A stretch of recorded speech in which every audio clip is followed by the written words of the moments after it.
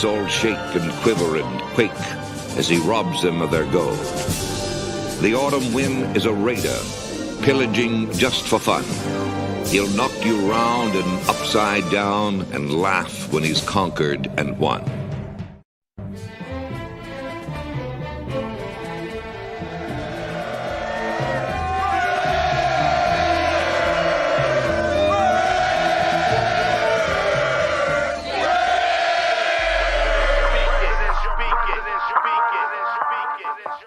And I approve this message. Oakland Raiders, Oakland Raiders, Oakland Raiders. Just win, baby, win, baby, win, baby. We are the Oakland Raiders, Oakland Raiders, Oakland Raiders. Just win, baby, win, baby, win, baby. Don't need no invitation. We are that Raider Nation. We rock that black and silver. We make them shake and shiver. We make them reconsider. And we still committed. So if you want a piece of this, you can come and get it. Touchdown, touchdown. Let's throw a bomb on first down. Let's throw a bomb on every down. First we score, then we clown. Having fun, look around. Nobody loud as a Raider crowd. Nobody proud as a Raider crowd. NFL, how you like me now? We gon' do this open style. Nothing but action. I'm Bo Jackson, hit the hole. Run you over, goal line. Jumping over, going crazy. Lose your soul, lose your mind in the black hole. Here's the goal, Super Bowl. And everybody here, get the goal. Don't need no invitation. We are that Raider Nation. We rock that black and silver. We make them shake and shiver. We make them reconsider. And we still committed. So if you want a piece of this, you can come and get it. Oakland Raiders. Raiders! What is up? What is up? Yes, I am late, and I did it on purpose because y'all like to fuck with me. Anyway, y'all, welcome to a special Friday show. I'm not going to hesitate. We're going to get started. Just so y'all know, we got the draft coming up. So what better way to get ready for next week than to bring the fellas in, y'all? You already know my boy, the Raider Rundown. Of course, from our State of the Nation shows. Y'all know my boy Rundown. Yes, what's happening? What's going on with you, man? Appreciate you for having me, man. Of course, brother. Appreciate you being able to do this. And, of course, none other than our boy, the 805 Raider, otherwise known as my Asian homie. Paul. What's going on, big dog? My Asian friend. What's going on, man? And then, of course, it would not be a crazy show without our guy, Protect the Shield. What up, y'all? What's What up? going What on, up? What up? man? I'm your Asian brother too, bro. You're my Asian brother too. You part Asian, dog? You part Asian? Nah, no, I'm not. No, definitely not.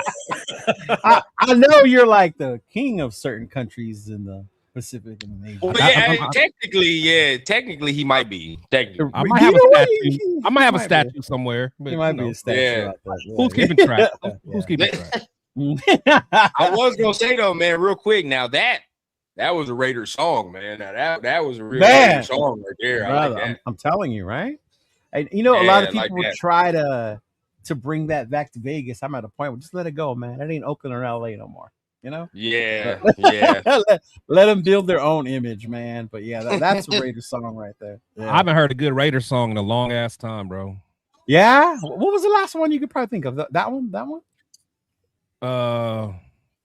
Yeah, maybe. Yeah, I like that, the bro. What was that one that Ice Cube had where we used to? It was at the Coliseum though. He had one that we used that the Raiders used to run out to at the Coliseum. We are Raider Nation. Yeah, that's the last one I used to be rocking to. I ain't gonna lie. Yeah, that was my joint. You know what? There was one that had just a real sick beat to it. I think he took it from another song, to be honest. But he did it at the Coliseum as well. I think his name was like Zeke or something like that. He ended up being some Christian rapper, but oh really? Nah, I gotta look that up. I ain't heard that. You look up, it's yeah. All right, I'll get the name, but the beat was. I'm not gonna lie. Which one was your ringtone, Jeff? The one he's talking about? Yeah. All right. Anyway, appreciate y'all coming through. Check in with the chat real quick before we get started. Shout out to Hobo Raider. What's going on, brother? Yes. Setting a time is unhinged, bro. You should have known better than thinking I was going to start at 5:00. Come on, y'all. Let's do it. Yes. It's never you. You're right, bro. You're right. It's always me. 805. What's up, my dude? What's going on, man? Oh shit, we back. It's Prez. What up, Prez? What up, Prez? Yeah. It's been a minute, man. Yeah. I like these two, but this ain't the Puro Raider podcast. The Puro Raider podcast is my show, my brand, and whoever's on it, that's who it is that day. But I know who you came to see, Hobo. Don't worry. She will be back on Monday. We're just joining the club today. That's all we're doing. It's all right. Where's the flag? What's going on, man? I'm here in behalf of Mendoza at one team. I'm glad you brought that up because this discussion is going to be a little split today, right? I think for the most part, our boy Raider Rundown is cool with Mendoza at one. Out of the four of us, he's pro Mendoza, right? Okay. Yeah, at this point. And then we obviously know how 805 feels, and Hey, bro, y'all. I will say y'all done calm down a little bit. I was Jon Snow in Battle of the Bastards for a while when it came to this damn topic. But at the end of the day, though, we're here. You ain't lying. You were, big dog. Hey, you were. Rundown got everything he wanted this year, bro. Yeah, hey, bro. Which I'm happy for him because the last couple drafts. I mean, bro, he did shit right the last couple of drafts. At least, look. At least we'll see what happens. We'll see what happens at one, depending on that. But hopefully we can keep adding talent, though. I'm holding out hope, man. I'm holding out hope. It's funny you brought that up, Chris, because I was talking to 805 about Bo Nix earlier. And I remember Rundown a few years back. Fuck them picks. I want my quarterback. So you're right. Rundown's finally getting everything he wants. Wanting. But the thing is, if the shit don't work out, we on his tail. He knows. Because we kind of gave him a pass with Shador because what did we hear all last year? Call Dion. Yeah, Call Dion. I was with you him, too, man. but you wasn't going as hard as Rundown. No, he's a Pro Bowler. If What are you Shador talking end up about? being trash. Once you start that, I got some buttons over here to press for you, Rundown. He's a Pro Bowler, man. You say I'm what you talking want about on all the year. resume. All year, all we heard was call Dion. Call Dion. That's all we heard. It was a setup, man. It was That's a setup. Call Dion. Yeah. I'm like, this man Shador better be Man, Jesus. and he's starting at least over there. Shit, he at least starting. We have at least some type of option. Nah, that's true. That's true.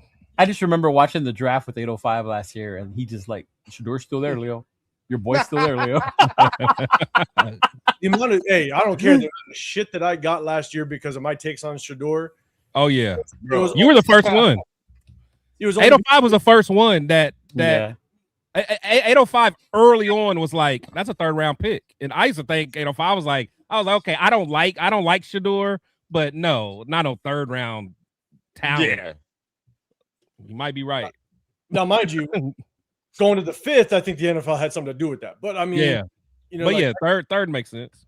But man, the amount of hate that I got, but hey, that's just my world with this Raider fan base. Pretty awesome. Bueno, what's up, brother? How you doing? SoCal Sour. I saw you in the chat as well. Yeah. What's going on? What's going on, man? But I mean, we're together, bro. Draft day's coming up. Draft day's finally here. All this mock draft, all this no, you're stupid, all that bullshit. We'll still continue after, right? But at least we'll know what happens on Thursday as far as the number one goes and the future of this team, man. I mean, let's start with Rundown. Rundown, what are you so excited about when it comes to next Thursday, big dog? Rounding out like the rest of the squad, like as far as like one, like it is what it is. Like I already know what time it is. I'm more excited for like Friday. I'm more excited for Friday and Saturday to see like what we do, what prospects fall. You know what I mean? Because of where we're at in the second round, I'm hoping the NFL messes up like they do every year and a prospect slip that shouldn't slip. You know what I mean? And we get somebody like that. But I always get excited with draft time. Like it's sad as a Raider fan, I get excited at draft time and we never do shit correct. So it's like, I don't even know why I get excited. But at the end of the day, we're here now. I hope we do it right this time. That's all I'm at. All right. Hope we do it right. Real quick shout out to boy Hobo. Hobo said Chris Johnson at 36 or nothing. Hey, I like Chris Johnson. I'm not going to lie. We'll debate about where to take him, though. What's up, man? Yeah, I'll be real. If we take Chris Johnson at 36, I'm crashing out. I ain't gonna crash out. I'm a crash out. You'll be like 805 after Genty, huh? Why? Like, why are we doing that? That don't make no sense. It don't make no sense. Yeah. Not saying it's bad, but it just don't make sense to me. I get you. I mean, Rundown, I'm actually with you because what we have so many needs, right? And so you brought back Eric Stokes for a reason. And if you draft Chris Johnson, he's going to be a starter. You don't draft a corner in the second round to sit him, and you have to exhaust. Darian Porter is still part of Spytek's regime. Spytek, whether it was a Pete Carroll pick or not, Spytek ultimately drafted this kid, right? So you have to exhaust all potential out of Darian Porter. You have to make sure you throw him out there, start every single game, because we got to know, were you worth a second round pick? And if you bring Chris Johnson, that means you're either going to sit Darian Porter or you're sitting Eric Stokes. Now, maybe you sit Eric Stokes. I don't know. But I think Eric Stokes played solid enough to where you bring him back to be a starter. So, I mean, you want competition everywhere. I just think we have so many other needs to address that I don't think corner is like the top priority. I would be okay if we want safety. I don't know. I might be So. What about you, Chris? What are you looking forward to, dog, with the draft day? Think about this corner. Comments. I don't know, man. I mean, I'm not looking forward to it, honestly. But you're going to Pittsburgh. How you not looking forward to it? Chris is just waiting. He's looking forward to the party. That's what. Yeah. Like I just want to hang out with my guys, hang out with my boys, man. Because at the end of the day, I'm so disappointed in this team. Like I've lost all motivation. So like I'm here, bro. I'm here, but like I don't even study like I used to. So right, like but I'm it's always fun hanging with my boy 805, and I think Turf gonna be there and Severe. So I'm looking forward to the trip to Pittsburgh. I'll say that.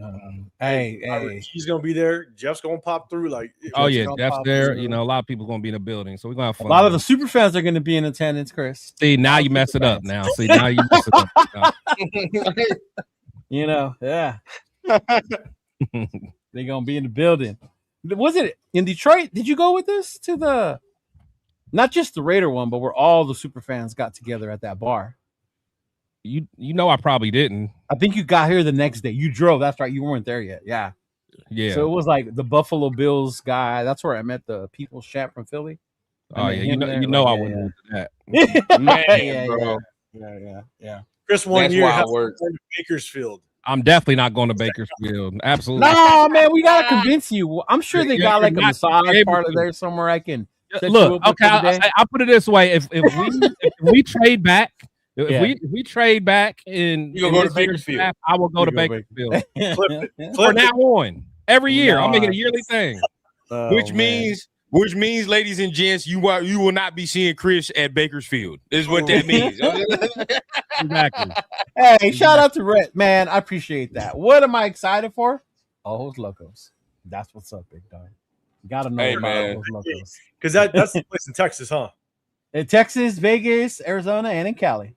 Yeah. You see how they know what that is off rip? See, Prez be going and having him a time, dog, when he goes. I see that. I know that for sure. I see that. Yeah.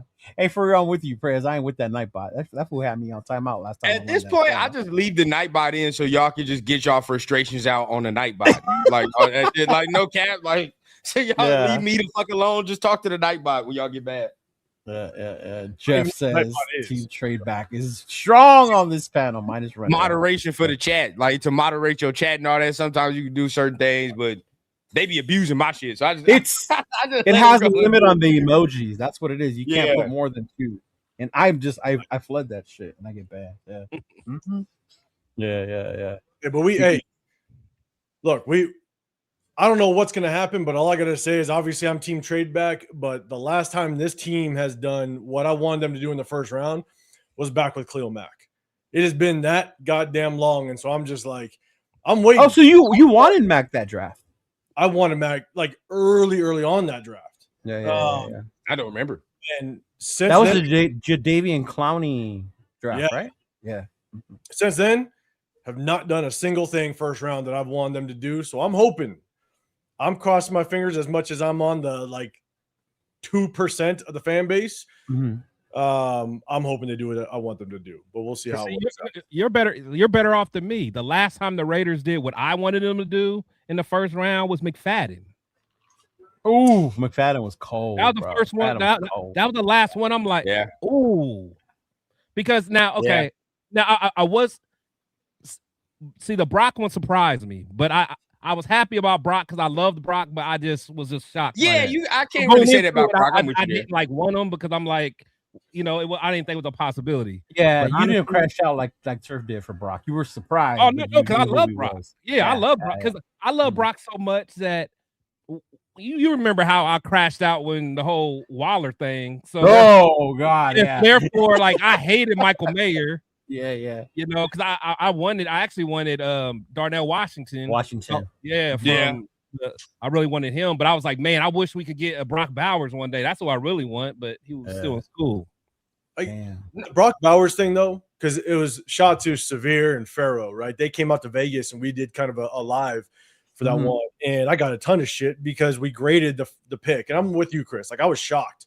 Yeah, we all were. Yeah, I was happy though. I want to say I gave it like a D. Ooh. Why? Ooh, because we didn't need it. Probably that's probably what he thinking. It wasn't because of the player. Like we all knew Brock Bowers is an absolute. He was the best. Yeah, he was the best available for sure. But the thing is I'm such a build in the trenches guy. Yeah, I knew we had to build the trenches. What a Fuaga.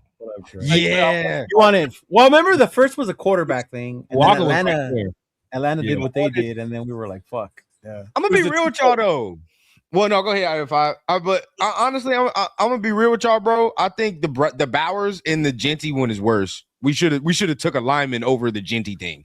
That's like I can stomach the Bowers gonna one. Get the passing on Membu, you feel what I'm saying? And then we don't even have a fucking line yet. Like that didn't make no sense at all for a running back. That made zero sense. So I can agree to that, 100%. But like sitting at what we're at 13, 12 or 13. They were 13. That was 13 for Bowers.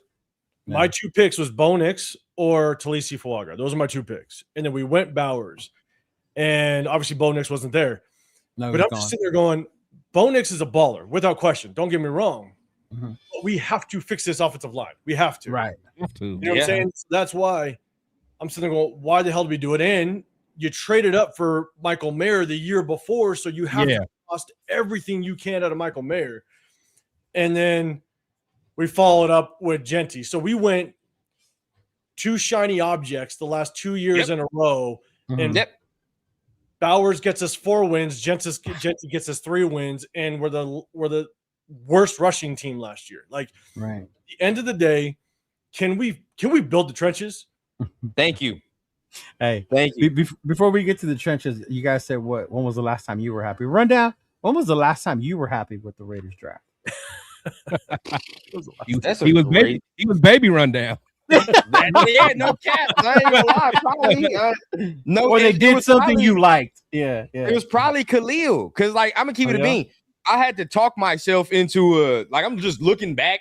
I had to talk myself into the Ruggs pick, which like when you watched him, you was like, okay, like because I want to CD Lamb. That was my shit. I want to CD Lamb that draft. Me too. But either way, it was like me too. When you watched Ruggs, you was like, okay, like I can see it, I guess. You know what I mean? Tyree Wilson one, I'm still pissed because I wanted Gonzo that draft. So it was like, all right, bro. Like I know everybody wanted Jalen Carter, but I stand by what I said, bro. Josh McDaniels wasn't the right coach for that man. He would have been doing dumb shit. You was saying year two, bro. Like, you know what I mean? Like, I wasn't with that. We was gonna ruin his career type shit. So no, I was like, nah. I wanted Christian Gonzalez. I didn't think Carter because the McDaniels, but I would have been cool with Gonzo. Gonzalez, bro. I was straight with that. But then it's like probably Khalil because we got Derek that draft, and it was like, okay, like we. But what about But what about before we draft? Like going into that draft, you wanted Khalil? Cause me, I ain't gonna lie, Khalil. I didn't think Khalil was gonna become what he became, honestly. And the crazy thing is, I saw him up close because he killed Ohio State that year. Yeah. He did Ohio State. That's why I was cool with it. He did Ohio State right there. Why I was cool with it. But besides that, I was unsure. I was like, because I forgot who else was on the board. We got to go back to that draft. But now, I'm not even gonna lie to you, bro. Back then, you know, of course, I can't remember who else was left. How many years ago was that? That was some years ago. So I know my analysis wasn't like it was now. But I just know I watched 14. Oh yeah, definitely went that. But I know I watched that Ohio State game, and I was like, oh shit. He went stupid that game. I was like, good God. Yeah. Yeah. Yeah, Dixon, what up, man? What's going on? My boy Michael Guerrero, what's going on, brother? Hey, the Las Vegas Christians, just pray, baby. Yes, sir. Got it. We got it. At this point. Right? At this point. Yeah. Mm-hmm. I know the worst I felt was that Leatherwood draft. That's the worst I've ever felt as a Raider fan. That was the worst? Oh, you're younger. Okay. Bro, that was the worst draft I've ever seen. Oh. Damon Arnett, bro. Damon Arnett was yours. Thank you. Damon. Thank you. Damon Arnett quit on his team, bro. Darius Hayward Bay. Yeah, now that drove me fucking insane. We drafted Lynn Bowden Jr. in that fucking draft. Lynn Bowden Jr. He got caught in the crack house in Youngstown, Ohio, before he even got to. He literally did. He got his grandma's house was a crack house. He got caught in Youngstown. Did the team not know this, Chris? Like, was this? I don't know. And then you heard stupid ass Mike Mayock. We just like guys that love ball. They just love ball. Man, them dudes don't love ball. Yo, maybe an 8 ball. What pisses me off is you look at the reaction of the war room. Like, I don't know if you guys remember, this was the first thing that I saw. You remember when the Lions drafted Penei Sewell and you saw Dan Campbell, the GN, just they was fired up. Yeah, they was fired up. Mm-hmm. If you can go back and ever find it, and this is where I just knew we were in shits, was when we drafted Leatherwood, and then they panned to the war room. Complete silence. John Green's not even in the picture. Everybody's just kind of looking at each other like, you guys do realize that they just announced the Raiders pick, right? And the camera is, and the war room's just dead silent. I'm just sitting there going, you can. That was all Gruden, bro. That was all Gruden. Mm-hmm. In that Lions war room when they got Penei Sewell, and then you see our war room after the Alex Leatherwood, and I'm just like, fuck, dude, we're screwed. We're screwed, bro. Yeah. And honestly, I like that slowly Mayock is starting to slowly speak out a little more. Right, me too. About That's what I was going to bring up. We all should have known that, though. Yeah. We all should have known that. Like, we all, like, by the way they was drafting, it was pretty obvious. I ain't gonna lie to you. It was kind of pretty obvious. Hey, but I think that's the draft too. This one for 805 right here. Didn't we get Tanner Muse in that draft too? Tanner Muse. Good old Tanner Muse. Yes, sir. Hey. Tanner Muse. Everybody said he was gonna he was just as good as what's his name? Who was the other guy from Clemson?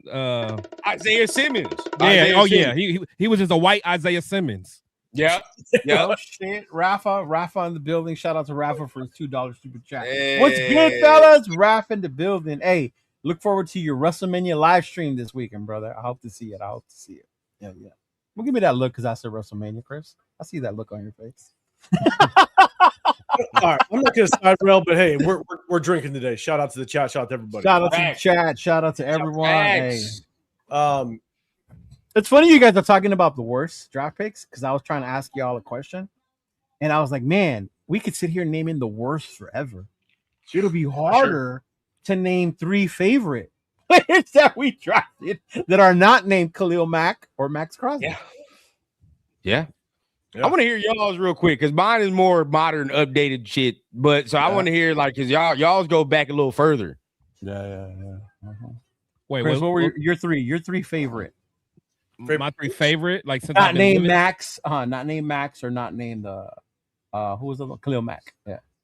That we drafted. So you were like, yes, fuck yeah, you were excited. Yeah. Oh, that was excited. So probably I was hyped about McFadden.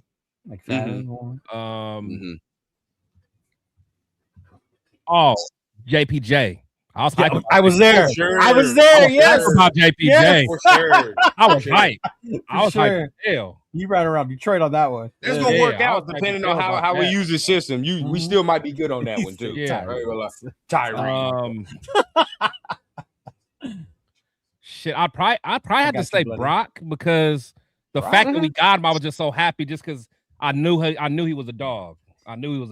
So I'll probably say Brock McFadden and JPJ. So that honestly, that's why it's like that's not that no, yeah, like that, like what was that 3 years ago? I like that draft. Damn, yeah, I was like fuck. I like honestly, I was okay with that draft because because I thought what's his name? I thought DJ Glaze was gonna be all right. Glaze was I'm gonna like, be all right too. yeah, I'm like, that's a decent little draft right there. Hey, didn't Jacorian come in that draft too? Nah, Jacorian was the I think it was I think it was the year before. Ah, okay. Yeah, Jacorian He was year before. I was gonna say, Chris, maybe you were good luck at the draft. Yeah, that was the Detroit draft. He was the Michael Mayer draft because I remember I was pissed the first 3 picks. Right, I'm like, whatever, bro. Yeah. We got Rundown's boy Trey Tucker with that Waller pick. So I'm like, I'm out. I'm out of here, bro. I'm out of here, man. He wrestles. He wrestles. Yeah. McFadden, Carr. He got strong hands. He wrestles.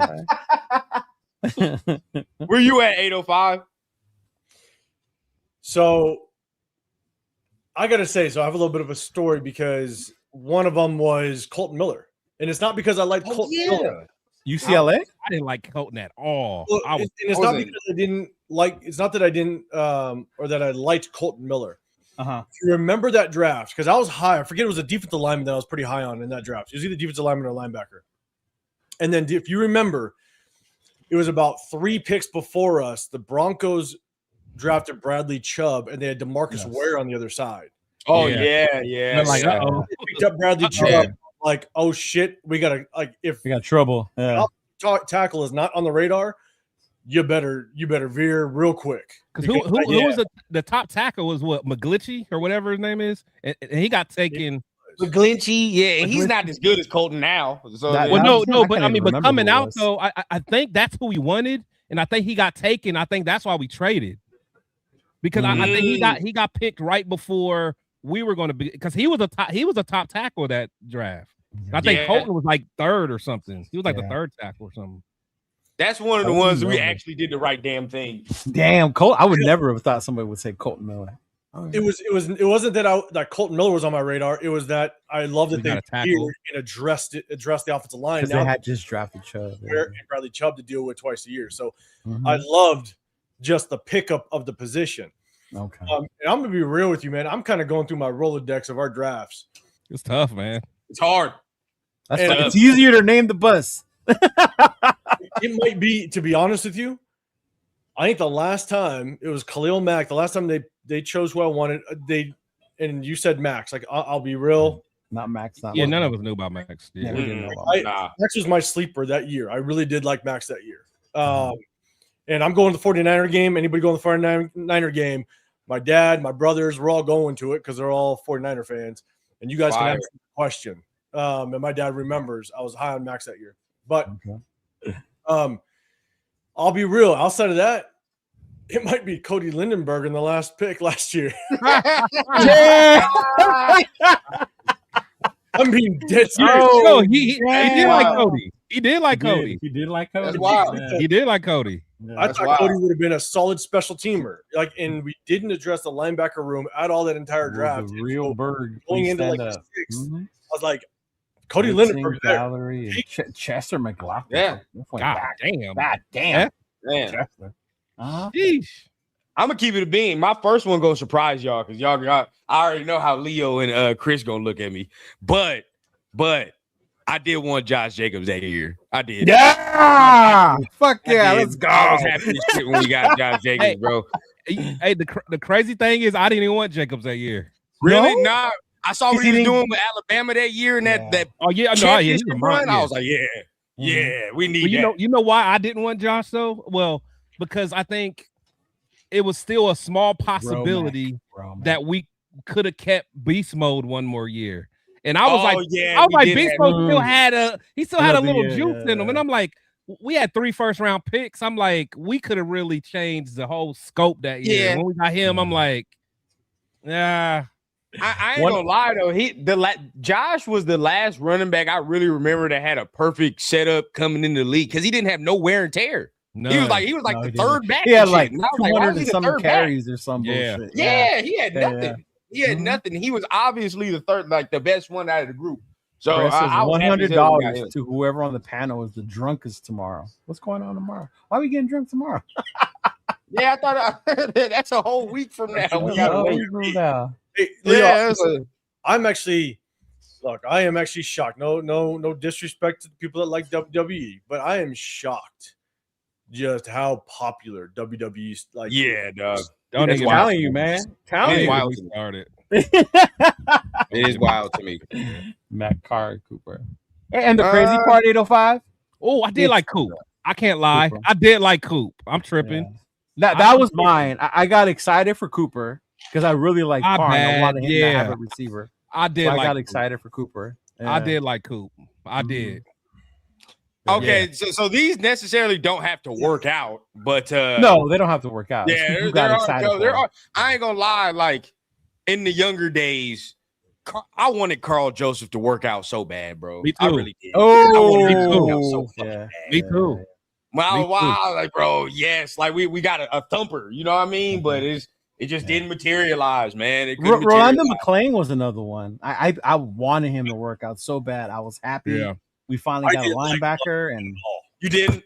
No, He was all right to me. He was all right. you know who I thought was going to work out? uh, I think he was a second rounder, maybe third. Who was that? Obi, like the big safety. Oh, Obi Melifonwu? Melifonwu. Fanu. Yeah. He was so trash. He was Yeah. trash. Yeah, he was trash. The thing Hey, was, whatever. Oh, he meant next Thursday. Oh yeah. Okay. Okay, I got you. Either way, we're gonna be trashed. But I got I thought he was. I understood the concept because that was the start of like the Travis Kelce. Oh yeah, he was supposed to be the one. That, Yeah. Kelsey. And so I thought that was going to be a good counter to it. And fuck, I was wrong. I was wrong as shit. I was like, come on. I wanted him to be good. There But was you, one, hey, you know what? man. I got another one who I was hype about. I can't forget about him. This memory lane. Oh, hype. It's gross. I was What up, Quirk? I was so hyped when we got fucking Maurice Hurst, Mo Hurst. Mo Hurst, Yeah, Mo. I liked Mo. Big Mo. I I like Mo. was because he was the first round talent. I like The Mo. only reason he had that heart condition, I was hyped when we got him. I'm tripping. I forgot about some, but yeah, when we got Mo Hurst, I was hyped. Couldn't tell Mine's me gonna nothing. shock y'all because I loved this dude in college, and he wasn't even a Notre Damer, but we drafted him. I was so excited because he was so big, so fast, but he couldn't catch the fucking ball. Ricky Dudley. Oh, Dudley, yeah. Because in college he was so cold at Ohio He was State, fast, bro. He was so bad, and then he came to us. That and- Ohio State team was crazy too. That was Eddie George and Orlando Pace. Yeah, it's like That Eddie was George in there. nasty. Yeah. But Yeah, hey, yeah. Chris, back to your real quick to your Mo Hurst take. Yeah. I liked Mo Hurst, not DED coming out was of college. Like he wasn't on my radar necessarily. But when he developed with the Raiders, and then we let him go, and he goes to Oh the yeah. Niners. Yeah, bro. I called my family. I was like, "You guys just got one. I'm pissed." Yeah. And they Yeah. Because he really started to come on too. He Yeah. really started to come on. And he's still playing for the Browns right now. I think so. Is yeah. he? He's on the yeah, he's on the think so. Browns right now. What's up, John? Yeah, What's yeah. going on, brother? Yeah, but man, that was we've had some crazy ones. I wasn't excited when we drafted Jonathan Abrams, but I liked him after watching our shit His on highlights HBO. and stuff. The- Oh, I the think- yeah. Yeah. Mhm. What wasn't he I like? don't know, I watched, Hard Knocks I watched, is I weird, watched more man. than just the highlights of him hitting people, and I was like, "Oh shit!" Like Yeah. he probably can't cover for real. Yeah, I didn't Probably even think get about over the the cut. I dad. just liked the way he hit. I was like, Yeah, this is bro. good. You know what? Because honestly, because the moment we drafted Mike Mitchell, I was so pissed. But then I loved that dude after that though. Like Ooh, once I Mike started Mitchell was like, cold in Madden. You were a Madden dude. yeah, oh yeah, yeah. Ooh. That's when they started to hit stick He too. was a cheat code Oh, in Madden. man, yeah. Yeah. But Mike Mitchell was so cold, so that's why. He was solid. That's like honestly, when he left, I was looking for another Mike Mitchell, and I was hoping like Carl Joseph could be him. I was hoping that Yeah. Abrams could be none of them. They couldn't be him. Man. Mike Mitchell was cold. That I'm was with you. Mike Mitchell wasn't on my radar coming out of what? It was in Marshall. I think it was Marshall. Ohio. Ohio. He wasn't on nobody's radar. Nobody's. But Yeah, when we drafted him, and I went back and kind of watched his game film a little bit, I was His, like, his YouTube highlight was sick. yeah, I was Really? like, I wasn't even in YouTube. and, at then when that we Oh. went- and he went to the Steelers. I was pissed. bro, and he was balling for the Steelers back then. Yeah. Oh, yeah. I remember when balling on the Steelers. Mike Yeah. Mitchell's highlight tape is great. In fact, because look, no one had any no one had nothing on Mike Mitchell. So like Madden, if you remember in Madden, all his little stats was whack. But his hit power was like 92. Because they could only look at his highlight tape. Yeah, like a 60 whatever, 60 yeah, like that, 60 and 92. And every time you hit stick with him, they fumble. New fumble. Oh yeah, cheat code. Yeah, That's good shit. The reason I wanted to ask you all that about that is kind of transition over to this year's draft, since you named 3 players that you like. Just blind, no order.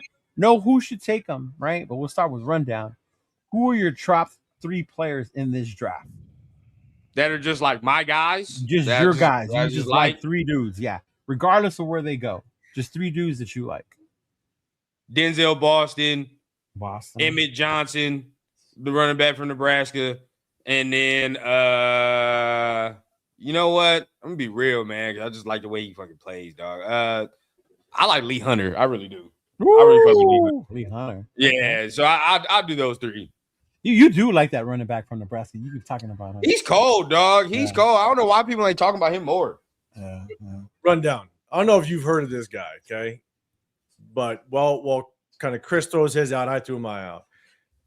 Razul Faison out of South Carolina. You said him the other day in our chat. You got me hit. Rundown. Hey, I'm telling you, that boy kind of nasty. What does he play? What does he play? Running back. Running back. Oh shit. Okay. I need to see Go it. watch him.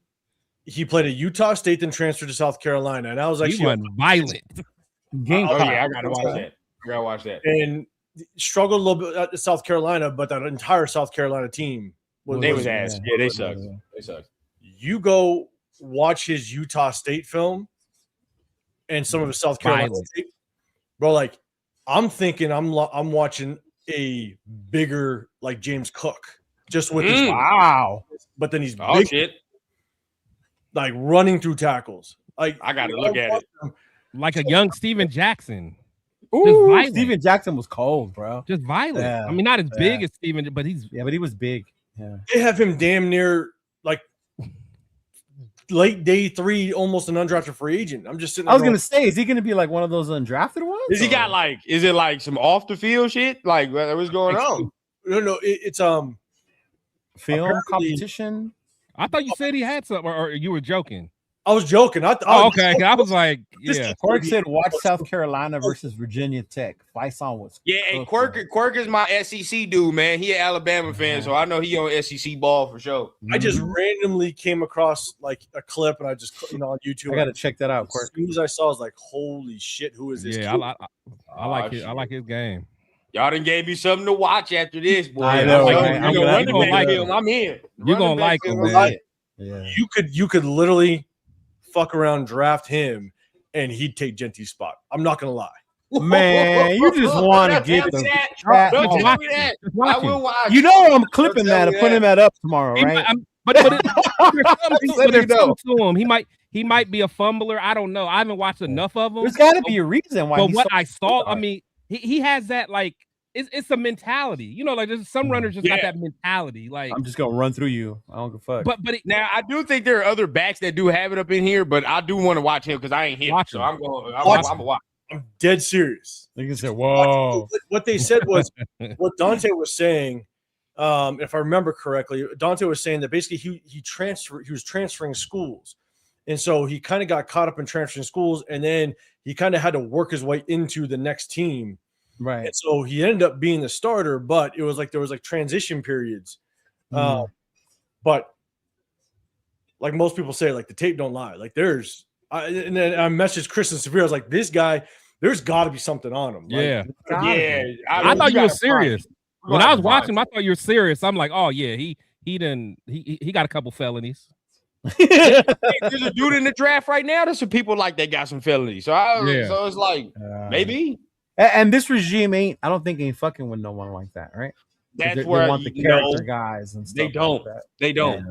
Yeah. Mm-hmm. Yeah. Okay, real quick before because I know we got some other. Do y'all like that, or do y'all like kind of say like you don't give a fuck sometimes when it comes to some prospects like that? Now, of course, certain things that they have, you got to be like, I'm not tolerating that. But like certain other things, like do you have a strict? Nah, this shit ain't going down. Yeah, you already sticky fingers McGowan. You already know where it go right there, bro.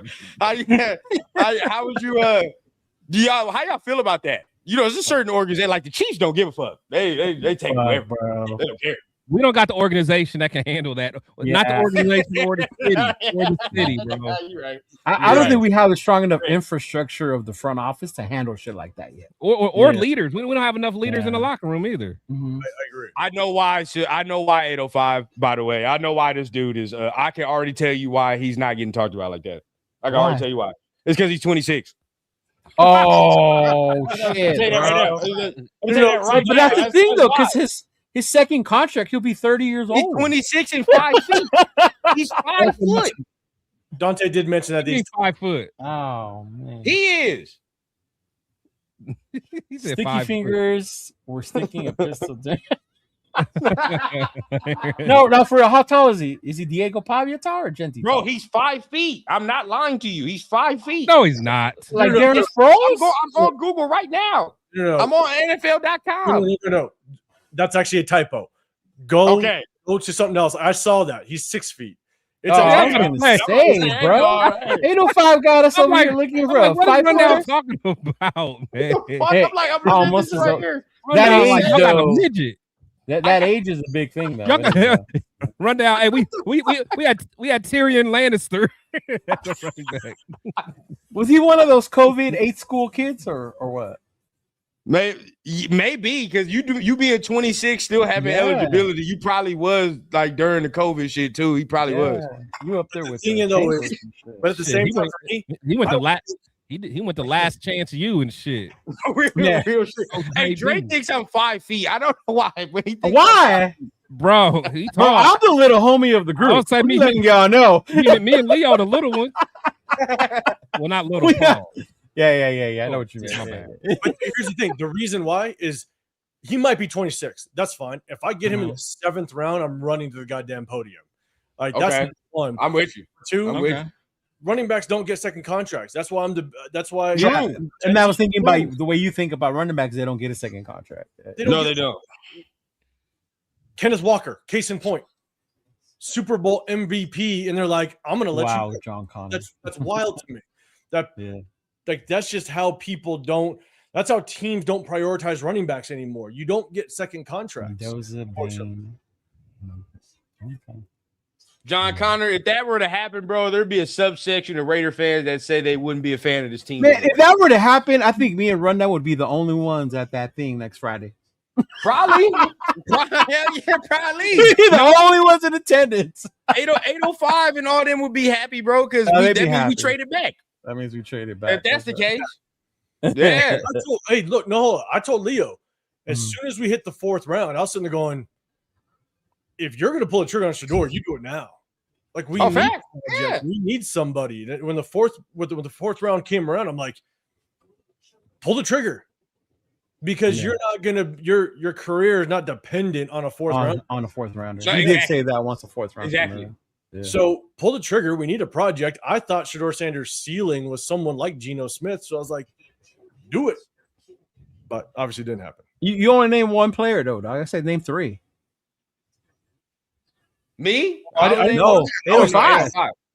Oh, I was just talking to I told Rundown, just check this kid out. Honestly, the other 2 that I think I would be stoked if they just ended up on our team.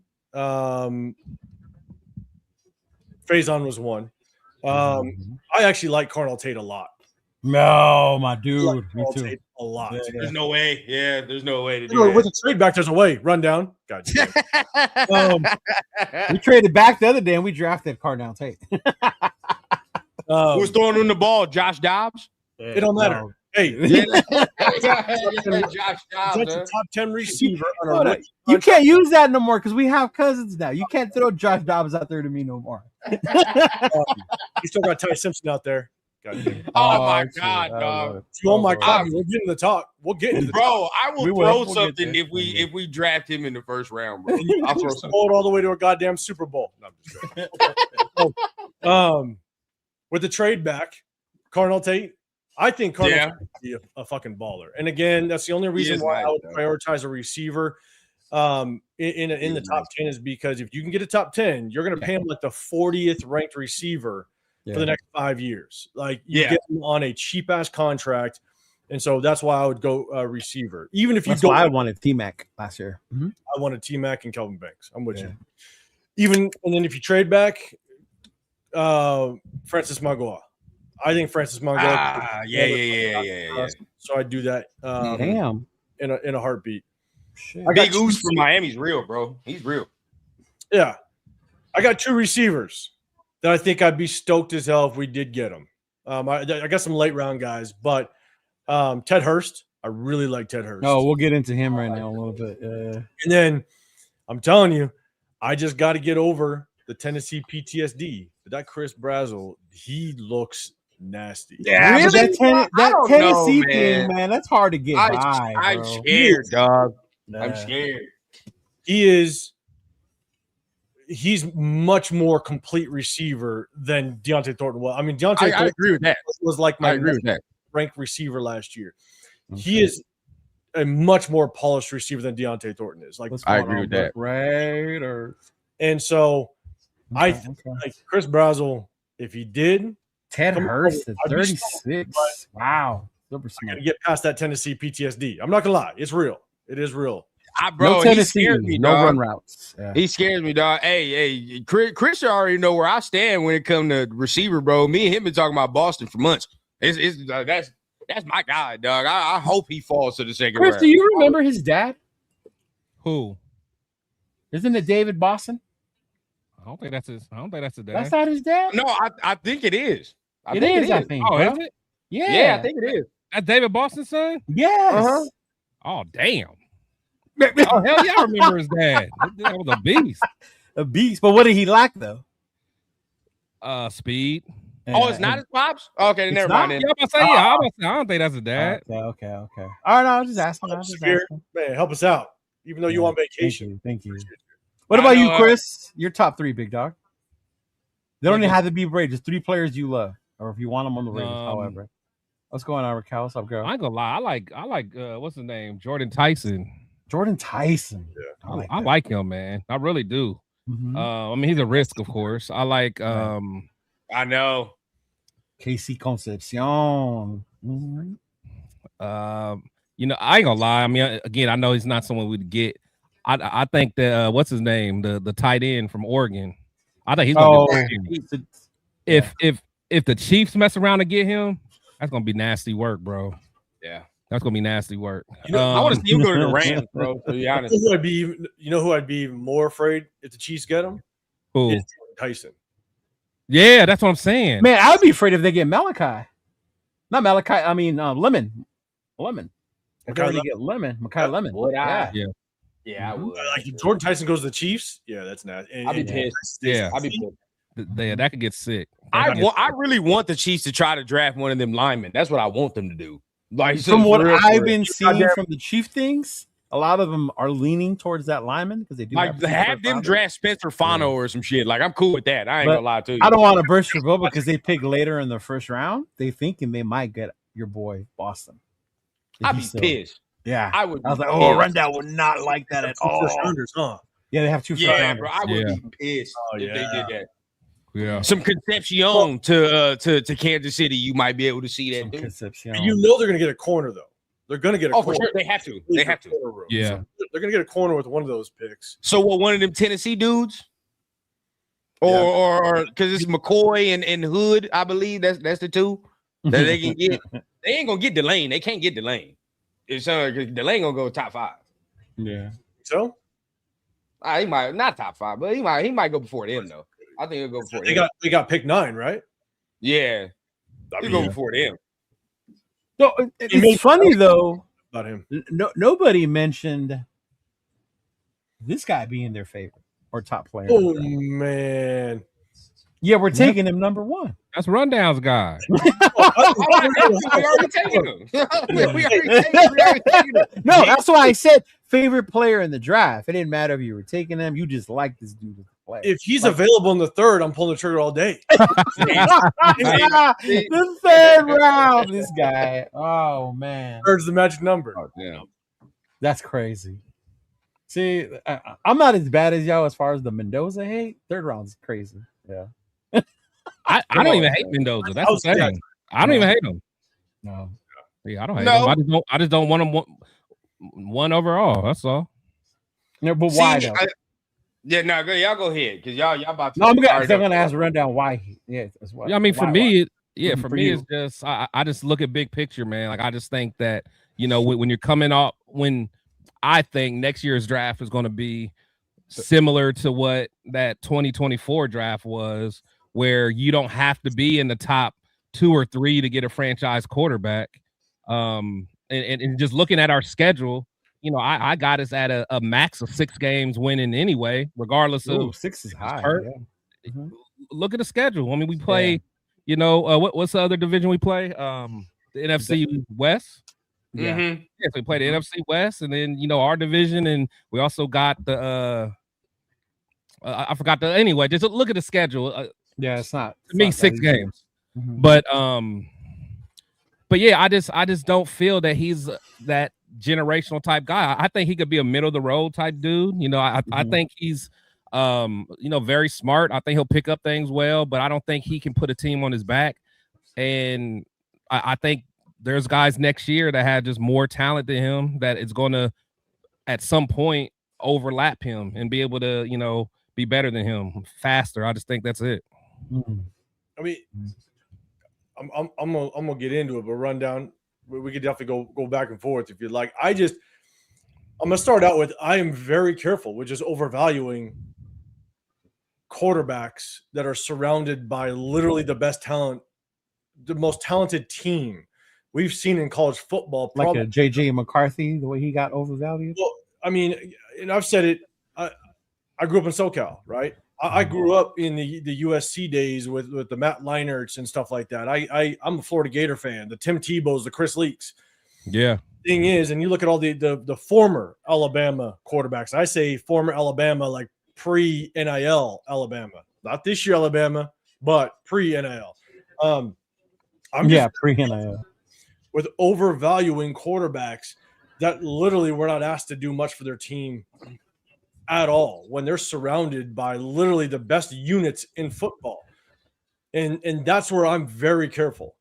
Mm-hmm. And so if you look at literally how dialed in that entire Indiana team was, in addition to, just again, 4th best rushing team in the nation, 2nd best defense in the nation.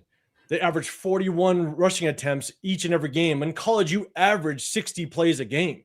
So they leaned on the rushing game in every single game. Again, now I know they have blowouts and stuff, but they averaged 41 rushing attempts a game. Fernando Mendoza averaged 20. Crazy. That's crazy. A game. All right. Fernando Mendoza only threw 30 times plus 3 games out of 16. So he wasn't asked to do. He didn't need to. Yeah. And he didn't need to. Right. And so they had a top 3 offensive line. Right, they were the least, one of the least penalized teams in college football. Every time Indiana's offense stepped on the field, they had the 6th best starting position all season long because of that defense. That playoff game, yeah. And then they had the 60th strength of schedule. So you kind of put everything together. I mean, they averaged 212 yards. I think it was they averaged 212 yards rushing per game. Fernando Mendoza averaged 220 per game. He only passed on average 8 yards more than the rushing game. Like right. The more and more I watch Fernando, it was the best team I think we have ever seen in college football, and that's where I have my biggest issue.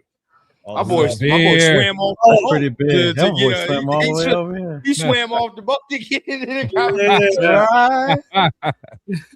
Just before I want to let Rundown go, so he doesn't think he's alone. Because now that we this got really one-sided. Boy, hey, it get worse in the group chat than this. It is what it is. You know what I'm saying? To your point, to your point, Rundown. As much as I've thrown back at you at Mendoza, I have been open to what you said and told me to go look at the Cal games, right? And those moments, like he might not have been asked to do them all the time, but when he had to, he did do it. And I've seen other quarterbacks who were the bigger physical specimen, the higher, bigger arms, like a Jalen Milroe, names like that, right? That people are oohing for, choke in those moments, right? Where Mendoza didn't. And I don't want to minimize that as far as what people see in this kid. If that's the one thing I could take away from this kid is his mental toughness when it comes to that. And he is a smart kid with the ball. He doesn't, because I remember when me and Chris watched the Michigan Alabama game that one year. And we were just like, Milroe's about to get annihilated by this fucking Michigan defense. Yeah. Right? And it was just because he wasn't ready. He wasn't ready or that smart of a QB to be able to do that. But yeah. I'll just say that, like, there is plenty of things to like about Fernando Mendoza. And I've mentioned that plenty of times. That there's things to like about him. Mm-hmm. But again, I'm very careful of overvaluing quarterbacks in that way. But at the same time, there's other things that are very, very concerning with this game and major question marks. And we'll talk about that as well. But on rundown to kind of have his time. It's because y'all, and it makes good points. You know what I mean? You make a point. I'm of the camp that I don't think the offense that Cignetti asked them to run does him no favors at this point right here. Like, I'm on that mode because I think what he's asked to do. Again, we've talked about it a lot of times, what he's asked to do versus what he can do. You feel what I'm saying? And I think that is what Cignetti asked of him. And I think he just ran that and executed that to the best of his ability like he did. You know what I mean? Now, again, I always go back to Cal because he was raw at Cal. You feel what I'm saying? That's a little more raw. You ain't, and all of us know up in here, especially on this side of the goddamn stratosphere, bro, Cal is ass. Cal is trash. Cal has no fucking talent at all. But at the end of the day, though, Cal is complete. Cal is complete ass. But for me, though, I have seen him at games with Cal where he's went toe-to-toe with Caleb Williams, where he's went toe-to-toe with I remember that game. Cam Ward as well, bro, where he's running these different offenses, and now he's asked to throw more. You know what I'm saying? And he's executing the things that we kind of question more, throwing over the middle, having more precise kind of reads. You feel what I'm saying? Now, of course, again, at Cal, he's a little more raw, a little more polished coming in. Now Cignetti ended up helping him get a little more polished coming in. I feel like he helped him clean his footwork up, not have be so skittish. You feel what I'm saying? But even at Cal, he wasn't super turn over the ball heavy like that either. He still only had 6 interceptions at Cal. You feel what I'm saying? So it's not like we're going from, he went to Cignetti and all of a sudden he went from 12 interceptions to 6. You feel what I'm saying? Like, he still took care of the ball. Still take care of the ball. And of course, and maybe it's me, maybe I put too much premium on that, and we'll see. Maybe I'll learn. But again, in the red zone, though, I feel like that's where, as a quarterback, you have to play big boy football. Especially as a Raider fan, we've been horrible, bro, where you can rely on just RPO merchant yourself all the way to a touchdown all the time in the red zone. You feel what I'm saying? So, in his numbers at 30, what is it? I think it's 30. Last I heard that was accurate, is 38 or 39 in zip in 2 years in the red zone. You feel what I'm saying? At 2 different schools. It was 39, I think. Yeah. Either, bro, like I just think that right there, like I don't know no other college quarterback that has come in with them type of numbers in the red zone like that. I don't know no other ones. Now, maybe there's my database don't go back that far, but those numbers to me are fucking ridiculous. And to me, that's when you have to play big boy football as a quarterback. You got to make right reads. You got to fit that shit in the tight windows. Can't be late with the football. You feel what I'm saying? So, in that regard right there, it's like, I think he has the stuff that we looking for in that regard. And then I'll end it off like this. The late game shit, dog, I think it's real.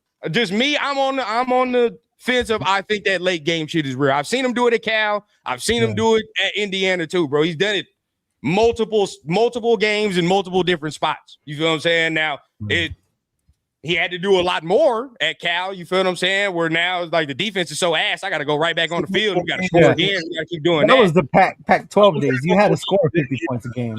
Yeah. 2 games. It was 2 games at Indiana. Ohio State and Miami? Not even Ohio State. His numbers weren't great at Ohio State. No, but the moment, remember at the end, he needed those big completions, and they got him. Yeah. Penn State, Iowa game this year. Because there's multiple games this year, though, to me, where it's like, bro, if he does not do certain things at the end of the game, they're going to lose that fucking game. You know what I'm saying? Like, Iowa, Penn State. Now, everybody talk about Penn State. That's why I avoid talking about Penn State. There's a quick slant on the 50-yard line, and the kid took it. Like, it's a quick slant. What did he do before that, though? What do you do? There was multiple throws before the quick slant. Nothing. Nothing. He did that game. He did nothing. That was his worst game. I'm giving you that was his worst game. That was his worst game. But Welcome, there's Severe. multiple throws Welcome before that slant throw. So it's like we can't just say, oh, it's just a slant throw. He had like 3 throws before that to get him into position to get that. Know what you sound like, Rundown? Go ahead. You sound like the people that was talking up JJ McCarthy last year. All this kid does is win. Oh, no. But the JJ McCarthy film was there. Are we really going to compare Fernando Mendoza to JJ McCarthy? No, it was the same situation. People know what. Are we really going to compare Fernando Mendoza? He's the winner.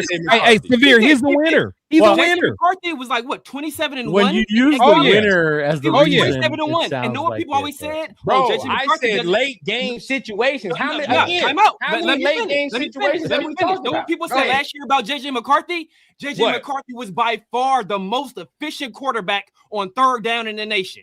Oh, his third down efficiency is by and large because he only threw it like 10 times. The money down handed the ball off to third down. Third down is a money. If you can convert on third down when the team needs you to throw, when everybody expecting you to throw, that tells me you can translate to the next level. He's money on third down. All the guy does is win, undefeated as a senior. Yada yada this, yada yada that. And guess what? He got to the NFL. What is he? What is he? Yeah. And I would say JJ McCarthy, from a physical talent standpoint, I would say JJ McCarthy has more physical talent than Fernando. But is he a better quarterback? You're crazy. He's not a better quarterback at all. Talent than Zero.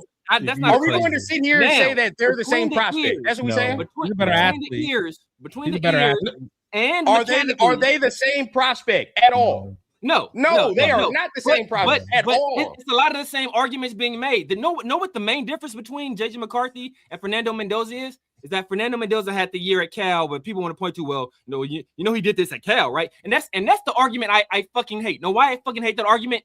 Because people be like, well, he did these things at Cal. At fucking Cal, he wasn't considered a number 1 overall pick. He wasn't considered a first round pick. So don't tell me what the fuck he did at Cal that he didn't do the next year. So we can't count him in the other schools at all. So then the first round pick last year, we can't count his shit at Washington State then. No, we can't. So we can't count the first round pick last year and his shit at Washington State and Incarnate Ward and all that extra shit about him. No, hold on. No, because with Cam Ward, we knew going into that next year. We knew going into that next year he was going to be that guy, though. Ain't nobody sat there and said Cam Ward was going to be the first overall pick coming out of Washington State. We knew he was going to be a top guy, though. The difference between Cam Ward and Mendoza? No. I'm saying nobody said that about Cam Ward. Fernando was not even on no one's board. Every single year of Cam Ward's career, he put up 3,000 yards or more. He threw for more yards as a freshman than Mendoza threw as a fucking senior Heisman Trophy winner. And still, yet nobody is sitting there saying that the man is the first overall pick. Every game lied on Cam Ward's arm. And people don't talk like, oh, Cal almost beat Cam Ward. You know what Mendoza did that game? Mendoza was 11 for fucking 22, 2 touchdowns and one interception. 11 for 22, 2 touchdowns and an interception. Don't tell me he almost beat Cal. What the fuck? He threw for 50%. He was 11 for 22 with 2 touchdowns. Either way, in the game when they scored 38 points, this motherfucker had 2 touchdowns. What the fuck? Bro, either way, these are things that you saying that like JJ McCarthy is the same type of prospect as this man. That's not what I said. No, he's not. I said no, and that's not even the same type of argument. I said people made those same. Those are very different things. I didn't say he's the same prospect. I said okay. So let's say this. Then let's say this, Severe, because either way, if we're gonna say that it's the same arguments. How many times are we relying on JJ McCarthy at the end of fucking games to throw us into a fucking win? How many times are we doing that? Michigan never did. Michigan never did. He's never doing that. He's not doing that shit. That's why I think it's a little different, right? Where it's like, I'm not like, for me, there are some people that's going to say, oh, just because he wins, it's like that. But for me, it's like in these 2-minute situations, he has to make throws to get them in position. There are throws he must make. JJ McCarthy at the end of games, we're not asking JJ, hey, bro, you got to fuck around and make throws. You feel what I'm saying? Like, you got to throw us into these fucking positions. You're not asking him to do that. Know why they were in that position? Because they were usually just beating the dog shit out of teams. So he was never really put in that position to have to do that. What about the teams that he had Hold on, to wait. What about the teams that he had to do it against, though? So we're just gonna say, hey, well, the ones that he did have to do it against, we just gonna say, fuck that, though. It is what it is. You know what I'm saying? Like, hold on. Game his entire time starting. Like what are you talking about? Like I gotta understand if he had like these multiple L's, motherfucker lost one game as a starter. There's at least 4 games again that if he does not do what he does at the end of the game, they're going to lose. Which game? They're going to lose. Penn State, Iowa. Either way, Iowa wasn't a good game, but he had to make throws at Iowa for them to win that fucking game. Hold up. They were tied against Iowa. They weren't losing. They literally could have just kicked a field goal if they drove a little bit more. They literally were tied. So it wasn't like how much time was left on the clock when he had to make that drive.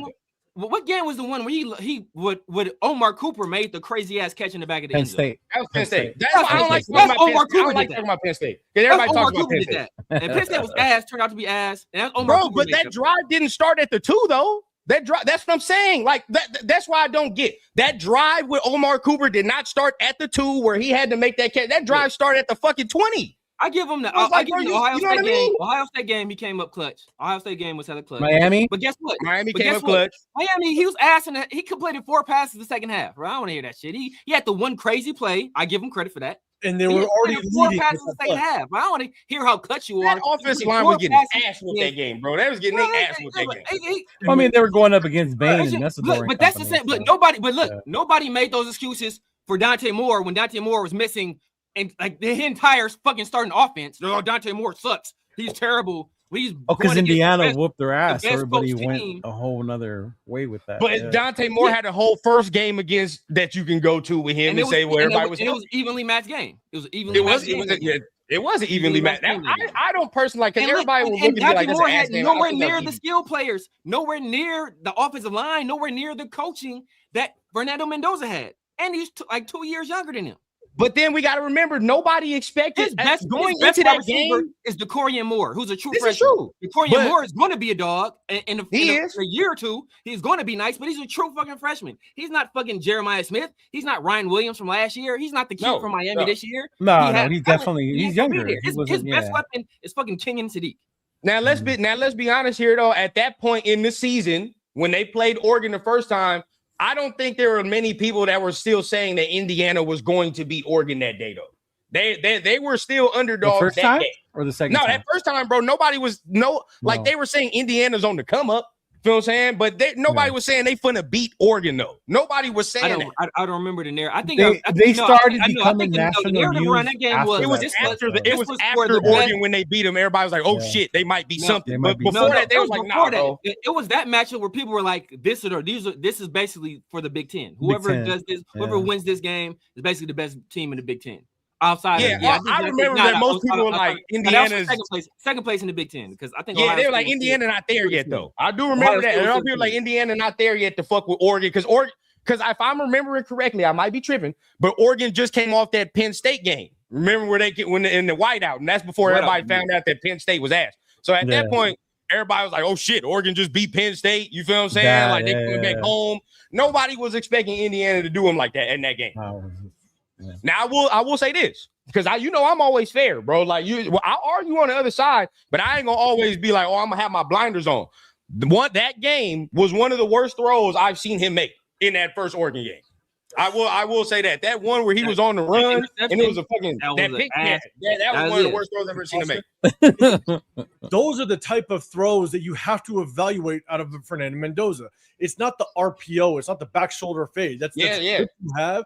But that's where you're everything else outside of that, where he's actually moved off of his spot, where he has to actually play as a pocket quarterback. Because you go and reference that Iowa State game or that Iowa game, go back and look at the throw before the slant. Iowa brings pressure, and Fernando doesn't have an answer to it. He never has an answer outside of RPO to pressure. He doesn't make back shoulder throws. He doesn't understand how to read. Well, let's do this. I don't want to say he doesn't understand. He wasn't asked, I guess. Good way to frame it. I was gonna say just protections based on the pressure that he's seen. Watch the Penn State the last 3 plays. Penn State literally crowded the line of scrimmage and brought pressure. First pass, no protection adjustment, nothing. He held the ball way too long and All right. The second time, Penn State came out in the same exact look. Nothing. He has no protection call. And what does he do? He almost takes a sack. And then the third time was to Omar Cooper in the back of the end zone. But wait, 805, real quick to your just real because I know Leo goes. That's why I really don't think, like, as good as I think Cignetti is, I don't think the offense did him no favors. I just don't. Like, I'm on that train where I don't think like what Cignetti is asking of the quarterbacks. You feel what I'm saying? Like what he wants his quarterbacks to do. That's why I think kind of we might be looking a little bit like that too. He do him any favors translating to the NFL. That's what I mean. That's what I mean. Favors in the world, making them look good at the collegiate level. That's what I mean. A Heisman finalist. I guess my question to that part. People always want to give Mendoza the credit for putting Indiana on the map. Curtis Work took a team full of with a rookie head coach coming to a Power 5 conference for the first time, a whole bunch of JMU transfers playing Power 5 football for the first time. He took those teams and lost 2 games against the 2 teams that were in the national championship game. So, like, don't tell me Mendoza. It was Ohio State and Notre Dame. He lost to Notre Dame in the season. Yeah, he lost. No, that's what you want. Put this team on the map, and that Indiana was just some struggling program. No, Mendoza went to Indiana to improve his stock. Indiana stock was already up there. I don't like when people say that. For me, I think what Cignetti asked don't really translate a lot to the NFL, and so let me frame it like that.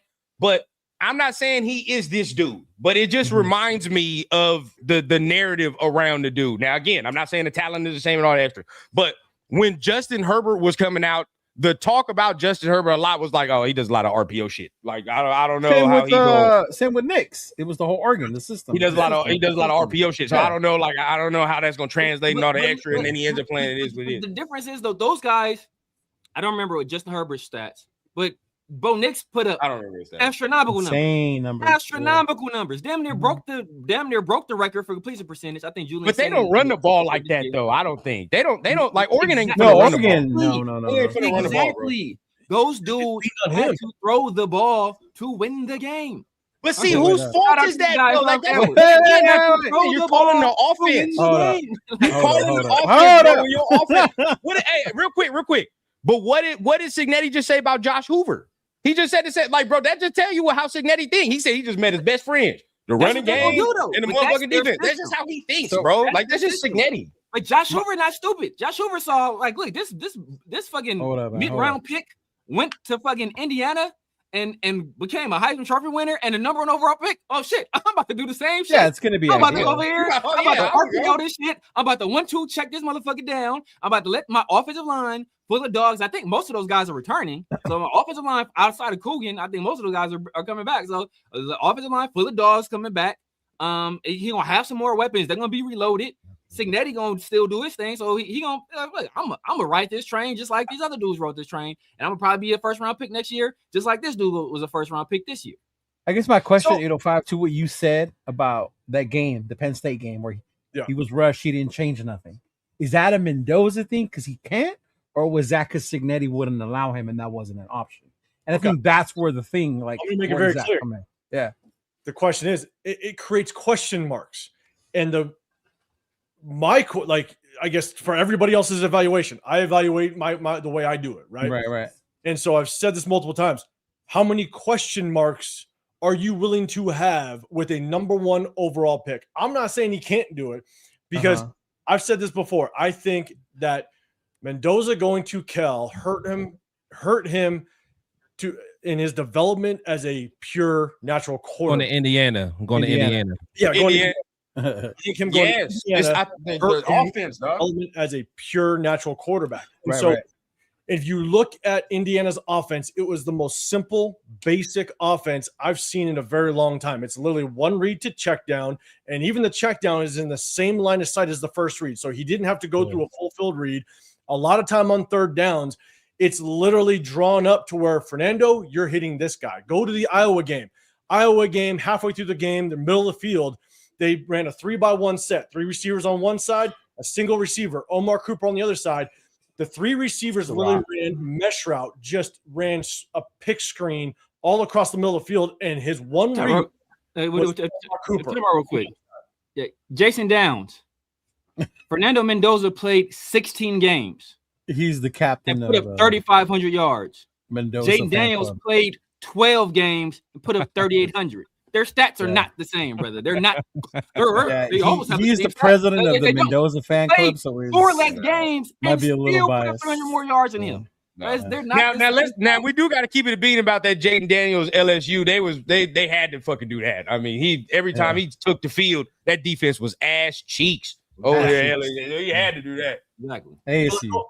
But going back to it, LSU. if you go back and you watch literally the times where he just straight drops back, it's the same play. I swear to God that they had probably 30 plays in their playbook because it's the same shit over and over and over again. And I've clipped damn near 80 of his plays because I've gone through every single game and I've watched every single game probably 5 times over.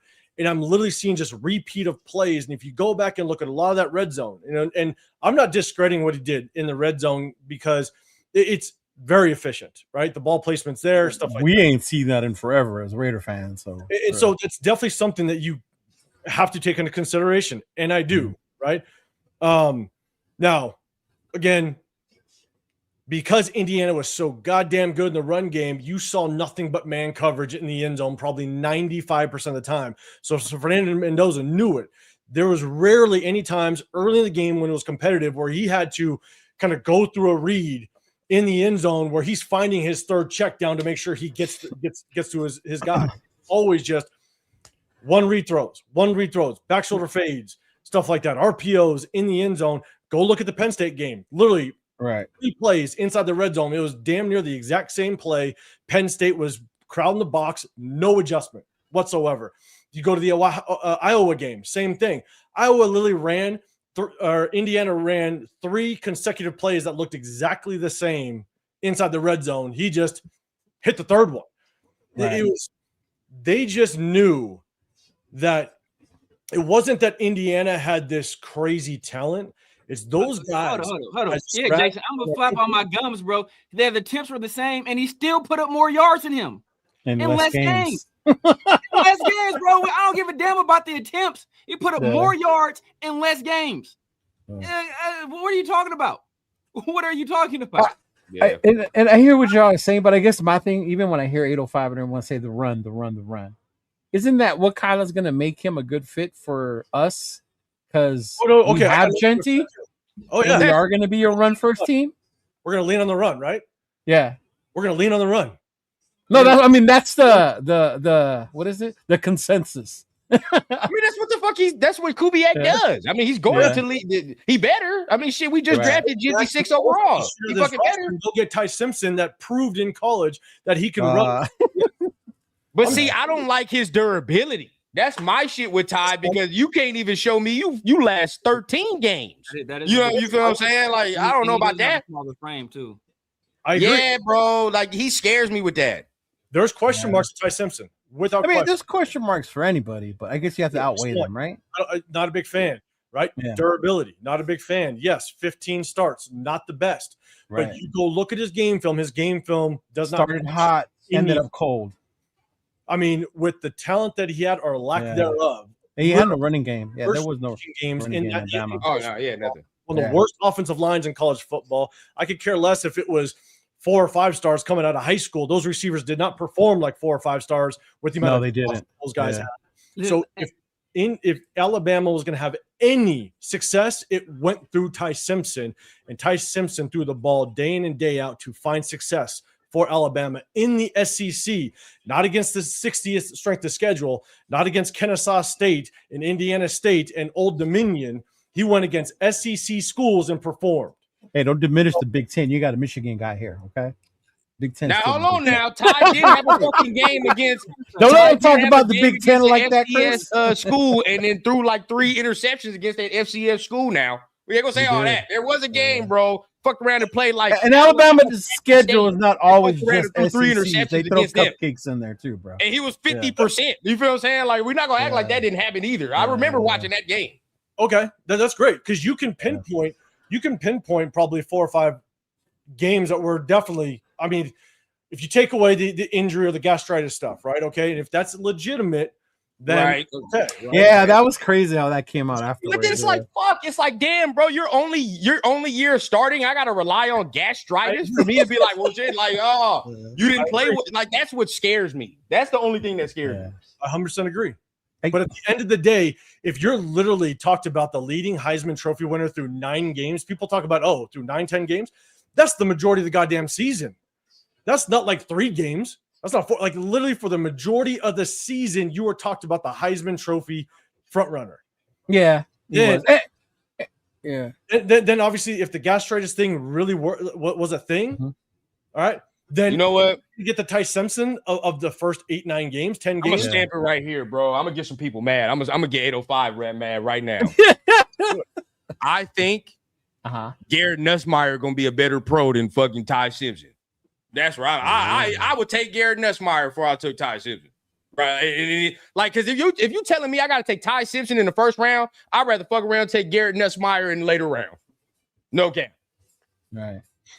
That's where I would be. I can't go with you down. I can't. Nah, bro. Nah, you telling me we talking about injuries? Garrett Nussmeier. I mean, before Nuss got hurt, before he got hurt this year, consensus top quarterback, wasn't he? Everybody was talking about Nuss being a top 5 pick before everybody was like, oh, he had an oblique injury. For the year, people were talking about Nussmeier and K. Klubnik, and I told y'all before. And Oler, right? And I told y'all before the year. I told you about Ewers and Beck. Nobody, Severe, you don't know what you're talking about. Ewers and Beck finna serve. What happened? Ass. I told you about Klubnik and fucking and Nussmeier before the year. I didn't know I rock on the Nuss bus. This shit. I say this shit beforehand, and then people just forget about it. I told motherfuckers before the season, I ain't messing with either one of them. Nuss was going. If Nuss had a good year, bro, like everybody thought he was going to, his ass, we'd be talking about his ass right now. The way they were talking about him. But that's what always happens. If Beck had a good year, the way people thought he was gonna have a good year last year, he would have been the number 1 overall pick last year. Why are people talking about Beck? He wouldn't be no Miami Carson Beck. He'd be in the league right now. Why are people talking about Beck if he took another team to than that, even though he lost? He's a 4th round pick, bro. 4th, 5th round pick. I thought Beck was gonna be all right. But I was gonna say I remember Chris liking Beck. He'll be a solid backup, bro. I ain't gonna cap. I mean, he got exposed quickly. I was off Beck. Carson Beck looked way better against Ohio State than Fernando Mendoza did. Ooh. Way better. I don't remember that. Yeah, of course you don't. Don't remember that. Don't remember that. I'm sure don't you remember that. I'm sure you don't. Oh man. I mean, I guess to wrap up the Mendoza shit, because we can be here forever. Like at the end of the day, whether he's because I got whether we draft him or not, if he wasn't us or whatever, we were just talking as a prospect. Do you guys think he can have success in the NFL? Who, Mendoza? Mendoza. Yeah, like I said, I don't think Mendoza's a bum or trash. I don't think he's worthy of being drafted in the top 15 of the first round. I think he's 15. Top 15. No, not top 15. Yeah. He's a 15 through. If JJ McCarthy and Bo Nix are first round, and Michael Penix is it? Oh hell no, way better than Mendoza. First round. Where did Chris say? I saw Michael Penix is way better than Mendoza. I saw Michael Penix do way more pro stuff than I see Mendoza do, and he has way more injury history alone. It will tell me right now I'm not taking his ass, dog. Only thing knocking Penix was his injury history and his age. So we can't poo-poo that though. We can't leave that alone. You can't ignore that. But just in terms of ability to throw the ball, movement, ability to read a defense, go over the middle of the field, athleticism, all of that, he's better than Mendoza.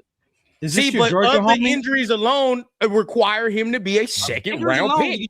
Injuries alone, you can drop. He's a second round pick off that. Man. Atlanta took a gamble. Because they pay him. If Michael Penix didn't have injury history, Michael Penix is a top 3 pick in most drafts. So they're like, look, we're gonna take this gamble. We get a guy that's going to not that year though. That year we had the top not that. That's what I'm saying. In most other drafts, he's a top 3 pick. But in that year he wasn't because obviously you got Jaden and Caleb and Drake. So all those guys are for sure going to go before him. But in any other draft, he's going top 3 for sure. So look, we're going to take this gamble on him and take him.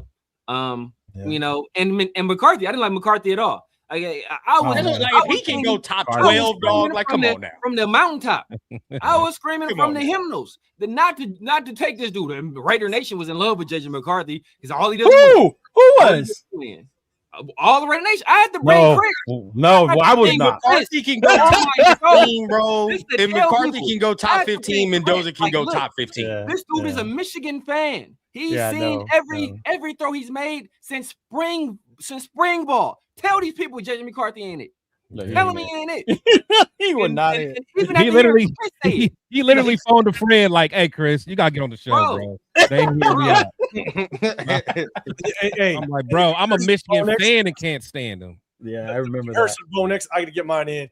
I take Bo Nix over Fernando Mendoza 100 out of 100 times. I know you would. Please tell me why. Please tell me why. I wouldn't. What? Why would you? I could squash it in one with one point. Other than he's a winner, please. No, if Fernando Mendoza had the same 2 years as Bo Nix, you guys would be kissing his ass. I'm sorry. Point blank. Oh, like stat wise? Just no accomplishments. You mean like if he gets in the league and does what he does in the league, that type of shit? If he literally went to the playoffs year one, and then potentially could have taken the Super Bowl with for sure. Oh yeah, for sure. Look, my thing is this though, right? I still remember Auburn. I still remember that Auburn Bo Nix. Everybody gave that crap about Auburn. Then he goes and balls over at Oregon, and everybody's like, "Oh, he's an RPO guy." Go look at everything outside of RPO. His ball placement on the run, when he was moved off his spot, the way he navigated through the pocket, the ball placement was as accurate as it gets. And in addition to that, he didn't have much to throw to. His number one target was Troy Franklin, which went in like, I don't know, the fifth round, sixth round, fifth or sixth. Yeah, then you go to the Broncos. Yes, good defense, not taking that away. Good offensive line. Sean Payton, Sean Payton at best. Sean Payton, good. Quarterbacks need a good head coach and play caller. That's natural. That happens with all good quarterbacks. But mediocre run game, they were middle of the road at best, and he had arguably one of the worst receiver rooms. Didn't they have two good running backs at Oregon when he was there? Yeah, Bucky Irving. That's what Bucky Irving. Bucky, right? Yeah, Bucky Irving. I forgot the other kid's name. They got three NFL dudes over there, bro. Yeah. But they didn't run the ball. They didn't run the ball out though. No, they weren't like 2,000-yard rushes, but they at least got a K. They got a K, right? Yeah. If you cut the drops in half for Bo Nix, he's top 10 in every single category that you want your quarterback to be in. Now, look, he's got to grow. There's things that he has to work on without question. Yeah. But there's no world where, again, I know a lot of people like to, say like Bo Nix is trash. You can argue that he may not be top 10. That's fine. Like what up, Anthony? I definitely say that. I will take Bo Nix 100 times out of 100 times over Fernando Mendoza because what Bo Nix showed out of structure on the move, his ball placement is elite, where Fernando Mendoza is 50-50. Anytime Fernando Mendoza is not RPO, one read route, back shoulder fade or go ball, his accuracy is 50%. He is not good outside the pocket. His processing out of the pocket is not very good. And on third down, it's either one read or I'm taking off and running. That is his defense to pressure is if my first read ain't there, I might peek in my check down, but I'm taking off and running. So I just want to understand. We two reads and check down. His coach told you. But see, that's what I think. That's him though. That's the coach. I don't think that's him. I don't think they're doing that because this motherfucker can't read nothing. I think that's just Signetti. Now, I think in college that's a big thing. Rundown. You're right. The coaches run more of that. That's him, bro. Like I just think that's how he operates. Which again, unless your name was Peyton Manning, then it was different. To 805's credit, it will create the question mark. Right now, again, that's going to create that question mark. Now, I will say this. To 805, I'm just asking the question just based off your analysis. I know now it's not a lot. I will say that because we both watch the same film, but it's like I do see times where he does go through his progressions and do these things. Now, it is minimal. I will say that. They're very few. It's few. It's few. On one hand. It's few. Now, your experience as a coach, right? If your philosophy is do you think that's philosophy where he could be teaching quarterbacks to be like, hey, bro, if you don't see that shit, get the fuck up out of here, though? Or do you just think that's him? That you could look at the offense. It was set up that way. I mean, go look at the amount of times that Fernando Mendoza had a one read and he went to his check down. Literally, it's a 2-by-1 set. It's two receivers on one side, a single receiver to the backside. And Fernando Mendoza will look to the two receiver side to his outside receiver. It's a comeback route. It's a go ball, what have you, right? And that slot receiver literally has an option route. He either in man, He continues with a skinny post. He clears that flat area in zone. He literally picks the near side linebacker, and here comes the crosser. And Fernando Mendoza is looking one read to check down, which is the crosser or a running back coming that way. And that slot receiver is either going to block in zone or he's going to continue his route to clear it. And that's literally what he was asked to do. So it remains, the question remains. Can he not? Can he read a defense? Can he diagnose it? Can he go through a progression properly? Are there moments where he does it? Yes, but I could literally count on one hand how he did it effectively. And a lot of times, the ones where he did it, Indiana State, Old Dominion. Now, again, I'll say Michigan State was probably his best game, but Michigan State wasn't a good team. But not like in the past. Times that he did it, it's against shit teams. So can I count that? Right. That's where I have my problem. I will ask you this rundown. I'm gonna ask you this, kind of in the same vein of the question that you asked 805. If Cignetti had looked at the Cal tape when he was recruiting people in the transfer portal, and he saw Mendoza and said, "This guy can do all of these other things," and that would conceivably open up the offense even further, do you think Cignetti would say, I'm going to put limitations on what this guy can do?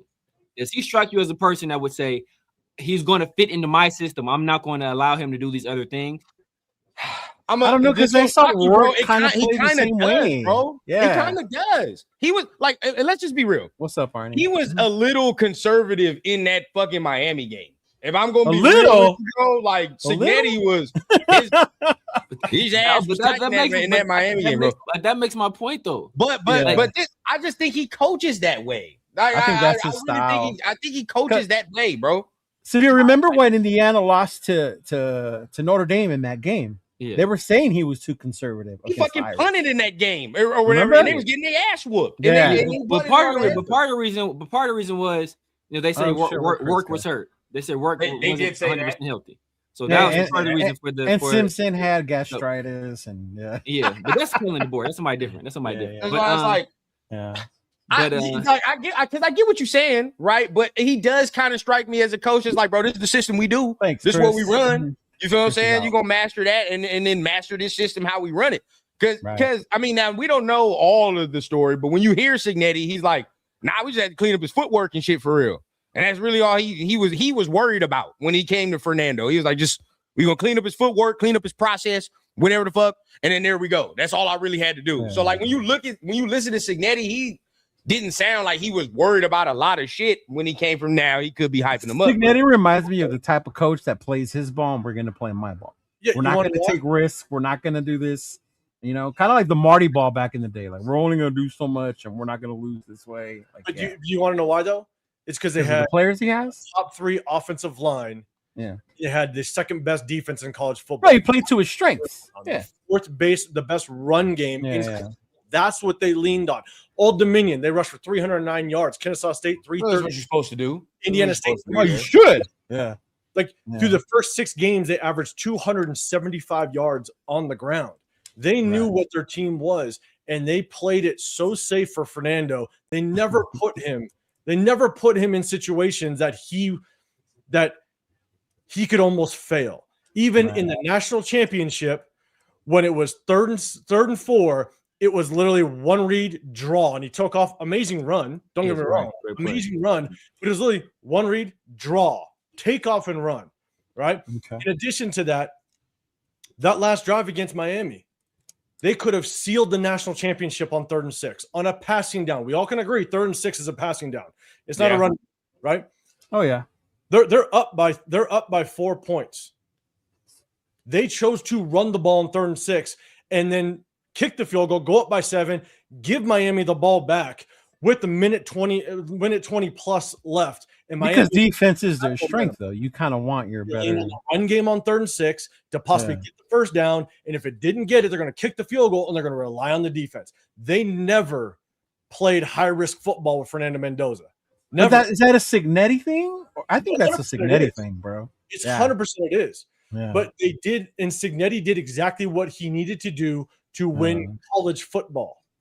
and that was played as safe as possible for Fernando Mendoza. And you see it. It was nothing but safe football. It was never these, dialed up, plays where you're flooding to one side, or you're actually running true leveled concepts at all. Rarely ever did you see it. It was one read checkdowns all day long, or Fernando Mendoza on 3rd and 4, run the football. Now, look, shout out to Gridiron because he's saying, Ty was running the grub system, because you watched Ty film as well. Would you say that they're running the same concepts? 100% as what, like maybe pro concepts, or like what? Would you say Fernando and Ty Simpson are running the same type of concepts in their route trees, how they're asking receivers and all that? Night and day. Yeah, so that's why it's like I don't think. I think you could have asked Fernando to do the offense that Ty was doing. Now, again, I'm not just sitting there like, swap the quarterback. But, if you ask Fernando to do that offense, as Ty to run it, as he was running it, I think he can do that. I do think he can do that. But look, when he did do that, nobody was taking him in the first round. I don't know about that, because there's still there. I don't there know. Was the Cal. The people always point Cal. Oh, he did more stuff at Cal. When he was doing this stuff at Cal, was anybody saying this guy's going to be a first round pick? He was severe saying like a 3 round. He wasn't even a guy. He wasn't even supposed to play. He didn't even have impressive numbers. So that's what I'm saying. People say, I just hate that narrative, because then it's like, you can say what you want about Cam. Cam, you can say, Cam wasn't considered, but Cam was putting Baker Mayfield is in that boat too. Astronomical numbers. Baker Mayfield in that boat, because didn't Baker Mayfield have to move and transfer and do all that extra shit, and he wasn't even or he walked on and shit, he wasn't supposed to play. Mayfield had to walk on some places. Now we look at, and then you look at Joe Burrow. Now again, we're not. Joe, you say some motherfucking names, then you're calling that. If you look at Joe Burrow and shit, Joe Burrow off of that Ohio State year, I remember to talk about Joe. There were some people that was like, "Hey, well, it's only 1 year." You know what I'm saying? It's one, and he has these 2 great ass receivers. So it's like, well, not really a great ass team. That was the difference between those guys is that the only person you kind of argue it is Cam, because Cam went to Miami, but Cam was putting up crazy numbers everywhere he went. That's the difference. So you can't even compare Mendoza and Cam, because Cam, everywhere he went, he was throwing for 3,500 yards. Since he was a true freshman, I think he threw for 3,500 as a true freshman. So you can't compare Cam and Mendoza. You can look at Burrow a little bit, but the difference is that Burrow didn't go to a ready-made team. He stayed at LSU. He stayed at LSU, and he struggled that first year, and then that second year they balled. And similar with Jaden. Jaden was cool at Arizona State 1 year. LSU, and he was cool, but he wasn't great. But does that have to do with getting more television time, Severe, though?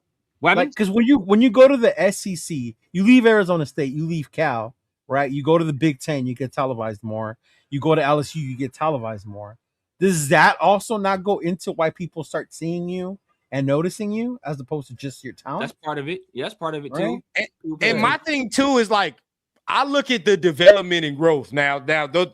I think where we're the difference between how we looking at these dudes, there is that 1 year buffer with dudes like Burrow and all that, with the year before they came out, where it's you saw them at LSU, Jaden and all that shit. You saw them a year before they had all that. So for Mendoza, there is no buffer year where it's you went from Cal, then you had 1 year in Indiana, then 1 more year, and then you went like that. It's straight from 16 touchdowns to 41 of them bitches. So then it's that's a big difference. All right, that's a huge ass jump. When he changed schools, right? When he went to a ready-made team that was in the CFP last year, that had a guy who had transferred from Ohio, not Ohio State, from regular ass. No, Ohio. Regular Ohio. Yeah, and Ohio. He was a Heisman finalist. So you had a guy that you went to a school that went to the CFP the year before, only lost to the teams that were in the finals the year prior, had a guy that was a Heisman finalist that year. So you go into that project with guys that had just transferred, who had a year of getting used to Big Ten football, with a coach that had a year of getting used to Big Ten football. Then you step in and you're possibly probably a better prospect already than Curtis Rourke. Okay, obviously you're gonna put up better numbers, he'll put up better performances. But you look at it statistically, they're very similar, and the team around him was better because they added more. Obviously they added. Mendoza's team was better than Rourke's team. I'll say that. I'll say it because they've been there, done that already a little bit. They lost Ohio State, did all that. So of course the experience. The team took the next step. So you had a guy that was a Heisman finalist and only lost to the two teams that were in the CFP finals. So the next year the guy comes in. This team is ready made, and they improved the roster, adding the guy in the backfield and the guy in center that they stole from a team that was in the national championship the year prior. And Coogan, Coogan went to Notre Dame. He went to Notre Dame, bro. I didn't know that. He was in the national championship game the year prior. So you get a guy like that already to help you out. So you improve the roster. You got to in terms of personnel, Black, already improve the roster because those guys are used to Big Ten football. Now Signetti is used to Big Ten football. So you step into that situation and you're like, oh, well, look what I walked into. So it's not like you have to build. You just walked into a situation. That's true. Now, again, if he was ass, they're not doing all that, right? So I do think he still had to have some skill. Yeah, there's a level of him going there that does help. I ain't about to step into Indiana and go 16-0. Yeah, bro. I don't think anybody can just step in. I think if Dante Moore goes there, they go 16-0. If Chambliss goes there, I think they go 16-0. If Ty Simpson goes there, I think they go 16-0. If Hoover's there, they go 16-0. If Mateer's there and healthy, that gastritis might have got you. I think we overrating Mateer. I ain't gonna cap. We overrating Mateer. But I will say this though. Going back to the Cal situation too, they're like it's a little weird with Cal because I know how ass they are, and we all know how ass they are, bro. And I know like the situation there was not a good situation. They told this man like week up that this man was starting type shit, and the coach was doing like all this weird quarterback controversy shit during the season. You know how that shit go when it's like that. When he finally got his opportunity to start is the year that everybody talks about at Cal, right? So the year that everybody talks about is the year that he finally was like, okay, this is your shit. You get to start most of the year. So realistically, we talking about 2.5 years of shit to go off of when it comes to him. So I think there's still more growth to be had. And I really think that's why he was like, yeah, I got to go to Indiana. I got to I'm pretty sure he'll tell you that's why he went. I gotta tighten up certain shit. That just is what it is. But like if Ty Simpson could have easily left Alabama and went somewhere else and started easily. He should have went to Miami, but he chose. But I'm just talking about you before when he set and waited his turn. He set and he set behind set behind Jalen and set behind Mississippi, not Jalen, set behind Bryce, set behind Jalen Monroe. So he waited his turn. He could have he was a 5-star guy. He could have easily transferred to another school and been a starter immediately. And then none of these questions would have been asked about his starts. None of these questions would have been asked. But he chose to wait his turn, to stick out of school, and then when he got his opportunity for the first, and that's what I tell people, for the first half, if you take his first half of the year, you remember first half of the year versus Fernando Mendoza's first half of the year, who's the number one overall pick? It's Ty Simpson. And now, conversely, if you take the back half of the year, it's not good. Look at Ty. Obviously, it's Mendoza. So you take it, but so part of Mendoza's is a hype based off the end of the year. If you look at the whole body of work, he wasn't considered that guy the entire year.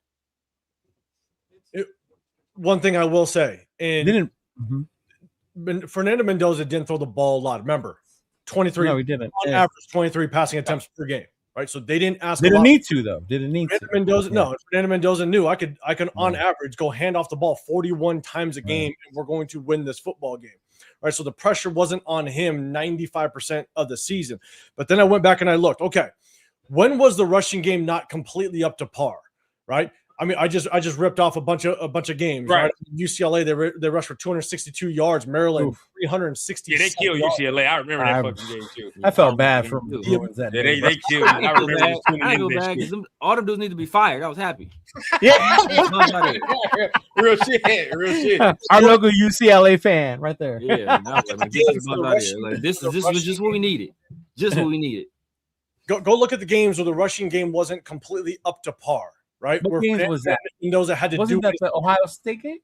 Ohio State, they wasn't running the ball well. Ohio State game, they weren't running it. Look, you got Wisconsin, they rushed for like 83 yards. Iowa, they rushed for 104.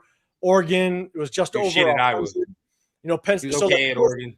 There were 6 games where the rushing game wasn't completely up to par. And in those 6 games, Fernando Mendoza, threw for 66%, averaged 228 yards and 1.5 touchdowns. 228 yards per game, 1.5 touchdowns.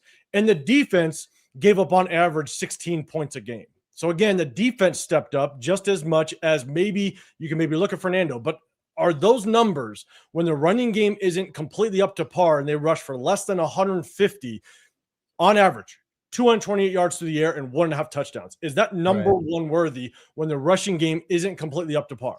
Because outside of that, they're rushing for 200 plus, 300 plus. Right. Like, you have to take it. You have to take that into consideration when Fernando Mendoza was the guy and they had to rely on him more than the rushing game. At times, he was mediocre. He wasn't great. He wasn't amazing. So he was mediocre. That's what those numbers tell us for the most part.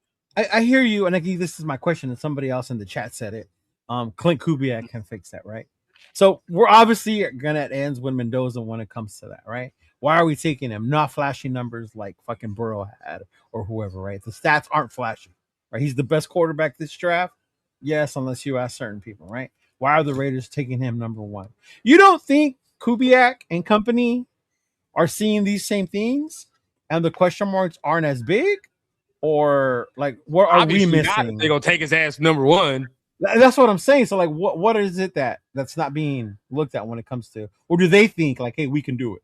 Well, okay, let me ask my boy Severe this, because I see, you know, Dante said this in the chat, so I'm gonna ask him. You think Mendoza's a better prospect than Spencer Rattler? Oh, as an overall prospect, yes. Spencer Rattler has more arm talent than. Oh yeah, no, that's a stronger arm, right? It's more arm talent, not even stronger arm. It's more arm talent. Yeah, no question. You know, that's no question. If put like this, if Spencer Rattler was 6'5", he'd be the better prospect. The size, okay. I don't know. Like, if I still take that last year at South Carolina, I wouldn't be fucking with that. His last year at South Carolina, put like this: put his last year at South Carolina up against Mendoza's year at Cal, because that's essentially the equivalent. Didn't Rattler get drafted in like the 5th or 4th round? Got drafted in the. I think he got flashier throws. Yeah, I want to say, because we drafted Tommy Eichenberg instead of drafting. It would still, it would still be that question mark with Rattler about taking care of the fucking football that I don't have with Mendoza. Whereas, but like I said, if you first of all, Spencer Rattler's playing the SEC, so he's playing a much tougher conference than. Is the SEC still the best though? Oh, hold on now. I'm talking about compared to when Mendoza was at Cal. Mendoza was at Cal, so you look at the talent equivalent, right? Okay. Mendoza at Cal to I'm an SEC hater, so Spencer Rattler at South Carolina. I think he had Xavier Legette, but we see what Xavier Legette was, just a physical freak. He wasn't really a wide receiver. I think his second and third highest receivers when he was at South Carolina that last year were running backs. That's how bad they were at the skill positions. Well, that's what he's going to. And third highest receiving yardage on that team, it was Xavier Legette. Then it was 2 running backs. Yeah. That's how terrible they were. So, man.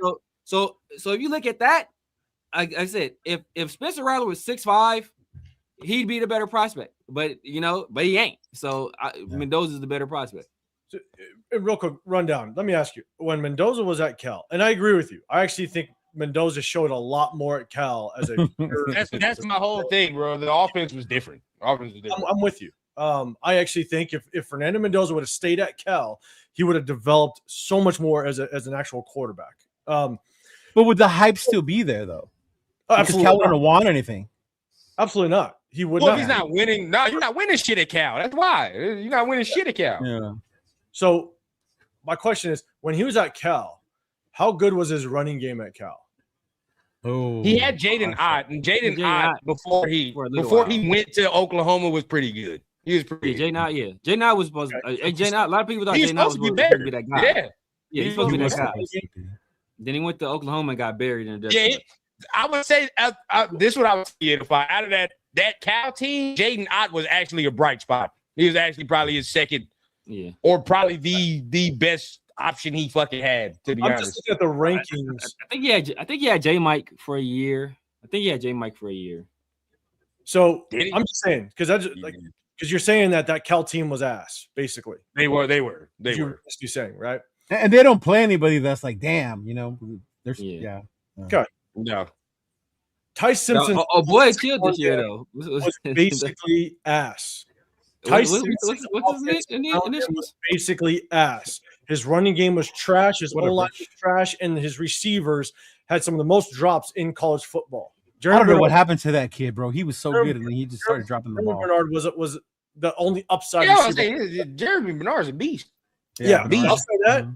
Trash, right? And he's playing the SEC, just good competition. We can argue whether that's the best, but good. We'll leave it at good. Tyce Simpson was literally the leading Heisman candidate through 9 games. So if we want to talk about Fernando Mendoza playing with the ass Cal team, you can easily go look at what Tyce Simpson had to deal with against better competition, going against better defenses. Look, I'm gonna tell you right now, 805, you would take, I believe, just knowing y'all would take struggling Ryan Williams and Horton and all them dudes over what the fuck Cal had that year. I tell you would, bro. Over what Cal had, I'd take struggling Ryan Williams. That's fine, but there's the difference between Fernando Mendoza not being on anybody's chart or anybody's radar, and Tyce Simpson literally being a Heisman Trophy front runner through 10 games. Yeah. That's the big difference. Dante, agree to disagree, bro. Cal is ass. Cal is ass. Cal is ass, bro. There's nothing there, and that goddamn coach was trash too. That's why his ass got fired. That's why they don't even have that same coach anymore. There's a whole different coach anymore because he sucked.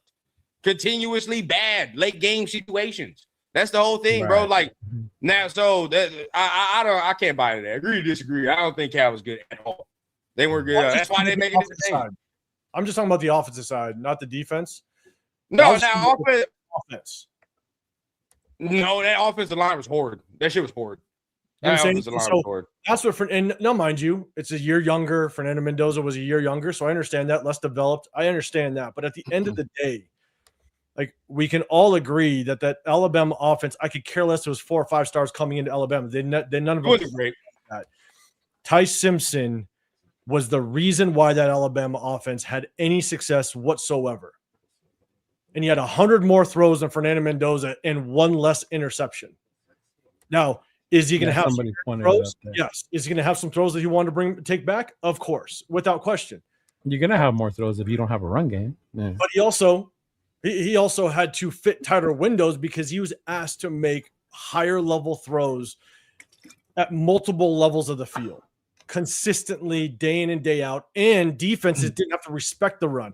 Defenses could play soft against the run, whereas opposite of Fernando, the defense literally crowded the line of scrimmage, and Fernando Mendoza faced basically man coverage 80-85% of the time. That's why his RPOs were basically on point, and Fernando Mendoza ran great RPO. Don't get me wrong. Ball placement, velocity, just the way he read the RPO was amazing. Won't take that away. He can make reads when he needed to. RPO. Clint Kubiak also ran 8% RPO last year. So, can he increase his percentage of RPO? Yes.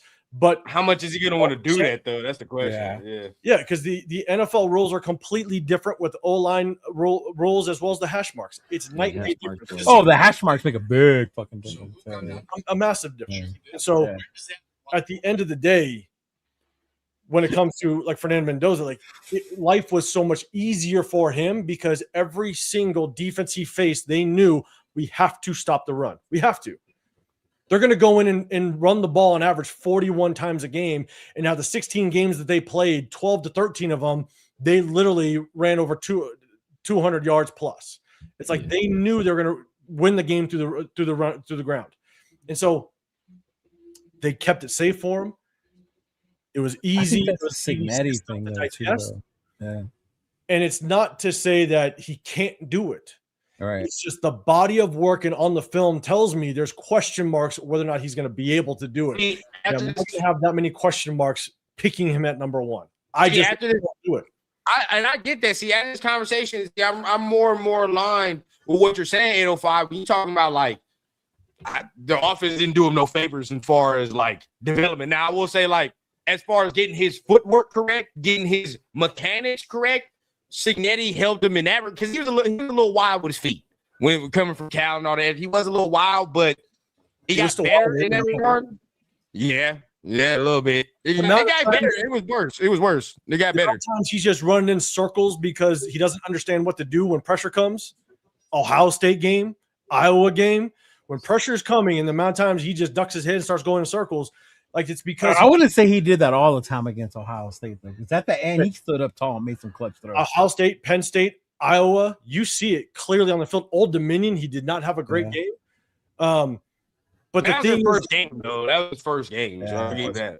But the problem is because he only threw 23 times a game and basically 80% of his throws was RPOs, back shoulder fades, and go balls. The amount of times that you could look on film for examples of him being a true drop back quarterback is 20% of his throws. And so when it's 20% of his throws, and what up, Mike? There's plenty of examples as to where he just doesn't understand how to navigate. I actually question his pocket presence. I don't think he has good pocket presence. That's one thing I've said before. I've said that And before. if you have presence in college, it's not. There's a damn good chance it's not going to get any better in the NFL because you could times the speed by 5, and now you have no way, Dre.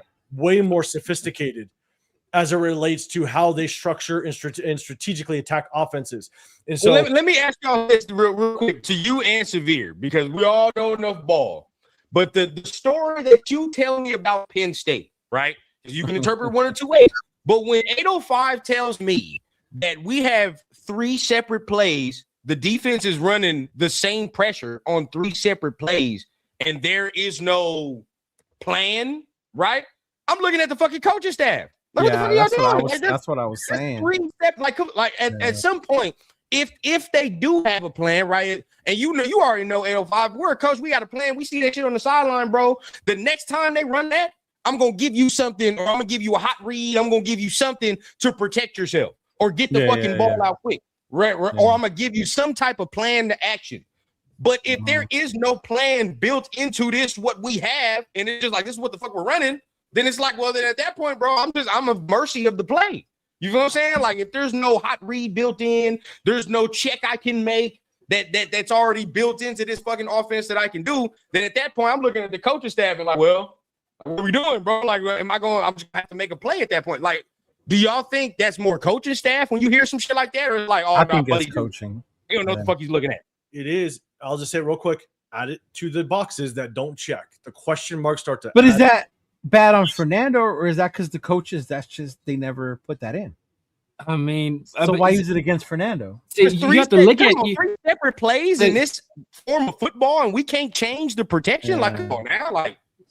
I mean, so look, you have Pat Coogan, who was an experienced center. Oh yeah, he was the one adjusting. He's a guy that would conceivably, up, Manny? Be able to help with protection calls. Fernando Mendoza should be able to check and make protection calls. If he doesn't have that ability, I think that's a Mendoza issue. How many college quarterbacks have that ability, though? I think people keep saying that Mendoza was restricted or constricted by the coaching staff.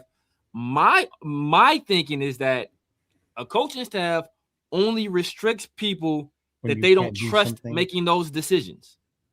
If I don't trust you to make those decisions, then I want you to stay inside the confines of my system. If I trust you to do something else, or if I think you have the ability to do more, then I'm going to give you more, right? That's coaching. That's coaching in its essence, right? When if anybody's ever coached like little league or little kids, you start off small. Okay, bam. This is what we're doing. Yeah. We're gonna stay within our confines.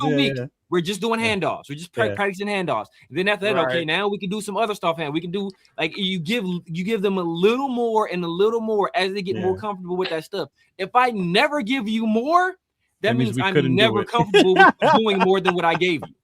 That's what that speaks to me. Now look, maybe I'm the only person that feels that. This is where I'll go like that then, because I don't know, because there are a lot of instances where I see coaches hinder prospects at the same time. Like we look at, for example, if we look at Tennessee, right? I have never seen a prospect nor quarterback nor motherfucking receiver that has been helped by Tennessee's offense or what they do and what they're asking their players to do. Or look, if you look at Zachariah Branch, what they asked, Georgia didn't do him no favors on what they asked him to do as far as his draft stock, right? Like now you asking me to do bubble screens and 90% of my film is behind the line of scrimmage but this is what I'm asked to do. You know what I'm saying? Like, because this is what's required. So it's like, I don't know. I don't know if I buy into that fully, because sometimes these coaches do hinder. And I'm not going to say, because I think Cignetti's a good coach, but sometimes, motherfuckers is hard-headed. See, the difference there is that you're talking about skill players versus a quarterback. Well, Tennessee ain't have no. I mean, remember we talked about what's buddy that came out a couple years ago. That now we can't even talk his name no more. But like this though. But like this, Jalen Hyatt. Oh, Hendon Hooker. Oh yeah. Hooker. We can't take him. But look, offense's ass. Before Hendon Hooker got hurt, he was en route to win the. He was en route to the Heisman. Yeah, he was en route to the Heisman. So what they're doing is extremely productive. So this is a situation where if it ain't broke, don't fix it, because they were extremely productive doing that. And that motherfucker gonna translate though. Like it won't translate at all. But they're not worried about does it translate. They're worried about winning games in the SEC. Like they don't give a fuck. Yeah, that's the thing with college. They're worried about winning that. Yeah, they don't care about your stats, your draft status. But the thing about Cignetti, is that I don't think Cignetti is the Josh Heupel has a system that is extremely productive, passing the football. Right. Everybody that goes there puts up insane numbers. Like I said, Jalen Hyatt won the Biletnikoff. We see what Brazil's doing. They're putting up. Hendon Hooker was on route to win the Heisman. They're putting up insane numbers. That's Josh Heupel, and he's been there for a long time doing the same thing, been extremely productive the entire time there. Cignetti doesn't strike me as the kind of guy that's going to limit somebody, where he's a guy that wants an answer to every. Like Josh Heupel is a guy that his only answer is a system. Cignetti strikes me as a guy that's way more cerebral, that he wants an answer to every question that may be out there. So I don't think he doesn't strike me as a guy. Like you see how well coached the team is, how disciplined they are. He doesn't strike me as a guy that's going to say, "I'm not going to allow you to do this." If the 2805's credit though, and I will say this, right? Like a lot of shit is going to be answered, because not only are we going to answer that with Mendoza, and I think every time we talked about Mendoza, we've said this. This is year 3 of Cignetti in Indiana with his 3rd different quarterback, right? So now we're going to really see, like, all right, bro, like this is the established system. You feel what I'm saying? Like, this is what the fuck I do. I have you run RPOs. We doing this shit. This is how we play football. They have that Hoover kid coming now, right? Yeah, so now you get to see, like, all right, bro, like, is this really, like, how he gets down with his system? Is this how he does this year in and year out? Right, regardless of who the quarterback gonna be, bro, we are going to do this, and this is what I do. And then we gonna have to, millions of dollars are on the line, but it is what it is. We gonna have to fucking answer that question when it comes to Mendoza when he gets here on how ready is he, which is why we signed Kirk Cousins, which might be the thing why you sit there and be like, well, we're gonna see how ready he is. Now, what would it take for y'all to be like, yeah, this motherfucker's ready? You had to see like Derek Carr preseason shit for y'all to be like, yeah, we got one, or like what y'all gonna have to see? I have high expectations, so I would like to see a Seattle Seahawks Derek Carr preseason game.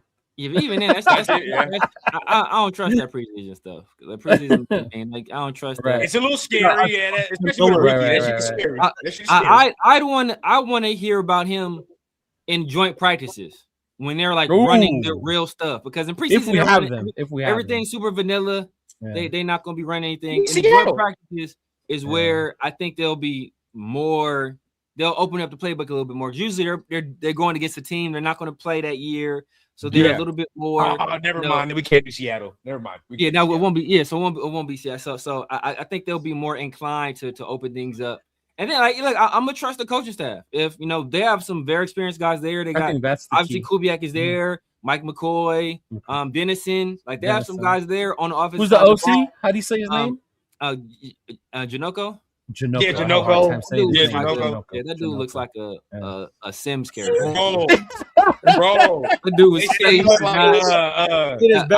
Like Nero from Call of Duty. This is hilarious.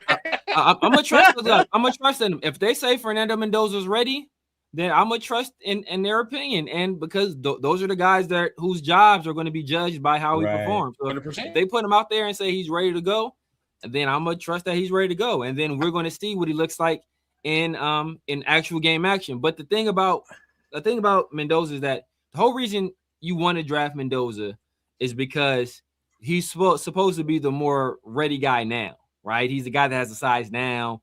He's the guy that has success now. You know, he's a guy that's cerebral now or whatever, right? That's the story on him. He's super cerebral and it's all this stuff, right? That's what they say about him now. Right. So conceivably, he should be ready now. So I don't want to hear people saying, "Oh, come, he needs another." If he comes out there and look like ass, I don't want to hear no excuses about he needs more time because there are guys. If that's the case, we should have just waited. Yeah, because for me, it's like if he beats out a Kirk Cousins, like, and I know Kirk Cousins is like dinosaur aged at this point in football years, but like the experience that Kirk has, I think Kirk still got a little juice in the arm. Kirk knows the offense front back. You know what I mean? Yeah. So if you can beat out Kirk Cousins, and we see that, and everybody in the beat report is like, yeah, no, it's like he's like that. Then at that point, I'm more confident in what we have. Now, I'm not saying that, he just beat out fucking Joe Montana, and that's the best thing. But at the end of the day, like, I think this is a better competition than when we had Derek Carr and fucking Matt Flynn. You know what I'm saying? Like this, I think this is way better than that. That's Schaub. Schaub. Sorry, Schaub. Yeah, Schaub. When it was Derek Carr and Schaub, bro, like I think this is a little step up to me. It was Wilson. I think Kirk is better. Right? I think Kirk is better at this point than Schaub was at that point. I don't know if I could trust any beat writers because apparently we had Megatron on the practice field last week, so I'm not sure how many. Aiden O'Connell looked good in camp too. Megatron and Barry Sanders. Megatron and Barry Sanders. Oh my God! Stop. Until everybody went to the joint practices and was like, "This shit ain't like y'all explaining." Bro, man, did you get to go last year, Severe, to a joint practice? I didn't get to go. Oh man, I was in rundown. The minute I saw the practice, I was like, "Oh Lord." Shout out to 805, bro. Them tickets you gave me opened my eyes very clear. Because when I went, I said, "Oh yeah, we ain't gonna be good. We're not going to be good." That with Genty, and I went to that. I went to the practices. I went to that joint scrimmage that they had. We went to the. You remember you talking about Genty on that day? Was my questions about Genty? I was already like, I don't know about Genty. 805 saw Genty that day. It was like. Yeah, I'm not gonna lie. That scrimmage game lied to me because that day I thought Gino was it. Oh yeah. No, like you saw Genty. That was my first time really seeing Genty in person. Just in like you saw how small he was. I was sitting going like, "Oh yeah, he's tiny," but we knew that too. Mm-hmm. Zero, like separation. Like they tried to get him in the open to catch the ball, and there was just zero. Just no room, bro. There was no room. But there was no separation. Like he just didn't have a second gear. I knew he didn't have the breakaway. Well, friends, remember they started playing hard, and then what's his name got hurt, and then they all backed up. Yeah. This was in the beginning. This was the beginning of the practice, and so you see, we talk about this all the time. People still get on my ass when I'm like, bro, Genty don't have no top end speed. That's why you got to get a second back that got that shit. Like that's the whole point of it. Come on, Claiborne. Well, I'm glad you brought that up right now because we can move on from the Mendoza chat. Yeah, it's all right. Sorry, y'all. No, we're good. We're good. That's what we wanted to do. Can I finish with this? Go ahead. A lot of what I have is just question marks. We know that. If we draft Fernando Mendoza, then the hope is that at least my question marks that I have, hopefully he answers them. And I'm not saying he can't do it. I'm not saying that, like he has no capability of being able to, throw on the run with better accuracy. I'm not saying that. It's just these are the question marks and concerns that I have. And if we draft him, I hope, because we're all Raider fans, we all wants to win. My kids. Thank you, Andy. That's all. There you go. That's it. I think that's what people don't realize. Like nobody's saying Mendoza is. Or I'm not saying it, but nobody's saying Mendoza is trash. Or he's going to be trash in the league. Yeah. We just have questions, and in my opinion, there are too many question marks. You still got time, Turf. A guy like that for me to draft number one overall, especially when I can load up on talent and prepare for a crop of guys next year. Especially since I don't think we're going to win a lot. That's so it's not like people always talk about Carolina. Well, they had the number one overall pick the next year, so they were lucky to get it. No, they weren't lucky to get it. That number one overall pick wasn't their pick, or the Chicago Bears rather. That was the Panthers pick. Yeah. That was Carolina's pick. So they weren't lucky. They were just strategic when they made that trade. They knew what they were doing because they traded into a team they figured was going to be bad. And it was going to put them in a position to draft another top 10 guy. And this will happen. They got the number one overall pick. And the next year, we think there are several guys that will be comparable to what Mendoza is in terms of prospects.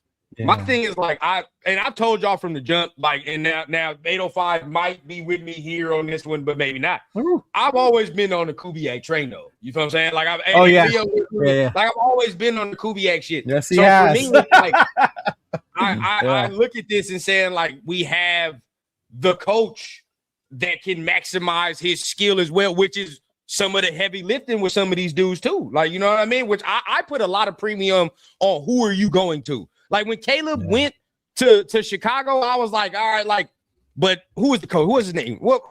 Damn, he's the DC he the DC for the Cowboys, right? Eberflus. Right? They had Eberflus. I'm like, I don't like that for him. You know what I'm saying? The development. But when they got Ben Johnson, it was like, Ben Johnson, it looks better. You feel what I'm saying? You look a little bit better. If Patrick didn't have Andy, who knows? What if Patrick went to fucking Chicago at that first stop? Before like everybody was saying that, who knows? You know what I mean? Like I do put a premium on the guys and the system you going to.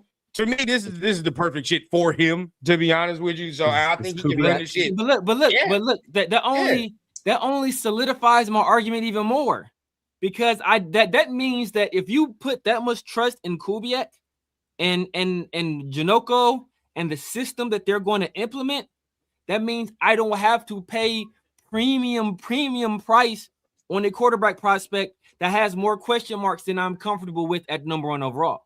That but if you trade back and solidify the roster and get a guy that's comparable, and they'll do the rest. Okay, who's what if they have this thought though? process though? Like, what if they have this thought process? Like, and this is I know y'all don't agree, but this should be the thought process, right? Where it's like, I had like if I'm Kubiak, I had Sam Darnold playing at top 15 level. That's what I'm saying. Sam Darnold. And what if they're in the building? Like, if I had Sam playing at top 15, bro, I know I can get this dude playing at top 10. I know I can do it. Damn. If you get Sam Darnold playing at a top level, you can trade back, get multiple picks, and have Ty Simpson play at a top level, because Ty Simpson already ran an offense very similar to what Kubiak. But is the top 10 different than a top 15? Like, if I can get a top 10 quarterback or top, I think Mendoza can like be better than Sam Darnold. That's what I'm saying. Sam Darnold was that great last year. People trying to put Sam Darnold in the top 12 conversation. Sam Darnold was that great last year. Know what? They just built a really good roster around him. And this is why I'm advocating so much for the trade back, because you can have a pretty good quarterback that takes care of the ball and plays within a system and have a really good play caller. And if you surround that guy with the requisite talent, you can have a ton of success. And isn't that what Mendoza is going to be, though? The guy you just said. But I'm not drafting that guy. I'm not drafting a caretaker at quarterback number 1 overall. That's my point. That's my point. You have to be the system. You can't be a cog in the system if I'm drafting you number 1 overall. You have to be the guy that drives the system. And if you guys are what you're saying with Sam Darnold, he wasn't in the driver's seat. He was a guy that was along for the ride. There were games he had three turnovers and they still won. I would argue to you though that Caleb Williams does not drive that Ben Johnson system though. I would argue to you that. But he drives it more than Mendoza's going to drive. But what about Jared Goff? When he had Jared Goff? Like, I think he's doing the same things. Like, I think Ben Johnson didn't just like, I'm just gonna switch this shit up. Like, I think he's running. You remember? Jared Goff threw for like 5,000 yards, brother. Like, do you remember this? Like, people forget. People really like disrespecting Jared Goff. Like, Jared Goff ain't throwing for like 4,500 yards and 5,000 yards. Like, Jared Goff gonna put up some stupid numbers. Yeah, but that's what I'm saying. Do you think without Ben Johnson, it's not the same numbers? No. So I don't think he put up crazy numbers last year. They were just banged up a lot. It did not look the same. He did not look the same like he did with Ben Johnson, though. Nah, but that's his first year in a new system, though. And they had what you call boy was calling plays. Who? The head coach Dan Campbell was calling plays. Lord, Dan Campbell was calling plays, bro. He was. In the dirt. This meathead motherfucker out there calling your plays, bro. Look, repeat this though. Look. I just checked right now. We just want to talk about it. Guess who was the second in the NFL in passing yards?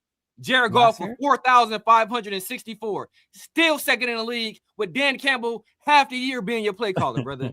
Go, Jared Goff. They got the weapons, though. They got a lot of Goff weapons now. Yeah. Bro, I'm not disrespecting Goff now because I think Goff is a prize to football. You'll be trying to shit on Jared Goff and say Jared Goff ain't all that, but then you say Jared Goff has weapons. My point is that, okay, well, then if you think Jared Goff is some mid-ass quarterback that is only good because of the weapons, then know what? Do the same thing that they did. Get the weapons. It's like the Genty argument. Oh, like we drafted this running back. Well, he ain't no good because we ain't got no receivers to stretch the field and we got no offensive lineman. Well, guess what, motherfucker? Draft that shit first then before you draft the running back. Then do that shit. Don't tell me that's you draft the question, dude right? And he ain't good because you don't got all this other shit. Well, maybe then get to all the other shit and get a lesser player at the position. This to y'all point, and then I guess to my point too, I guess. But I mean, maybe it's everybody's point. But when it comes to quarterback, though, that's one of those positions where you're like, if you got a guy, then you can have Timmy whatever the fuck out there running routes and shit, but you still gonna be able to see that you got a guy. A la Cam Ward last year, right? Where it's like, well, he ain't have shit to throw to, but you knew. You know, right? you got a guy there. You know you got a guy. And that's all. Like, I feel like we will have that feeling with Mendoza. And now I'm not gonna lie to you, I feel like our receiving core is better than what Tennessee had last year, and it's still dog shit, but it's better than what Tennessee had. Tennessee didn't have shit. Nothing. Tennessee had nothing. Nobody. Our score is still bad, but yeah, Ridley was hurt. No, you're right. You're right about that. It's better than that, bro. It's better than that. So he at least has more to work with. He has more to work with than what the fuck Cam had last year. So I shouldn't have no doubts that at the end of this year, all of us in here should be saying we got a guy. That's what we need to be saying. Hey, at the end of this year, we should have no doubts that whoever was that motherfucker that owed me my bread, I don't remember who it was, but somebody in this chat owed me some bread. I don't remember. I'm gonna go back. Somebody in this chat owed me some bread. I don't know. That is true. What I mean? Run you some bread. Why? What game? Somebody made a bet that. What you mean? That Mendoza as a rookie is going to be better than Cam Ward is this year in year 2. Who was that? Oh wow! Oh, what is better, wins or stats? That's not happening. He said it didn't matter, bro. I can't. He can't. It didn't matter. Already plays half the year, bro. He's fucked already, so it doesn't matter. Yeah. Turf. His bot is a fucking. Asshole. Rundown. Let me ask you. Let me ask you something. What games? And again, we're talking about body of work, right? You picked this guy number 1 overall. Mm-hmm. And we're down by 17 points, 14 points with 7 minutes left in the fourth quarter. What tells you about his game and the body of work within his game that he's going to be the guy that's going to be able to spray this thing all over the field and take us back and bring us back? Last drive against Penn State, maybe? You can say that. I seen him do it against Stanford too. Now you can say it's Stanford, but I seen him do it against Stanford. I remember the Stanford game. Yeah. He should have fucking beat USC. I ain't gonna cap you, but his defense was ass. So can't cap that. I guarantee you go to Caleb Williams games at USC, and you could sit there and go, this kid could bring us back without question. True. But there were games where Caleb and they got in his ass, and he was trash when they got in his face. Yeah. But he threw the ball all over the place. He worked out. He did. I'm sure he worked out of pocket. Crazily too, though. Him was whether or not he could work within structure, but he could create on his own every single game, and you could rely on it because you knew he was him. He was worth the number 1 overall pick. But can I put it this though? That in turn created bad habits within Caleb Williams. Oh, he created bad habits last year because there were things that last year Ben Johnson was like, bro, you don't have to. You don't do that the anymore. Shit that you keep doing. Like, you gotta stop doing all that, bro, and play more within the structure. You know what I'm saying? So I would say that hindered a little bit. Be able to hone in someone that's a pure passer that has proved that you can hit any receiver at any point in the field through any type of route tree, right? I can hone you in. That's what coaches do, right? Mendoza, I got question marks whether or not he could spray it all over the field. I don't even know if he could do it. It's just a question mark. I don't know about that. I've seen it. He's done that before. Now, again, but he's done it before. Put Mendoza in the right field. He's spraying it all over the place.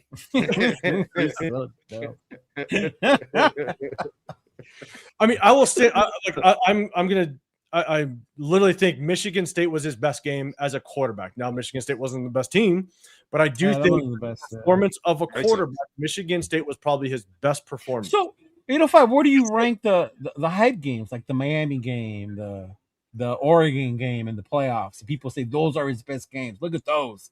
If that doesn't tell you, then I don't know what the fuck. Miami game, he wasn't great. He had two really good two good throws and then the run. Outside of that, it wasn't great. That first half, I would argue that Miami killed them more than Indiana actually was playing well. I mean, they had the 3rd and 17 where Miami had the face mask and then gave Miami the first down. Miami had a couple of pass interference calls. Like, they were killing themselves more than Indiana was. Oh, I do remember that PI. I didn't think it was PI. That's why I like, because personally, I think Miami overmatched them. The talent level was not. Like, I think Miami was more talented. That talent level, bro, like was catching up to Indiana as the whole game. Comparable. I think talent level was comparable. I think Mendoza got everybody thinking Surratt's a second-round pick. Nowhere near. He is not a second-round pick. Surratt put up better numbers the year prior. So you think Mendoza? Surratt put up better numbers the year before. I don't even think he's that good, though. To be honest with you, I don't. I like that Decker kid more than I do Surratt. That's what I'm saying. People be running with these narratives. Surratt was more productive the year prior under work. It was Omar Cooper who stepped up big this year. That's what I'm saying. Cooper wasn't as good last year because I think now, you got different quarterbacks. Cooper wasn't as good the year prior. Yes. And they didn't even have Becker. They didn't have Becker, so Becker is another talented guy. And the thing about Cooper is Cooper had been in Indiana the entire time. Surratt was a transfer in from James Madison that came over with Cignetti. And I forgot where Becker came. I think did Becker come from there too? I can't forget where Becker came from. But Becker was another guy they just added as well. No, Becker he wasn't from there. Else. I forgot where he came from. Yeah. But so they added more talent. So like Surratt was more productive prior. So this wasn't a Mendoza creation. That's what people want to give Mendoza all this credit for what Indiana is. When I give Mendoza more credit for Cooper. This monster the year prior. Yeah, I give Mendoza more credit for Cooper and fucking Becker than I do Surratt because he was that. But at the end of the day, though, I would say yes, the numbers were better for Surratt, but I'd say in the moments where they had to produce, there was probably more moments, and there's probably more people watching Surratt this year. So then you probably be like, okay, there's that. Yeah, that's the other part. The media coverage. That's what I was getting at because they played so many big games. When other year did we see Indiana as much as we saw them this year? Oh, never. We didn't see a lot, but know why? Because that was based off what they did the year prior, being in the CFP, and returning basically the entire roster and getting a transfer quarterback in. That was a higher rated in the transfer portal than where Rourke was when he came over from Ohio. So that's part of why they were on the map is because of that. So like that temple had already been built. Like just because he came in there and added the last little stone to it. Okay, well, great. You completed it. Hey, I won't take that away from you. Well, your contribution to the group project, even though I did all the research and I went out, I bought the threefold shit and I bought the computer and all that. Like, okay, and you came in there and you taped everything on there for me. Okay, appreciate it. You did your contribution. I won't take away your contribution because you helped complete it. But bro, don't act like this was all you. And I think that's my thing. I don't always put it was all Mendoza. It was a team thing. I think that's what drives me crazy with the Nando Maniacs we've ever seen. Yeah. What gets me though is just like how they can be this because every other team we've seen like this, right? Whether it be LSU, most of the overpowered Clemson back in the day, right? Most of the overpowered. Oh, with Sunshine, bro, you getting a lot of first round picks out the shit. Oh, that Clemson. A lot of those Clemson dudes are in the NFL. Peep this though. There was not even like how was Coogan not highly regarded? There was a draft analyst, right, that said, and that's the thing though, but that's how Cignetti built this team. Because there was a draft analyst who said that according to him, and this is a guy it's not like so it's like he worked for CBS. So not like some like off-brand guy. He's a dude that does a draft every year, been doing it for years, bro. Right. I forget his name. But he said, in his opinion, there are 11 players on Indiana that will be drafted this year. Be drafted. How many? Right. 11. The record, I think, is Ohio State with 10. So Indiana will break the record for them if according to him, they have 11 guys he believes will be drafted. So if that happens, I think that will be the record for the most guys drafted from one team in 1 year. So people Who are the acting like 11 that are getting Indiana doesn't drafted? have this talent just because there's guys that aren't like super well-known names doesn't mean there isn't talent there. And people want to argue stars. People, that's what pisses me off. That people say, "Oh man, Indiana doesn't have any 5-star guys." Bro, They they got- use the fuck okay, out of the transfer portal. But look, but if don't matter no more. if your argument is that a guy is better than the other guy because of their stars That's coming not- out of yeah. high school, That's a then dumb Ty argument. Simpson is better than Fernando Mendoza then. Mhm. Because he was Yeah. a 5-star coming out. And Fernando Zachary Mendoza Brandt was a should be 2-star a- coming out. They couldn't even Zachary walk. Brandt should And be a Miami first-round wouldn't even pick let if them there's walk that. onto the roster. The So I don't wanna hear stars the mean what stars. you can be, not what you are. Exactly. The stars is just like okay, this guy is a first-round pick in the NFL. It's okay. Yeah. We think this guy will be We this think, level but player in doesn't mean you will NFL. be. That doesn't Yeah. mean that's who he will be. Max Yeah. Crosby is better than damn near the entire draft class, and he was drafted in the 4th. So like the stars don't determine who you ultimately be. It's Right. just a projection of what they think you will become if you hit your ceiling. Yeah. That's again, I'm glad 805 preferences, all questions. You know what I mean? It's just question marks that need to be answered. And we'll see if these shits get answered. I know you want to move on to the next topic. Yeah, man. Leo. So I got to get out of here, gentlemen.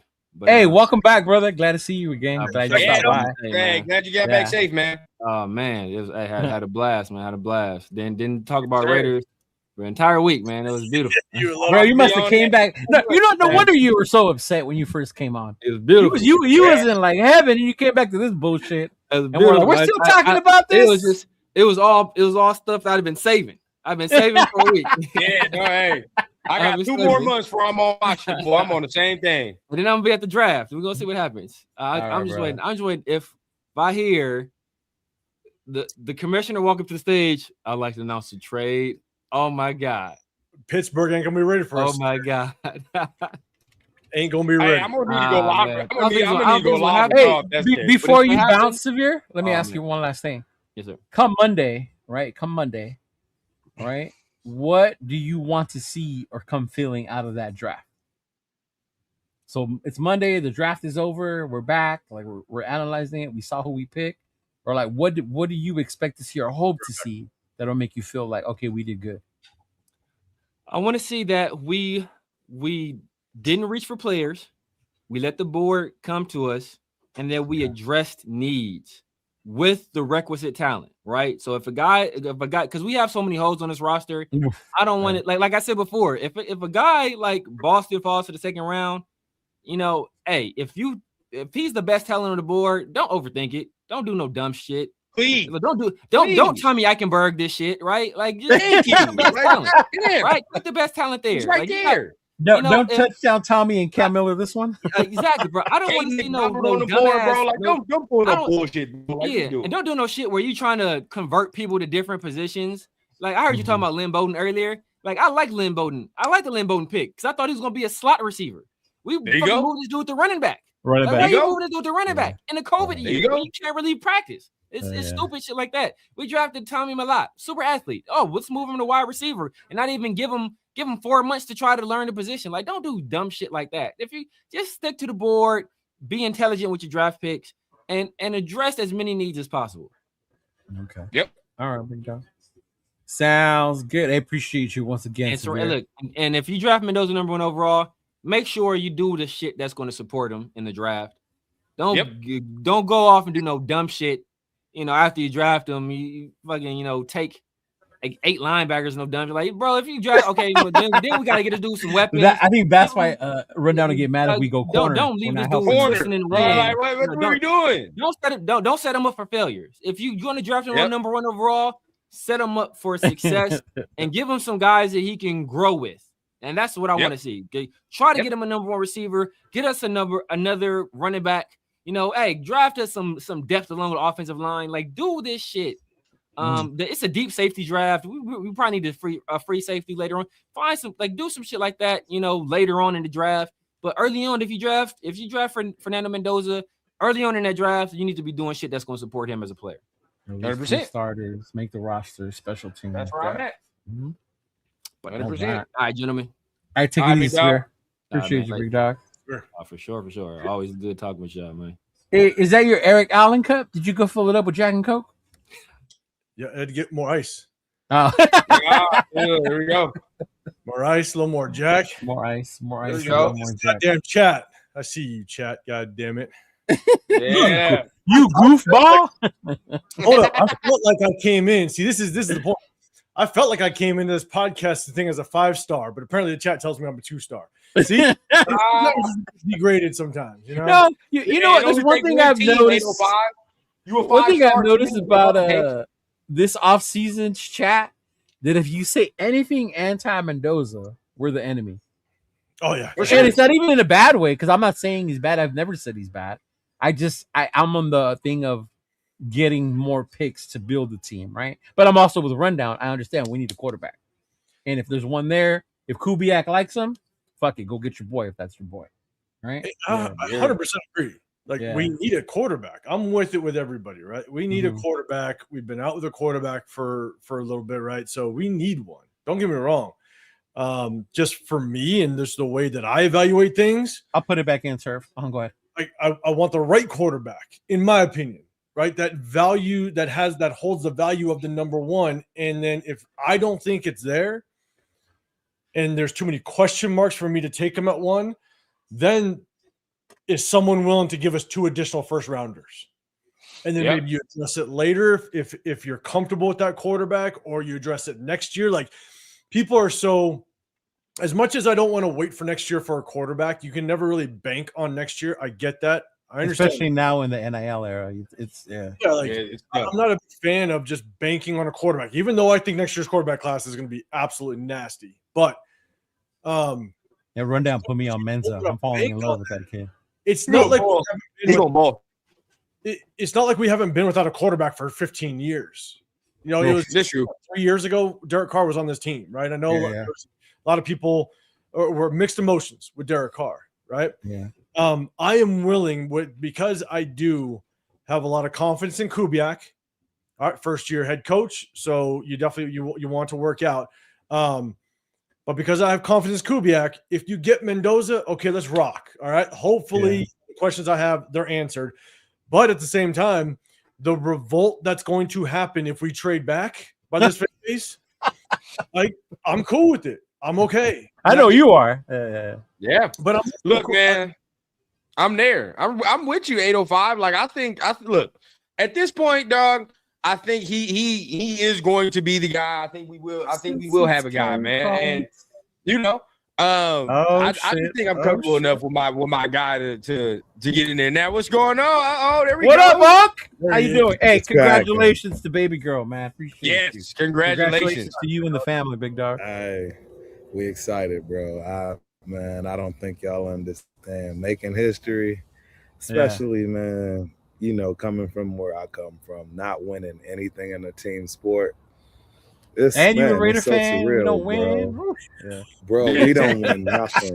So, bro, real talk, this has been wild. We can't wait till tomorrow. I mean, I don't want to derail this on gymnastics because I do want to get in here. I wish Severe was still here to tell him how terrible Jared Goff is in my eyes. Because the reality is, I'm sorry, McVay is one of the best minds in football. And when he throws you away like that quickly, like you was that, bro, you know what I'm saying? That everybody, I'm just trying to tell. He dismissed Jared Goff so quickly. There was no hesitation. There was no, well, he's kind of a good quarterback. He got rid of his ass. But not fair. It wasn't like he got rid of him for a chump, though. He got rid of him for Matthew Stafford. Well, obviously, because he's a bright mind. That's my whole point. And it was easy to do. Are you kidding me? You're going to give me the best quarterback in the league for this guy? Let's roll. I mean, it's clear who won that. Who won that trade? Tell the truth. Oh, the Rams. They got the Rams. The Rams. They got a ring out of it. So the Rams did. Thank you. Thank you. Easy one. Now look, this is to 805, bro. I've said this multiple times. I wish I would have said this when Severe in there was in here, but he knows. I've said it in the group chat multiple times too. If there was a Myles Garrett or a Joe Alt in this draft, I wouldn't care if they traded back, because at that point I'd be like, hey, bro, Like I know what he will be. You feel what I'm saying? Like I know what's up. We're gonna take this dude. He is going to be an all-pro at some point in his career, perennial all-pro. We might have a guy that if shit go right, might be wearing a jacket. Hopefully, right? Like that's what you would say. And for me, if there was a guy like that in here, a fucking Julio Jones, maybe. If there was a guy like that up in here, dog, I ain't got no problem.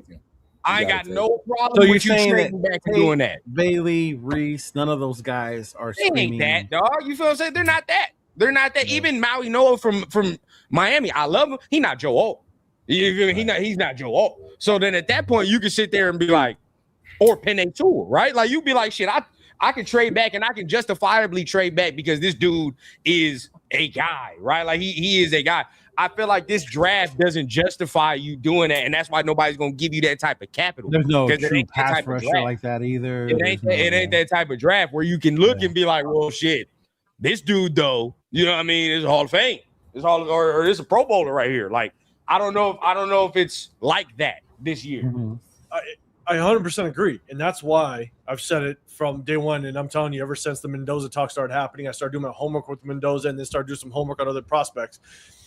I'm sitting there going, shit, man, we have the number one draft pick and probably one of the worst just overall. Remember we said that in the beginning. We would have the number one pick in a draft where it's like, did you really want it this year? Look at the next top guys, right? Cardinal, I think, can be very good, but he's not a number one. You know, Julio Jones or no shit like that. Nah, he ain't that, bro. He ain't that, bro. Yeah. He ain't that. The Cuban ain't that, bro. I mean, Reese, where's he gonna play? Is he an inside guy? Is he off the edge guy? Don't know. Styles. I actually have Bailey for Sonny Styles. I'm not that high on Sonny Styles. Me either. With Sonny Styles on his game. Not a natural linebacker. His first instincts at the snap aren't natural. His athleticism really helped him in college, but that athleticism can only help you so much in the NFL. And so I think that slight delay in his reaction, given the fact that he's not a natural linebacker and hasn't played it for a long time, literally his first season playing linebacker, you can just see that unless his athleticism is crazy and his reactions at the snap improve dramatically, I got concerns with Sonny Styles as a top 5. I'm with you on that. I think that can happen. I think that can happen. Really? I think that can happen. No, so in my opinion, I think that can happen. Don't get me wrong. Again, it's one of those scenarios. Do you get the type of coach that understands you and allows you to do what you do? And now all of a sudden that is something you can grow on? Or do you get, your McDaniels where you got a weapon like a Henderson and everybody knows what it is, but because he doesn't fit what that guy wants, now all of a sudden he can't play anymore. I promise you move Travion Henderson to any other team that has the ability to use him in the way that he's capable of being used, it's a whole different story, man. It's a different ball game. I mean, I can talk about this stuff from a multitude of different areas. Like, I am going to translate it because this does matter and translate, bro. Shout out to Jenny, and that is University of Minnesota's gymnastics head coach. Coaching translates, period, across the board. And what this lady is doing right now, this young lady is changing the game in coaching. Her whole staff is rookie. And she is in the chip. Never been done before. You know what I'm saying? And it has a lot to do with her, specifically her, and how she has the ability to take these girls, man, and get them to do whether it's not what they want to do, whether it is what they right, but they flourish. And I see it straight up and close and personal. And it's different. When the day I met that lady as a coach, I was like, yo, she different. I understood immediately why my daughter fell in love with her. I got coaches till this day that were different, and it translated. It made me who I was. I was absolutely by far an overachiever. I had no business getting to where I got to. But yeah. I'm not gonna keep preaching, but I'm just saying. With that being said, Turf, do you think that's why people are more open to Nando or whatever? Because the coaching that we have now, It's not Peter Carroll. It's not the Chip I Kelly think drama. people are open to Nando because people just want a quarterback. Period. Period. I honestly, I even think Rundown subliminally. I think Rundown do not want this dude, man. I'm telling you, he doesn't. It's just, I'm just telling you, he just doesn't have a choice. His mom, I'm telling you, because man, it'll be the worst thing for my nephew. He'll be sick as his dog if it don't work out with this. Hey, now look, check this. This is what I'm saying. Like again, I don't think you want him, bro. I know the type of quarterback you like, bro. I'm sorry. Go ahead, bro. This ain't it. It didn't feel the prior year's role that Rundown always asked for, but it ain't it. It ain't it. Hey, look, because Quirk asked, can we use a Bailey in here? Yeah, Bailey ain't Myles Garrett, that type of prospect. Yeah, I think the question got lost in that one. It's not that we couldn't use them, but you're acting like they're not Miles. They're not gold. I don't even think he's the type of prospect Will Anderson was. Yeah. Oh, Will Anderson. God damn. Will Anderson just got paid. Shout out to Will. He just got paid. Man, shout out to Will Anderson, bro. He got paid. Hey, Turf, to what you're saying though. Is what up, Jay? Understand. This motherfucker. I understand why people have literally just fallen in love literally with Fernando Mendoza. And I do too. It's because, look, they always say Heisman Trophy winner, 16-0, he's a winner. Great accuracy, ball placement, all that stuff. And I said, okay, they're right. But unfortunately, a lot of that, vast majority of that is in ways that doesn't transfer to the NFL as it relates to what exactly it's college. So it's college. College, it looks amazing, and I'm not sure how long you kind of tapped in for, but the problem is that guaranteed because Indiana was such a good team as a whole, one of the best offensive lines, one of the best running game, the defenses had to play man a lot, and it allowed Fernando Mendoza to be able to execute RPO because he knew what they were doing because of the RPO. But did it allow Mendoza or did Cignetti choose to stay RPO because that's what his team was strong at? I mean, it doesn't matter what it is. I mean, Cignetti could have chosen it. Exactly. It's irrelevant. It worked. And that's the whole thing, bro. That team is stacked. I did hear you. I did hear about you said they got 10 people, maybe 11 that's getting drafted, more than anybody ever the first time.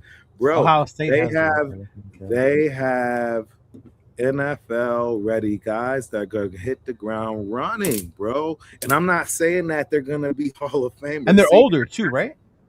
They're all prepared. 23, 24. Cignetti knew this. Cignetti knew he didn't have to go get the best guard. He knew he just had to go get a good guard that that could the Latino neighborhoods too. The Latino neighborhoods too, bro. He said, as a black man, I get it that Mendoza jersey gonna go crazy in the hood. It's gonna go crazy. No, check this out though. I'm a firm believer right now, and I could be completely wrong. So this is just my theory. Is I think Curt Cignetti cracked the NIL code before everybody else, and I think everybody 100%. Is going to kind of get. Oh yeah. But the way he turned that Indiana program around, he cracked that NIL code. Yeah. And the portal transfer portal. Indiana's average age was 24 years old. The Miami Dolphins' average age was 23 and a half. Like Indiana was older than the Miami. Exactly Dolphins. What I just said. Like we know what like grown man strength looks like. And the problem is that you got 24, 25-year-olds going against, and it's not just, other guys similar in age. Oh no, you got guys that are literally 19 years old, 20 years old. Like you got guys in Indiana that are literally 5 years older than some of these guys that are playing on other teams. I got to jump in here. The other thing, too, that people aren't understanding that is, again, the evil genius of Cignetti made this thing easy for Mendoza. He made it a 1-2 read, maybe 1-2-3 at most. He never had to read the whole field. He never had to progress. This is stuff that you are 100% going to do in the NFL, whether you're good or not at it. And that's just facts. I don't know any quarterback in the NFL that hasn't had a coordinator that had it one philosophy from another, and they had to deal with it all. And that's the whole point of this, man. NFL, you got to do it all. Yeah. This kid's going to need specifically a 1-2, 1-2-3. If you get a progression guy, And I'm not saying that's Kubiak. I'm not saying it is or isn't. I'm just saying that's the philosophy and style that you see coming out of Cignetti's camp with this particular guy. Because Cignetti is he's an evil genius, bro. He's going to get what he can and adapt to it. He's going to use what he has. And that's the whole point of, bro, he limited the hell out of Mendoza. I'm telling you, it's statistically the worst Heisman Trophy winner of all time. I think that. What are we doing? What are we talking about? Like 30 plays deep, like max. I mean, if you go back and watch the game film, they ran the ball 41 times on average per game. Mm-hmm. But outside of that, if you scratch out the RPOs, the back shoulder fades, and goal balls, which is again collectively maybe 20% of what he's going to have to do in the NFL. Outside of that, it was so basic. Yeah, that I question just how well he's going to be able to translate over to the NFL. And if you pick him number 1 overall, and I'd have this question to the chat: if you pick Fernando Mendoza number 1 overall, what do you expect him to be? Do you expect him to be a Hall of Famer? You know what I expect? You ever play in the silver and black? I'm sorry. And I just don't yes. know. Yes. What I expect, what I'm expecting, you better be the fucking best quarterback ever. What I'm expecting is the same thing that we got at number 6 with Janty, and everybody's going to be salty and sad when they realize that's exactly what we got. It's going to be the same thing. Because at number 1, the number 1 I expect this man at the end of his career to be the best Raiders quarterback ever, statistically and winning. And I'm going to preface this though. I am going to preface this is that if we do draft Fernando Mendoza, as much as I have a ton of question marks, I will give him the same grace that I do all quarterbacks. I'm going to give him 3 years. If he looks like I know you were going to say that. It's 3 years. It's 3 years. It's got to be. It can't be 1 year. If you're doing 1 year, 3 years, bro. It's got to be 3. It need 3 years. But if he looks like shit, and let's say he beats out Kirk Cousins, which I don't think it's a competition, to be honest with you. But I don't either. Really? Yeah. I don't think so. Paying him too much. Forget what you're paying him. Forget what you're paying him. You're not paying him 20. The Raiders aren't paying him 20. Right? It's a whole other conversation with that. Leo kind of knows the theory on that. But if he comes in and starts over Kirk Cousins at some point, or he fully gets the start for the full season year 2, whatever it may be, I'm not going to judge him off of probably his first 19 starts, at least. I'm going to let him play out, learn the system, learn the NFL game. You do you. I'm going to go barbecue with a couple beers. I'm going to kick back and watch the game, and I'm going to pretend like we just scored a touchdown so I can give my girl some candy. But yes, sir. I'm going to give him probably around a season and a half by that. Thank you. Even if he has a good first year, I want to see year 2 still. I'm a big fan. Because CJ had a good year. CJ had a good year, and he was asked year 2. Yeah, Jaden Daniels had a good first year, and his second year was butt. Look, so then it's like, now we don't know. So look, this is the thing. I never believed in CJ Stroud. He's an Ohio State quarterback. Just prove me wrong. That's all I'm gonna say about that. And I'm gonna move on, huh? What about Caleb too? Caleb first year was ass. He was not good that first year. Williams. Caleb was not good that first year. I agree. I'm not talking about him though, because it's a whole different. Caleb Williams and CJ Stroud are completely 2 different type quarterbacks. They are not even in the same realm, in my opinion. I mean, Caleb can move way more, and he actually is a better scrambler. They're just 2 different quarterbacks, night and day.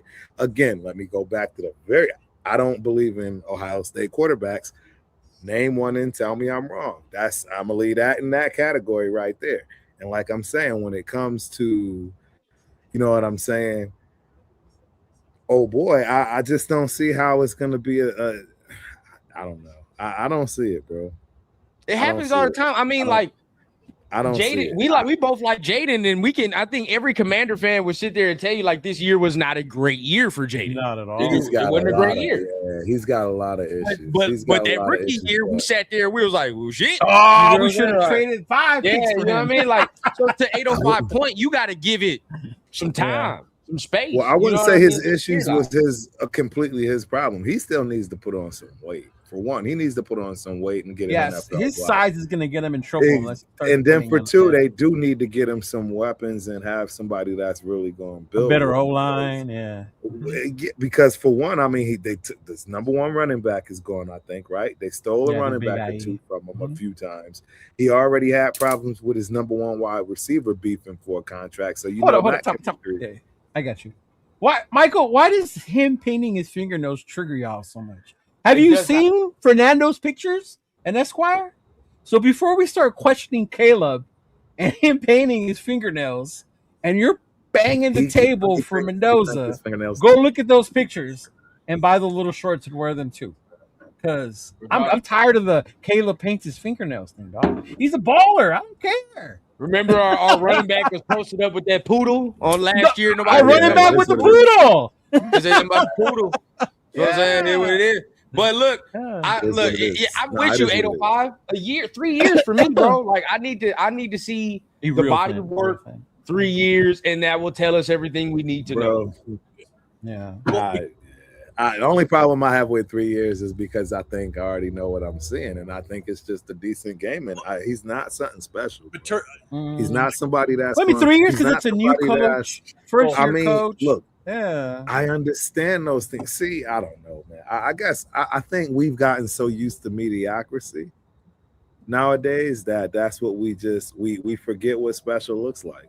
Or is it that we've been sucking for so long? We want somebody to be great. I know. I'm talking about in general across the board. I'm talking I don't think that's me. What if he becomes a top 10 quarterback by year 3? I'm talking in general across the board. We got a lot of things going downhill this day and age to where people don't have the incentive to work like people did back in the day, which made them great. I'm just giving y'all. I'm getting on this pedestal, y'all. Y'all children. I'm not on a pedestal. I'm not on a pedestal.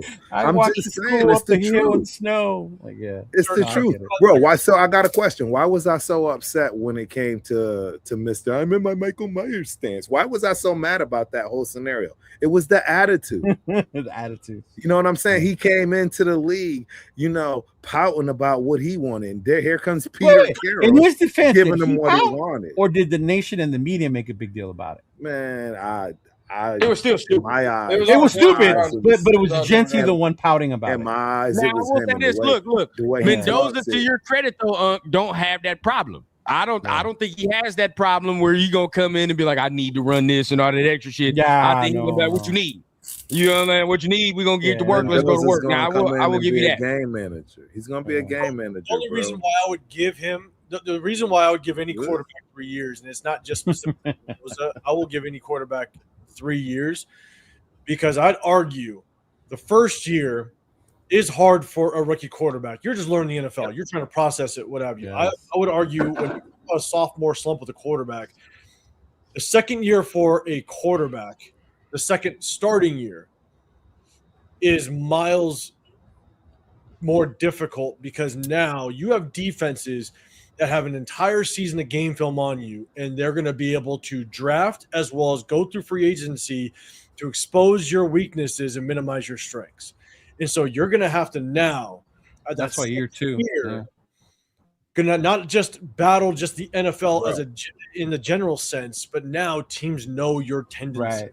And they know what you do. They know what you favor. Yeah. Scheme against you. And week after week, you have to understand and learn the different coordinators that are going to attack you in 20 different ways. Yeah. So that's why for me, I'll give a quarterback 3 years.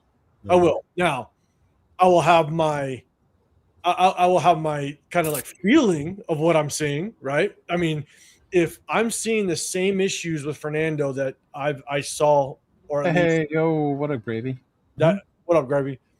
In college, if I see it through year 1 and continues through year 2, like I will go, okay, like I'm gonna wait this out. I'm gonna see how it kind of plays, but in the back of my mind, I'll know, damn, like we need to fix this thing pretty quickly as it kind of gets to the tail end of 2 years. So I'm just saying, in any situation, I would give quarterbacks 3 years to try to figure out, okay, what is this player?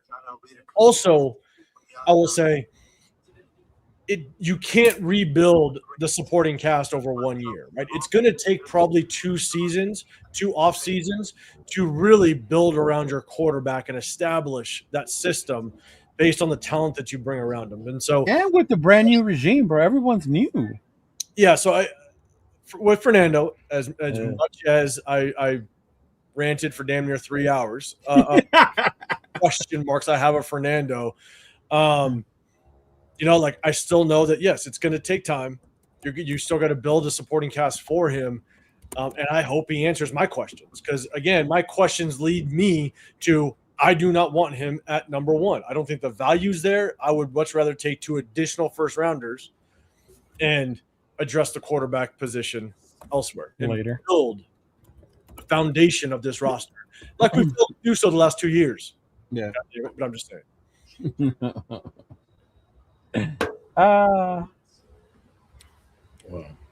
What'd you say? Who? Oh, no. Yeah. No, I get it. I think that's the whole thing. It's like, I'm with you, 805, with the timing. Because then that's the other part people are upset about with the Cousins signing. And I've told you, I'm not a conspiracy theorist, but I just thought it was odd that when you meet with Fernando, you talk to him. Obviously, you learn something about him, right? That, like, maybe I do like you, but I'm not sure I'm ready to start you right away. So let me go sign Cousins. Right. Because it was no coincidence that it happened back to back. And to what you guys were saying in the beginning, Turf and 805, because of the limited playbook that he had at Indiana, right? So in that conversation, it could have been like, tell me about this, tell me about that. And Kubiak and them could have been like, okay, I like his mind, but he's going to need more time. Let's go get a Kirk Cousins type to give. And that's why I'm not opposed to it. If we draft him number 1, I don't need him to start day 1. All right. I do got to get on my high horse here for a hot second for the old timers. No, real talk, because I just want to make sure people comprehend really where we be coming from, bro. Mm-hmm. Because real talk, I think 805 will 100% absolutely back me up at all costs. At the end of the day, it's all about winning. I don't give a shit. See, they don't understand we grew up with Dennis Rodman. Is it winning now or building a winner? No, it's winning, period, general across the board. Now we're building. Again, which one is it? No. Listen. What I mean is in terms of culture, in terms of the type of people, right? I'm again, Leo, I'm on your side with this too, right? We're talking about the Caleb Williams, the painting the nails. If a motherfucker like his nails painted, guess what? I'm gonna be painting his nails for him. If that's what's gonna get us a chip. If that's getting us a chip, dog, and that's what these young boys is dealing with right now. Then, hey, that's what I'm doing.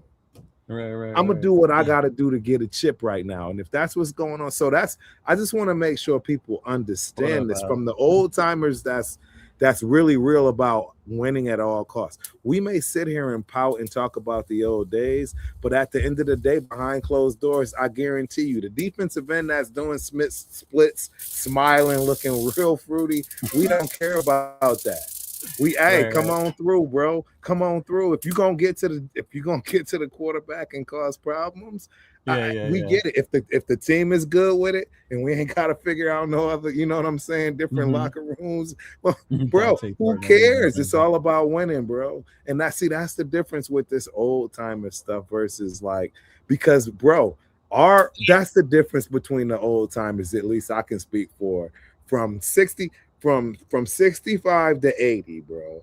That 1965 to 80, bro, we care about winning.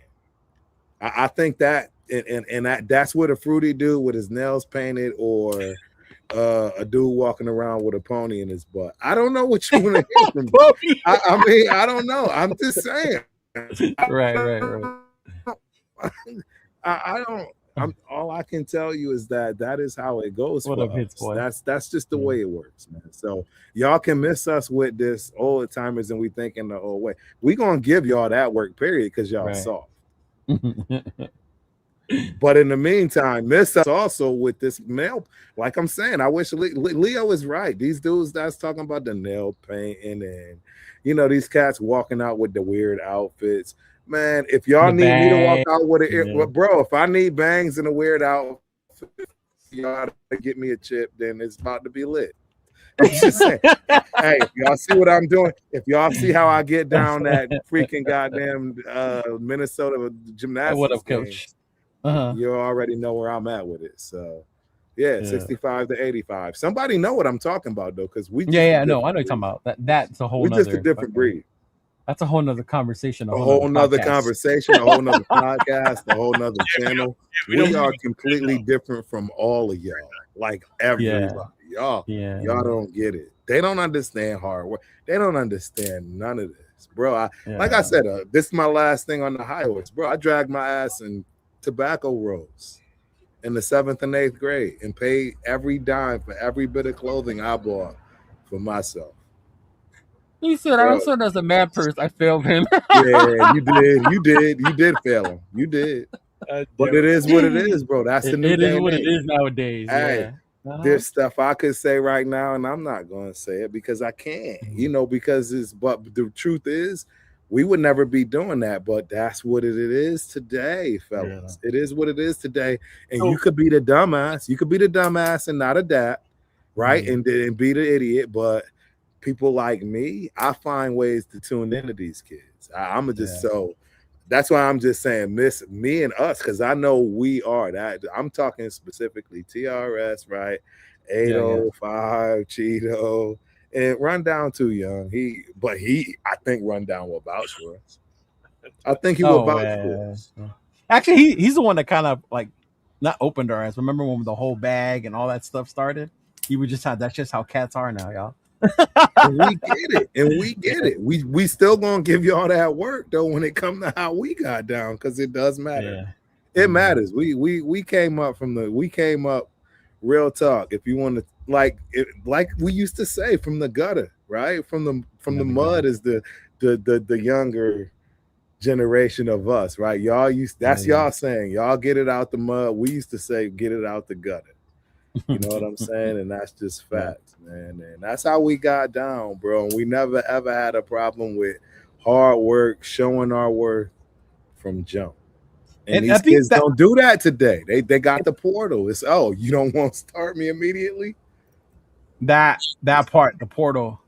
Yeah. I'm telling y'all, it's a different ball game, bro. It's a different ball. Oh, I'm not gonna play. I'm transferring. I'm transferring. You told me to do what? I'm out of here. Yeah.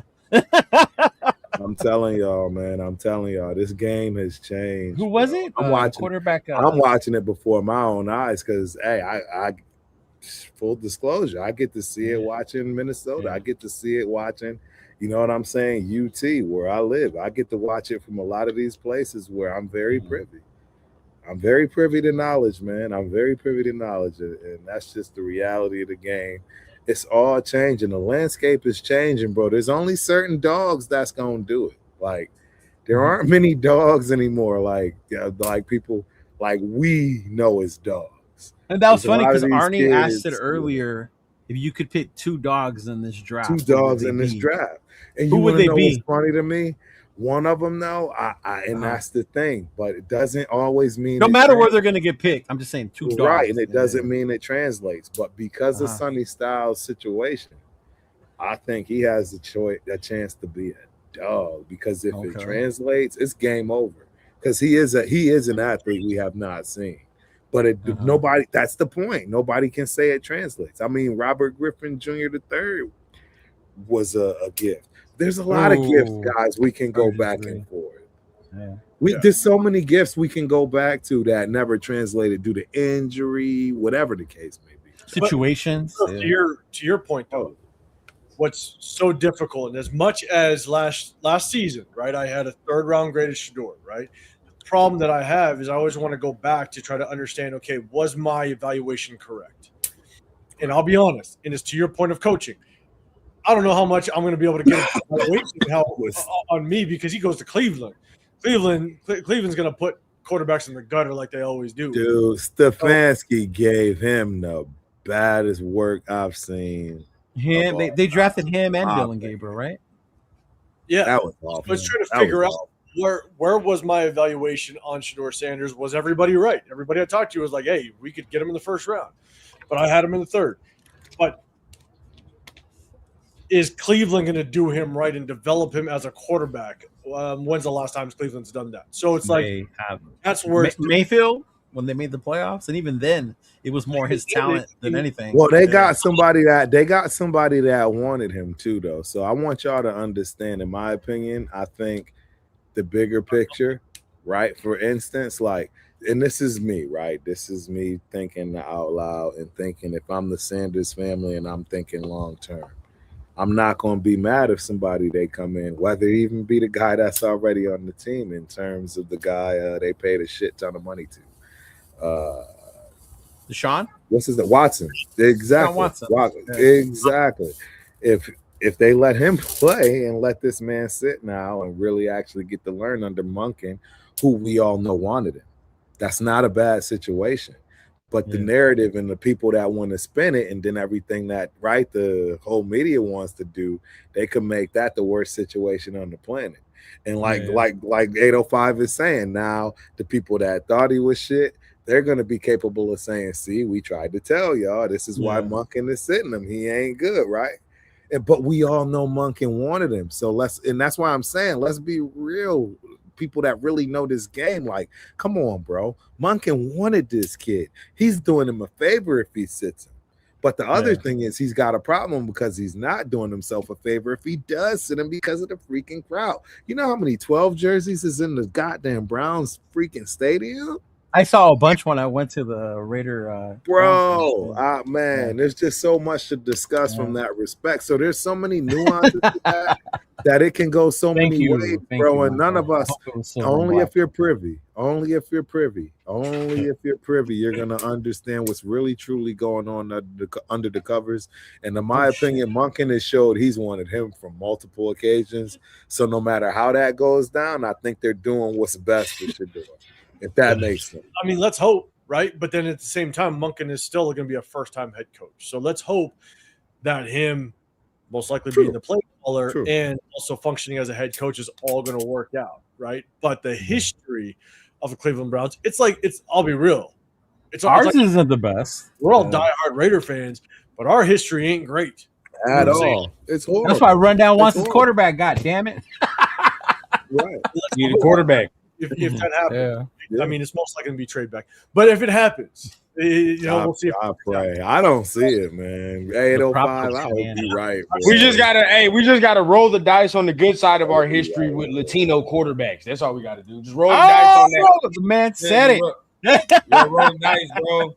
I can say that. Hey, I have half liberty. When's the last time a Cuban won the Super Bowl, bro? When's the last time a Cuban he said he put it in the general consensus. He said Latino. General consensus. And what I'm saying is I'm going Latino. a little more granular. I'm going a little more granular because it matters. Because the reality is, statistically, just period, pray, baby. No matter what race you are, your number one pick drafted specifically as a quarterback. First off, they definitely don't win a Super Bowl for the team they're drafted with, and if they actually do become shit, it's usually with the team that they get, traded. Manning is the only. So that's just the reality of it. I mean, the game is 60 plus years, man. I mean, 1 out of 60, 2 out of 65 years, 3 out of 65 years. It's only one. It's only been again do the statistics, fellas, and that's all. And that's why I want to say, just temper your expectations because Mendoza ain't no matter how you see it. Yeah. Mendoza ain't gonna be it no matter how y'all see it. Even if he does become it, it won't be with us. That's the facts. Like, and people gonna have a hard time with that. And then they're gonna be, we traded because you didn't have a choice. He wasn't gonna do shit here for whatever that reason is, just like all the rest of the statistically first. So you don't have no faith in this regime at all, being able to turn it around?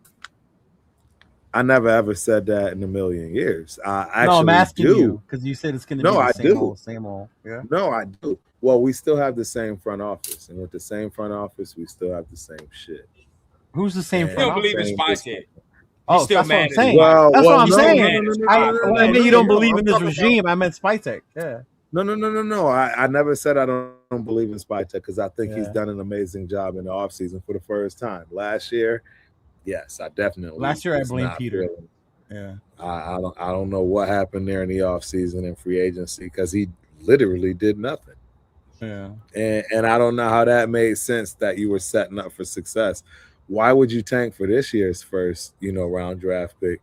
Wouldn't make sense to me because, again, we all know quarterbacks are better in the second round. And that's what I'm saying. My nephew is not believing in this kid. I know if my nephew had the choice of next year to get the first, if we could trade and get that first round pick next year and pass up on Mendoza, bro, Rundown's whole attitude would change. Any of them. Who's gonna be the first one? Any of them. If it stood right now, none of them are like, my God, surefire first overall pick. I'll take. Not even Arch. Well, you're a Texas guy, so you're telling me you're not going to take Arch over freaking Mendoza? As he stands right now, you can't tell me that this man's a surefire number 1 overall pick. You can't tell me. And neither do I think Mendoza is. That's the whole point. Rundown thinks he is, though. Yeah, that's the whole point. Yeah. You gonna stick with that though, and that you supposed to. If the Raiders draft him, then that means Kubiak and them thought he was. Hey, look, we all gonna have to die on our sword on this one, right? Because it is. Yeah. It reminds me of the Derek Carr scenario, man. And the problem with Derek Carr for me was I didn't care. This one I care because I know the statistics are on my side, and the reality is that if this kid ever does become something, it's not going to be with us. That's just the reality, bro. And I just want people to know that. I just want people to know that. I just want y'all to because when it all regurgitates, right? That's what I'm saying. When that shit all comes to fruition, just give Turf his flowers because look, hold on. I'm telling y'all, before we give you your flowers, I just want to point something out. Y'all don't understand the impact this team has had on my boy Turf. When me and Rundown first met this dude with Chris, he was the most positive motherfucking Raider fan you could think of, man. He kept telling me how we got to go to Vegas. Vegas is where it's at, y'all. He bought a condo in motherfucking Las Vegas, y'all. Turf was ready to go. Bro, stand ground. A Raider fan. No, I'm not saying you're not a Raider fan, but I'm saying like it's been so bad. Changed. Yeah. The level has changed as far as your enthusiasm, and I get it. We've been shit because we went through the Josh McDaniels thing. We went through AP. We went through Peter Carroll. Bro, I've gotten close in person. It's been horrible. Bro. It's been horrible. The difference is in real talk, fellas. No, the honest, true difference is I got up close and personal. I got involved. I was there for 4 years straight. I got to be involved with the players, families, all of that good stuff, bro. And you learn the good, the bad, and the ugly of all of that shit. That's the facts. That's the reality. I mean, like, again, I'm going to say, even off the field, when players and things start going sour, how their families get treated by our staff, by our front office. This is the shit we can't shake. That's what I'm trying. I don't know. They always get high grades about being treated the best. That's when you're a freaking legend, when you are actually a veteran, when you are an alumni.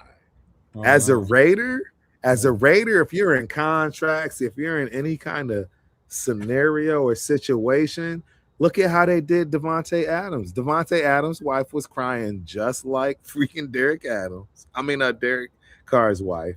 All these dudes' wives was getting messed with from these organizations and shit. See, again, you start to learn about how this stuff works. It's no different than in this college stuff. Y'all don't think there was college recruits that's signees that we chilling with at these meets, but they don't come with us at the end? You see what I'm saying? Like, you ain't part of that crew.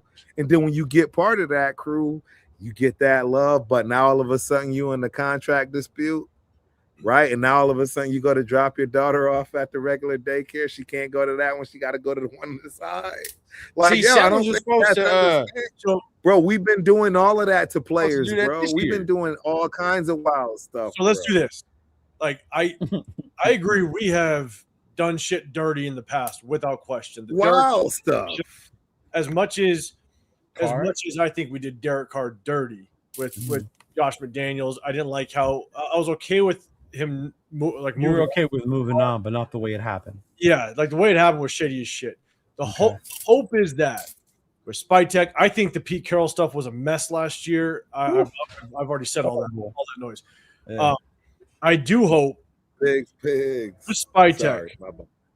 I hope with Spytek that every move that we've seen thus far with Spytek has actually been really good. All right. In my opinion. I think every move, including last year or this year, just to clarify. Just this year. Last year, I think Pete Carroll just had way too much influence. Now, correct. Obviously, I question the all. Agreed. But there's a lot of things that you could have looked directly at move-wise that was directly a Pete Carroll move. Stone Forsythe, stuff like that. That could have drafting Genty. Ashton Genty, because look, in my opinion, I think you pick Ashton Genty to win now, and I think by getting Geno Smith, it was all a win now move with Pete Carroll. So that's neither here nor there anymore. I think Spytek is willing to build this thing the right way. Now, it really just depends on how you feel about Mendoza. Obviously, for me, I'm a trade back guy. I think we need to build a foundation. I don't think Fernando Mendoza, he just has too many question marks for me. For you. But Turf, one thing I will say is, man, I hope that we can push this thing in the right direction with Spytek, with the moves that we've seen thus far. And if we do, as much as I'm on Team Tradeback, and I'm staying 10 toes down on that. If we do get Fernando Mendoza, I do hope he answers the question marks that I have. And we all do. I'm gonna buy his jersey. But are you gonna do? I know you will. I know you're gonna buy the jersey. Turf always buys the motherfucker. I ain't buying no goddamn jersey, saying, bro. Because I'm a supporter, bro. I'm a supporter. And now, that's why I put my money where my mouth is. Why I definitely. And that's what I'm saying. I know y'all gonna do that. My opinion on this nonsense. The people that were saying, because what again, I'm on the train that I think there are certain things that you know. Oh, I appreciate you, Jeff, 100%. And I'm on a train that I think certain things that maybe 805 other people question. I'm like, all right, no, I don't really have that question. And the only reason, you know me, I'm gonna deep dive. Right, especially when it comes to fucking quarterbacks, bro. Y'all know I'm gonna make sure I deep dive. So I dove enough for me to feel comfortable enough to be like, I think he can do these things. I do think he can do these things, and I buy into certain shit, right? So again, and you know, because when Severe was here, you know, I know we had the whole thing about he's a winner and all that, but for me, quarterback and what they do in late game situations, it does matter to me. Like it matters to me a lot. I said it a lot last year.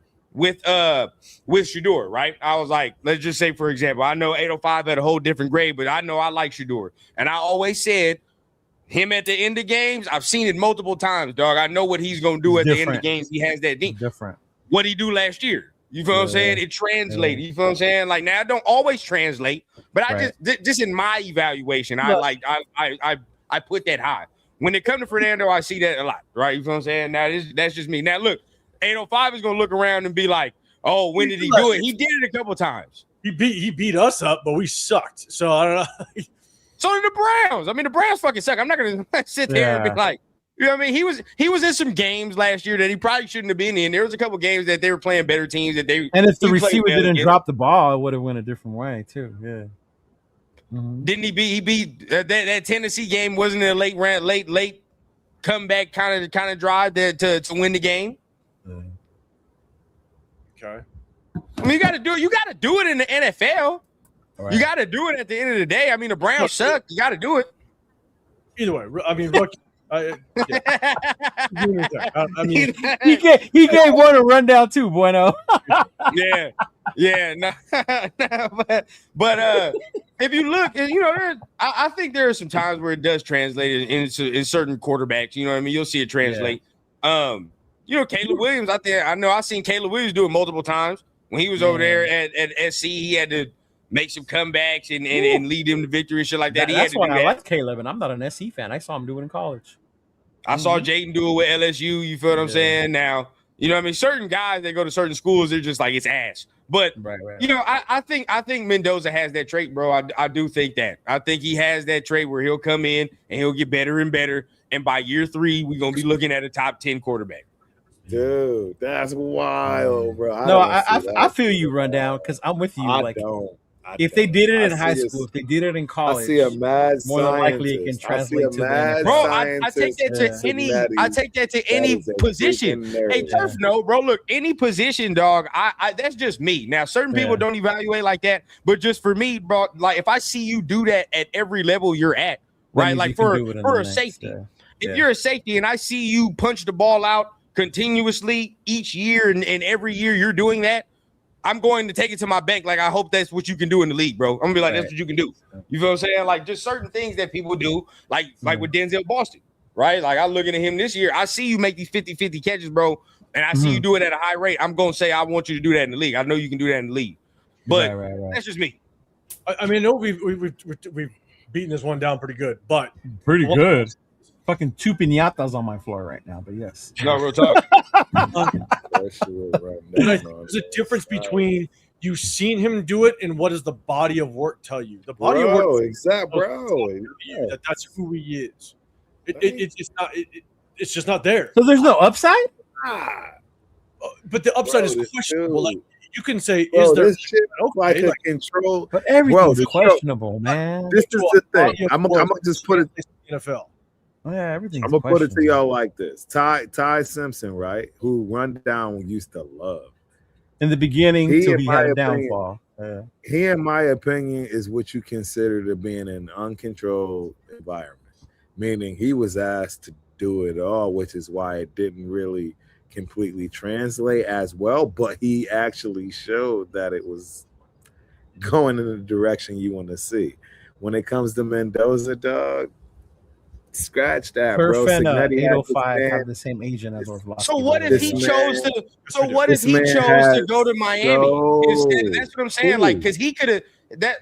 It was his. It was his decision to go to Indiana and do all that. Now again, me and 805. And that's because he knew he had Signetti that was going to get him right. He knew bro. But the decision wasn't about no national championship though. Yeah, it was about what was Signetti? What was Signetti doing? What was Signetti doing with the quarterback he had at James Madison and the one before? And then the fact that I don't know who that was. Who was the quarterback at James Madison? He can hang all of his hats. I don't know, but the productivity out of him and how he got him to where he was, you can go look at those numbers. Yeah, but I know the productivity. Who is he? Hey, I'm going to go to Miami. I don't need to know who he is. I know that Signetti gets productivity out of everything that he does because he's that kind. He's never going to put himself in the position to not. I'm going to tell you right now. And I'll end it like this because I know. 805 got to say something. I know we beat this, like you said, pretty good. But beat it like a horse. If you switch Beck and Mendoza, I think in Miami still go to the championship. Beck is trash. I think so. Beck is trash. I think Mendoza's better than Beck. I think Mendoza's better than Beck. I think Beck is trash. I think they still go to the championship. Yeah. I don't think Beck is a good person to have. Look at 805. So Fernando can't do what Beck was doing? That's what we're saying? I don't know. When Fernando Mendoza did not have a top-tier run game, when the running game wasn't at its best, his numbers are mediocre, averaging 226 yards per game, 1.5 touchdowns, a 66% completion rating. Like, mediocre at best. And that's a fact. That's where I point to. I don't play the what if game. I don't play the, well, what if he did this? Or what if he did that? Or what if it looked like this? Or what if it looked like that? I play the, what does the game film tell me and how does it translate to the NFL? Point blank, period. And what Fernando showed when the running game wasn't great, he was mediocre at best. That's it. Yeah. And so, now real quick, he's down by 17 points. I know Fernando Mendoza did not show when it comes to the body of work that he could kill you through the air on a consistent basis and take over games, like, and not just a drive, right? And Penn State, there's a drive. We point to Iowa, but Iowa, it wasn't even a drive. It was a quick slant on the 50-yard line and he took it for a touchdown. Miami, you're up by 3 points against Miami and you run a draw. You're not even down. You're not even losing the football game.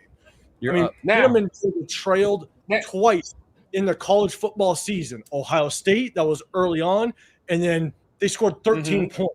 Congratulations, right? And then Iowa, Penn State. He had the drive against Penn State. Yeah, That's 805. The Raiders have Genty. We have a running game. What's wrong with you? Man.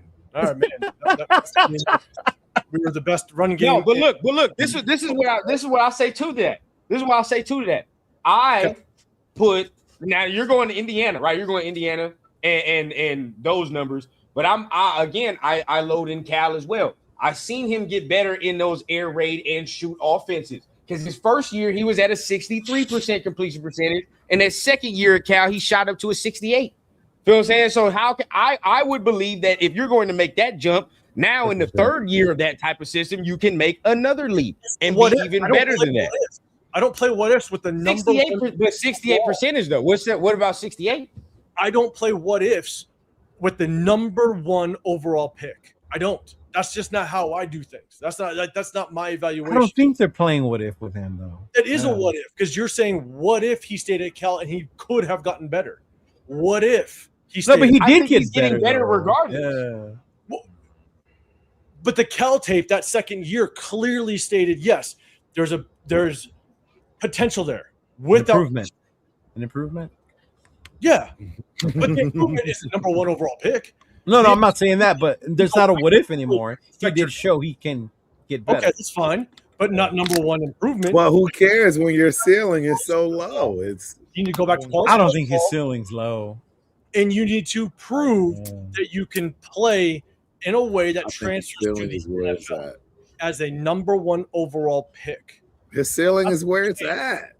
Yes, he's a game manager, dude. If his comp is Jared Goff, right? To some, right? Isn't that his comp to some people? Jared Goff. Some people, that's not mine. You already know how I feel about Jared Goff. So. His senior year, that he's a pure passer.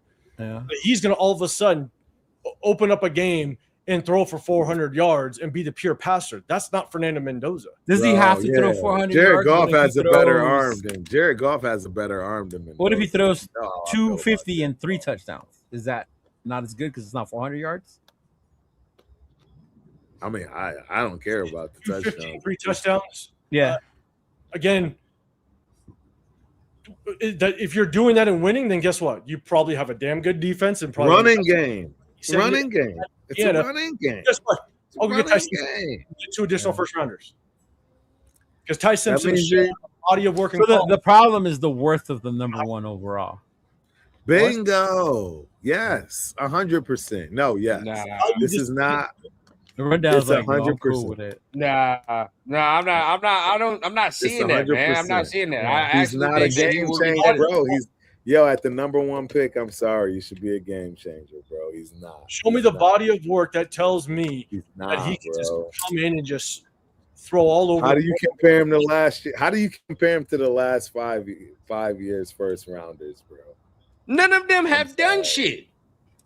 And that's the whole point. To begin in the first round, you're like, Caleb's barely coming on year 3, right? And we said 3 years, and they were all better than so Caleb's barely coming on year 3. CJ already won playoff games as much as you hate him. He's already won playoff games, right? But he's not a number 1 overall pick. He's talking about the last 5 number 1 quarterback. Bryce Young ain't done shit. He made the playoffs this year finally. Yeah, barely. But this is year what? Again, so it took 3 years. Run down. You're proving my point too, though, because they still haven't done shit. And what does doing shit mean though? It's like if they don't have a ring, they didn't do shit. What it means is making moves and actually having a roster that has some depth. So when one star or starter goes down, bro, I don't get that. What do you Caleb's mean? Doing things.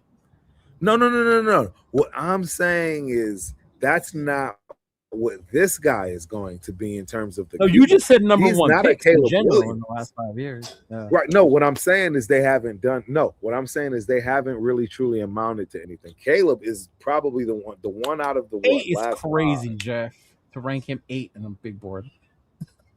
Mendoza 8 last night. Yeah. Nah. Mm-hmm. I don't know. I'd have to look at that. I don't know. I think there are 7 other better impactful players? Probably. I know how to put it 7. Okay, name 7. More impact players. I know Sonny Styles was board wise.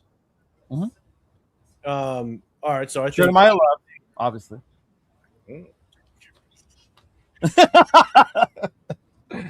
in front of Mendoza, just playing big board. Playing big board. Playing big board. Quarter. I mean, Smith. Jeremiah Love, Francis Mongoa, Jordan Tyson. Jordan Tyson? If you minimize the injury history. The injury shit though. I was about to say, how you gonna put someone that on a big board with injury history? We're not about what is. Remember, what if he stays healthy? Well, so like, let's just take what he showed last season. Take what the injury, right? Jordan Tyson. I'm taking plenty. Sonny Styles, Caleb Downs. Hell no, not with Sonny Styles. Hell no. I would take all of these guys over him. Hell no, I ain't taking in no terms Sonny of Styles being a impactful player for when they come in and hit the ground running. I see you holding a 5, 805. You get to 7. Arvell Reese, and we don't even know what position. I think that tight. I think the quarterback. wide receiver from SC. Yeah. I think the wide receiver from SC will have a better impact. And mind you, 805, to use what you always tell me about taking people. Yep. Keep in mind, if you take a quarterback in the first round, money and contract wise, the impact that has on building a team as well. Oh, 100%. That's why I take. Caleb Downs. He was quick. Caleb Downs. Oh, you have the big board. My bad. I'll put it up. Oh my god. Caleb Downs in there. I already said that. I said Caleb Downs. Yeah. A lot of people got the kid to learn. Justifiably do. That's what I'm saying, bro. It ain't like you get confidently list 7 off the top of your head. Like, no, bang, bang, bang. You can't. Yeah, you can. I don't. I don't know, bro. People saying he's not. I mean, for us, in terms of making. This is my thing. The kid can't come in and play right away and actually make a difference. And as we don't know that. One draft pick in the league. Okay. Signing Cousins. No, I'm going to tune into what Leo said too, though.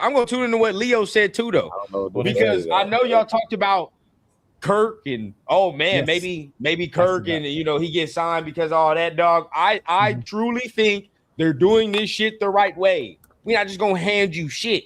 We're not gonna hand you nothing. You have to earn it. I want to see him earn the spot. And if he beats out a veteran like Kirk Cousins, who knows this system, we giving you all this time with Brian Greasy. You coming in and you do all that. We good. Bro, we know they're not going to. We know that. So this is my thing. You can say whether it's because the front office You think it's just Kirk and that's it? I think it's the same front office, and they're going to do the same thing. Or The you think money is Fernando's gonna gonna matter. They're going to play the quarterback because they're going to play the quarterback who's getting paid. That's what they're going to do. They're not going to play the quarterback. Fernando's going to make more money than Kirk. This isn't a competition. Everybody, that's what I'm saying. It's not exactly. I think it was the same thing when it came to Minshew. It really wasn't a true competition. They just wanted to make it kind of look like that. This isn't a competition. No, it's not. It's not exactly. Mendoza, everyone knows he's coming to start. It's just a matter of when he starts. That's it. It's not a competition. Exactly. And we have no idea what we're going to get out of it. I'd much rather get a player that we know is going to be. So you're saying it depends how ready he looks. You saying it depends how ready he looks. There is no competition because at the very latest, Fernando Mendoza will start year 2. At the very latest. Right. There's no world. Depending on how bad or if we win or not, it could be the end of year 1. But at very latest year 2. Why would they get him in there? Stipulations then? What's the stipulations? It's going to be a lot. The offensive Just line. How well he plays. Right. There's no competition. If Fernando Mendoza looks good, or let's say Kirk Cousins all of a sudden looks like crap, well, guess what? Fernando Mendoza is going in. But at the very latest, Fernando Mendoza is going to be starting game 1 of year 2. If you don't do it, that's number 1 overall pick malpractice, basically. Because at that point, you're. How long did Jordan Love sit? Jordan Love wasn't the number 1 overall. No. I said, but he was the number 1 draft pick. Was it 2 years? That for 5 years. Like 3. Damn near 3. I thought it was like 3, 4, right around there. Well, like 3. Rodgers. It was definitely. No. I get the difference with number 1 overall 805. I get that. 3+ years. That's the thing. Is that this isn't a competition. It's just a matter of when Fernando Mendoza through year 1. When he's ready. He sat in 5. Oh, wait. My bad. It was and he's going to start year 2. So this is no competition. And this kind of goes to, and Leo, This is my like conspiracy theory tinfoil hat shit. He's got one. Oh, no, it's good. I don't see a world where Kirk Cousins comes in after he went to Atlanta, knowing that he, or at least thought he was going to be the starter and possibly take Atlanta to a Super Bowl. That was his intention. Not saying it was going to happen. That was his intention. And I think Atlanta screwed him, took Michael Penix. So Kirk Cousins was pissed. I think he's coming over here because him and Clint Kubiak have a really good relationship. And the last time Kirk Cousins had a damn good season was with Clint Kubiak. I think the window of a trade back is just a little bit wider than people think. Because put yourself in Kirk Cousins' shoes. Kirk Cousins, Clint Kubiak, Spytek, Tom Brady, they all sit at the table.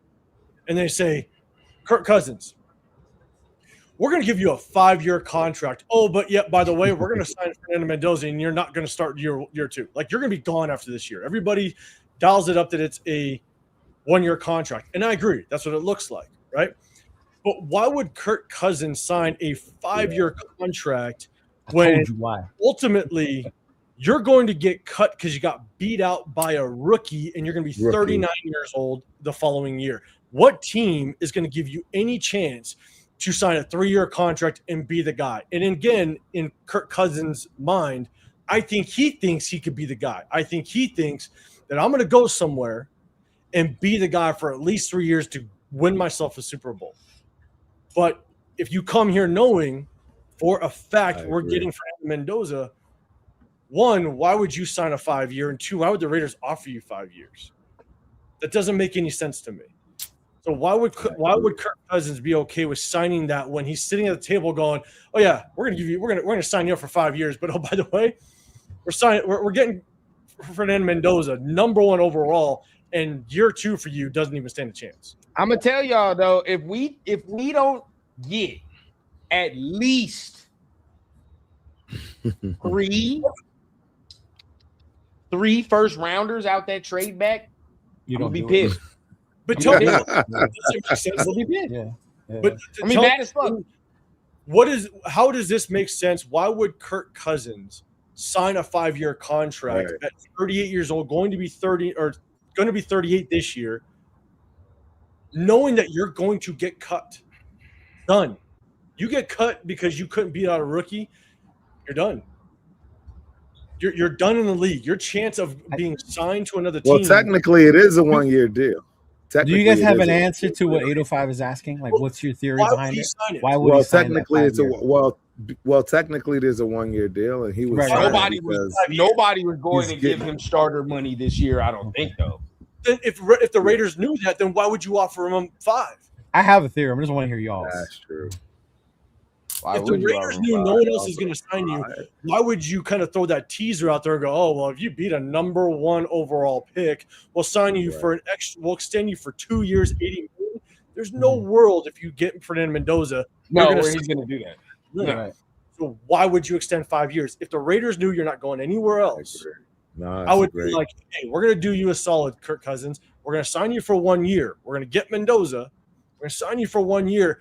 And when you leave off to the free agency market, your narrative is, I played out my contract. I played 1 year. This was the plan. So now you can maybe go off to another team and say, hey, that was the plan all along. He didn't beat me out. I just outplayed my contract. I'm good. I'm done. I'm a free agent now. But now, oh no, you're signed for a 5-year, which tells me at least the writing's on the wall that, hey, if it works out, they're going to roll with you. But we'll sit Mendoza as long as they feel necessary, or just don't. How old is Mendoza? Rundown. He's like 22. 22, 23. He's not one of these 25-year-olds, right? Nah, he's 22. He's young. Again, this is my tinfoil hat, but I'm just saying. Me and 05 have had this conversation. Yeah, he's 22. Okay. But matter of factly, his birthday is 2 days before mine, which is crazy. Oh, he's an October person? That's why. Oh, see. Yeah. Oh, wow. Oh, he's destined for success. So you and Fernando share birthdays. So that's why. Because I lost you. And they just run down. It's me too. Hey, you see? October shit, we're destined. We're destined. Tell me, why would Kirk Cousins sign that if you know because sitting at the table, the narrative since the day we got the first overall pick, the narratives the Raiders are picking Mendoza. So why would Kirk Cousins sit at the table and say, "Yeah, 5 years sounds great. Let's sign this." No, great point. I'm gone next year. There's no competition. I'm done. Where does that make sense? Do you have any idea why he would turf or run down? Nah, I mean, it's a great point. I know.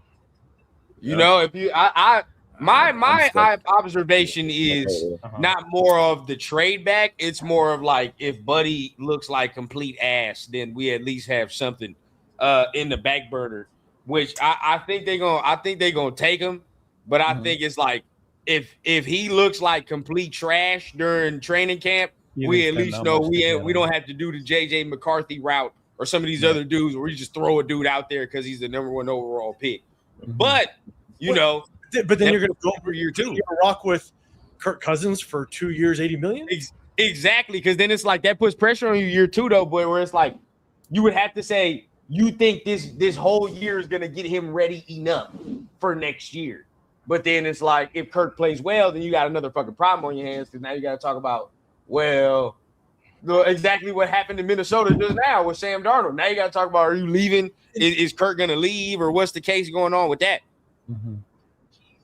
But I also heard the argument that people are saying, well, if Kirk Cousins does well and you have Mendoza, right, you can trade him, right? And what does well look like? I don't know. Maybe you win. Trade for that, though. I'm going to trade for it. The thing is, you can trade him, but then you're going to have to restructure that contract.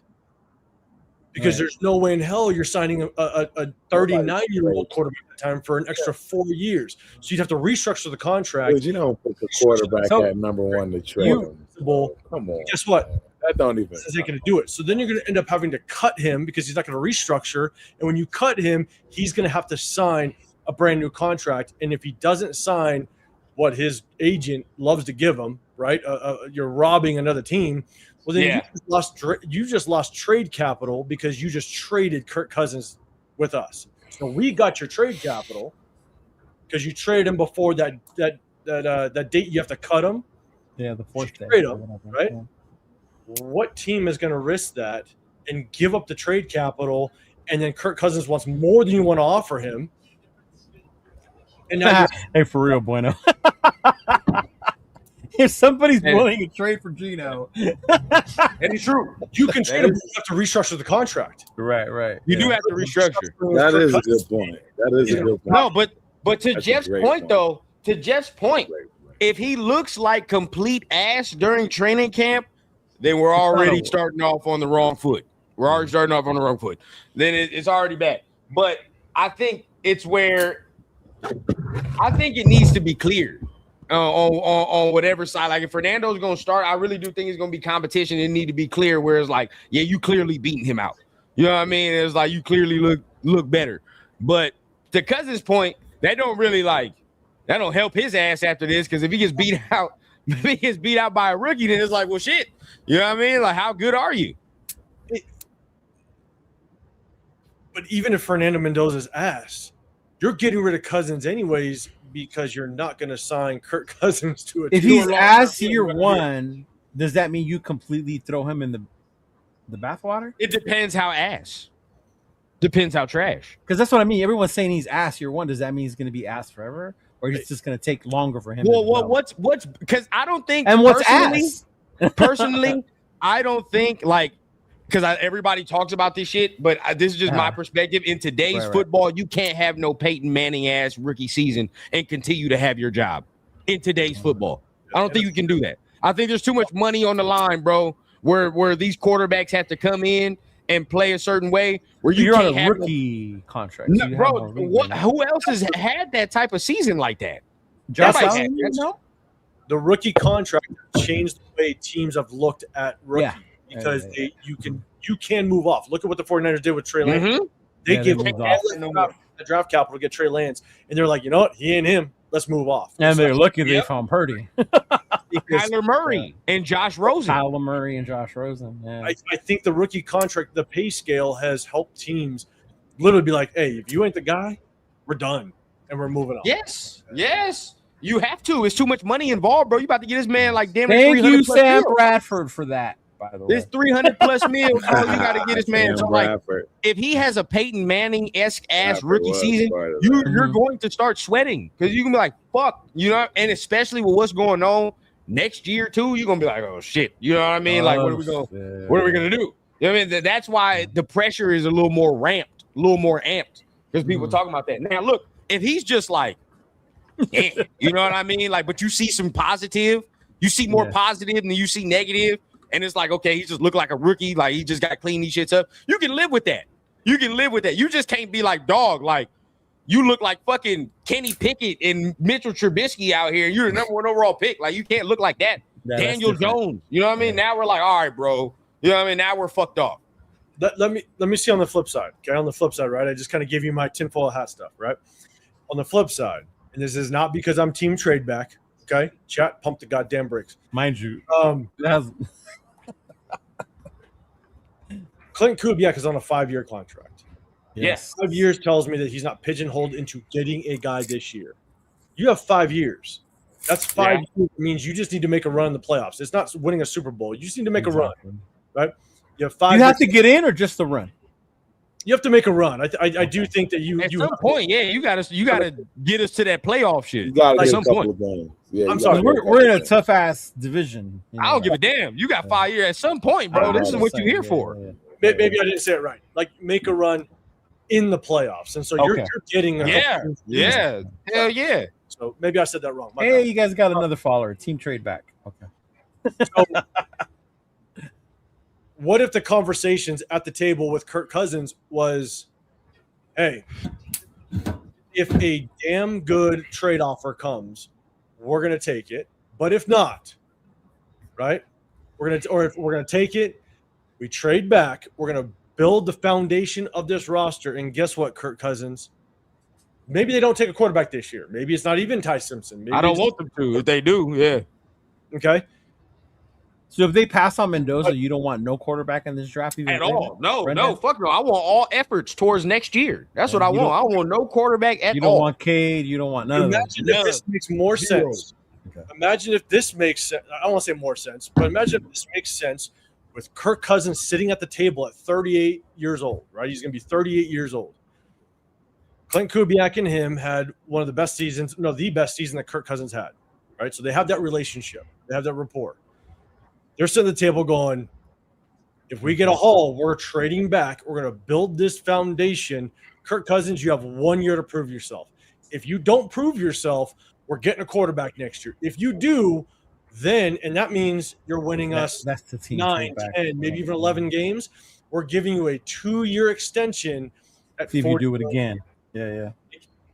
That's the proposal on the table right now. Yeah.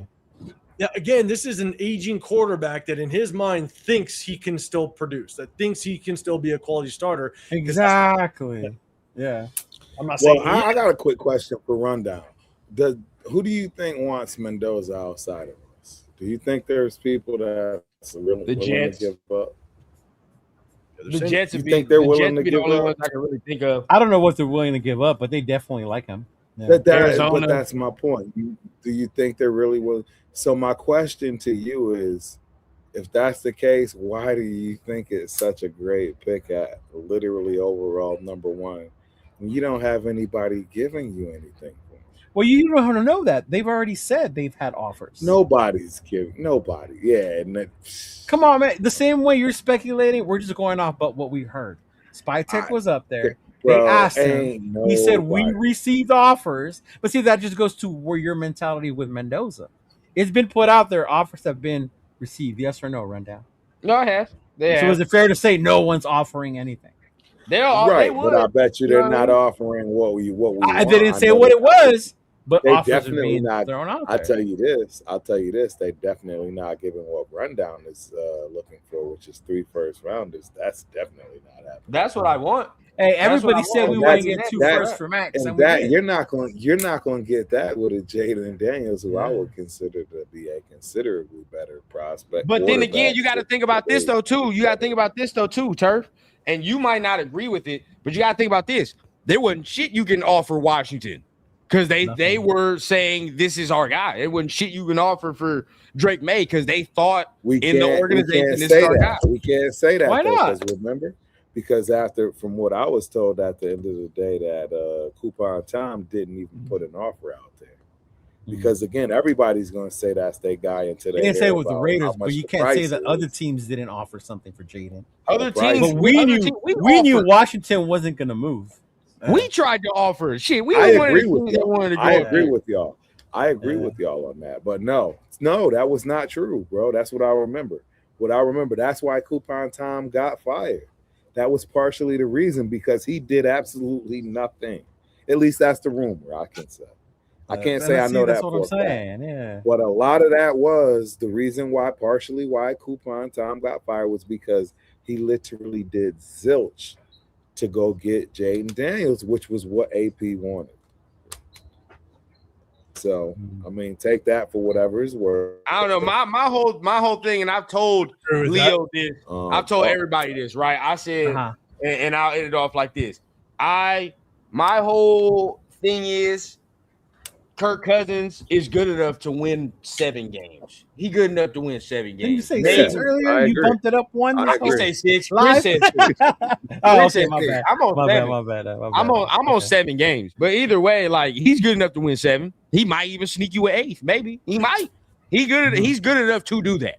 My shit is right where if we trade back and we get in a scenario where this motherfucker wins us 7 games in a 3 quarterback draft, at that point we're fucked again. We're fucked again, because it's going to be all again like Caleb Williams in that draft, where there wasn't shit you can offer them teams to move off of that pick. Yeah, because if you have a quarterback, you're not going to move off the pick. So the whole thing is going to be, now if we back in the other position again, we got shiny toys. But now we can't move up to get. Now we stuck to get a 2nd-tier quarterback again, and hoping a 2nd-round motherfucker works out, or somebody that's in the back half works out, or you got to hope that that it's one of those drafts that everybody's talking about. Because if it's not, what if this happens? I don't know, but what if this happens? What if only Arch and Dante Moore end up being shit next year? God! Now you sitting there and everybody else is just you know what I mean? Now it's like, all right, dog, you better hope. You better hope. So you have no love. You have the no 2028 is love going to be the draft class. You better fucking hope. Like, and now you like, oh shit. Like, now we gotta hope to trade up and move all this. You would hope to do that. That's you don't have no love. You don't have no love for Ty Simpson no more. Run down. Not as a fucking 1st-round pick. He said that during the college football season. He said Simpson's just falling off. Yeah. Not as a 1st-round pick. I remember. I'm just saying. Yeah. I mean. I think he was asked to do a whole lot more with a whole lot less. Well, do you guys know he's going to be there day 1? Do you think he gets picked day 1? Here's my no. I think he can get picked early day 2. You don't think I think we can get him early day 2. He's more of an early 2nd round. I have an early 2nd round grade on Ty Simpson. But if there are teams that don't get a quarterback, what you laughing at? Marshall Manning. There are teams, like, for example, if Ty Simpson's still on the board, and you have the Arizona Cardinals sitting there, maybe the Jets don't get a quarterback that 1st round. I could see a team jumping up a few spots to get into that Seattle spot just to get Ty Simpson on the 5th-year contract. I was going to say that. I can see that. I was going to say it makes sense because of the 5th-year contract. I can see that option. Makes some sense. Mm-hmm. Because if you get a quarterback in the 2nd round, he's going to be your starter. He's going to be your guy. So why not jump up a few spots to get that 5th-round option? When the last time, 5 quarterbacks next year, right? 5. Okay. Yeah. Now we look in the draft of the year where Caleb and them went with Michael. It was Michael Penix in that draft as well, right? Am I tripping? It was 5 of them. It was 6. 6. Yeah, 6. How many of them quarterbacks are worth a damn in them 1st round? How many out of the 6? 4. Out of the 6? Okay, you got. If they're not of the top 5. Not of the top 5, because we talking about picking back half 1st-round dudes, right? So, of course, Jaden was top. Caleb was top. Drake May was top. Okay, so of them back half 1st-round dudes, who's worth? Bo Nix. Bo Nix is one. I'll give you Bo Nix. I give y'all Bo Nix, so that's one. He's made playoffs. Who else? Yeah. Oh, out of the other ones, nobody. JJ Michael ain't shit. Penix ain't shit right now. No, So them is all them back half quarterbacks that we would be subjected to if we traded, if shit don't work out for us. Those ain't working out. Yeah, You feel what I'm saying? I'm telling you, Rundown, I'm with you. Like, it's a risk. As much as I think the quarterback draft class next year is going to be good, it's a risk just waiting, right? If the guy's there, it is because you don't know who's It's going to always come a out, risk, gonna get bro. hurt. You don't know what it is. It's always a risk, bro. Shit, if you were listening last year, this year was supposed to be Yeah, because you For got real. injuries, right? Who got injured? Drew Waller got hurt. he was never you were good to talking me, about but Klubnik got hurt. Nussmeier got hurt. Nussmeier They was got hurt. hyping up Club Nick. Klubnik Sellers, got who's hurt. going to be in next year's Sellers. class, was supposed to be in it. Arch fucked up the class because he was supposed to be in this class. Arch was too. supposed to be in his class. I was like, bro, let's do this. We are talking quarterbacks. I guess my question is I don't follow college like that in depth for next season, but I'm hearing that there's a shit ton of talent outside of the quarterback. Oh, somebody Yes. showed me a guy Next year, defense wow. being out of Texas. Next An year. edge, Yeah. right? That's fucking nasty. Colin Simmons, bro, nasty. South Carolina, nasty. Hey, bro, Yeah. I'm reading the room. Please I say see with something. Yeah. so, but look at it this way then. Jeremiah Smith. Look at it this way then. Like, the reality is if there's going to be 3, maybe 4, but maybe 3 really good quarterbacks next year, but a shit ton of positional talent, how many quarterback needy teams will be in the draft next year? I don't know, but it's not going to be very many because a lot of quarterbacks over the last 3 to 4 years got their guy and they're riding their guy. Could we still be sitting at 9 and get a top tier quarterback? Yeah, it could be like the Brock Bowers draft because so many quarterbacks were taken. You can get a talent fall to you. Or that if we way. trade back and you get an additional first rounder next year, or maybe we trade Max during the draft. See, this is where maybe we this is where the conversation shifts for me because I've always said I'm hoping Mendoza work out and next year in this needy draft that everybody has, we don't have Somebody to fucking slips to take a us, quarterback. yeah. You know what I'm saying? say Like that. now we could take a Smith, What up, Martinez? one of them DNs. Now we could take a fucking a real game changer type dude that's not quarterback because we got one already. That's like low key. That's the hope. But I get you though. I do get you because it is one of those drafts where it's deep next year. It is deep. Yeah. I kind of preface it, and I think you guys are talking about who would, and I've heard this question before, that if I have so many question marks with Fernando Mendoza, then who would be willing to trade up with us? Yeah, That's what my question is. That's the bro. I rebuttal said the you same get thing. when you're anti Fernando and trade back. Then who's Yeah, gonna but want who to the move fuck- up and be so bad? Nobody wants him. Nobody wants this kid, bro. That's But guess what though? The rebuttal to that is organizations make shit mistakes. I'm sorry, it happens. Oh every no, yeah. time. Minnesota drafting JJ was a huge mistake. It happens. Yeah. The 49ers coming up and spending Trey a Lance. load for Trey Lance. Like, Yeah. it happens. Organizations, and I would argue that the Jets, depending Did on the Bears trade up to get Trubisky? I don't know. Yes, they did. Hell yeah, they absolutely. I believe they did. I They believe they it. actually did. They Teams, absolutely I mean, did. shit. And they Carolina traded. Bro, up I'm telling you, man, the record for trading up or just drafting a quarterback first in general is not good. It's just We'll not. see. I mean, we'll see because there's plenty of avenues for us. The hope is for me that it's like this dude is something You just that we want a can quarterback. look next year, bro. We need a quarterback. I mean, as much as you want one. I agree. I mean, but just because you want it don't mean it's available, bro. I'm just saying. All right. You can Hey, want, now you can look want here, all you Turf. want. Now Bro, look how here, many Turf, and I people know want, you know what 805, I'm saying? I know 805, Everybody but I'm wants gonna be on something, Turf bro. That more. don't mean you I'm gonna get be on it, Turf bro. more because I know 805 is more willing. But with Turf and another person and other people, I'm gonna be on this. If he ends up being good, all right. I don't want to hear I'm no in for a long bullshit haul. about I'm in for a long haul. I don't want to hear no nitpicking shit because there's a lot in of for a questions. long haul. You feel what I'm saying that people have, and if he starts answering these questions one by one, I'm going. I got I'm a just, I'm question. going to look. Be like, I all got right, a well, question. If he turn into AOC, if he turn into AOC, what you gonna have for me? and then I'll sit there and tell you that I was wrong. You know, I'll say I'm that. just making sure. I I'll know sit there and you. say You know I that we will fucked too. up, and I'll be ready to do the Justin Fields type shit the next year. I'll be right back to it. I'm right at back. I'll figure out another quarterback to attach myself to. It'll happen. I'll attach myself to another. You're gonna have that selective memory, huh? You're gonna be able to have that short-term selective memory. All I know is the last 3 seasons, people will want to get at me, but can't do it just yet. They've been trying. Not yet. Yeah. Hey, look here though. Look, I will say this because Turf said I have selective. My batting average is not bad so far. I wanted Jaden and CJ, and y'all know that. My batting average ain't shitty. No, that's true. I agree. If this is the one missed, it is. I see who remembers it. What is it? What is it? It is what it is. If this is the one miss, bro, then fuck it. This is the one miss. Fuck it.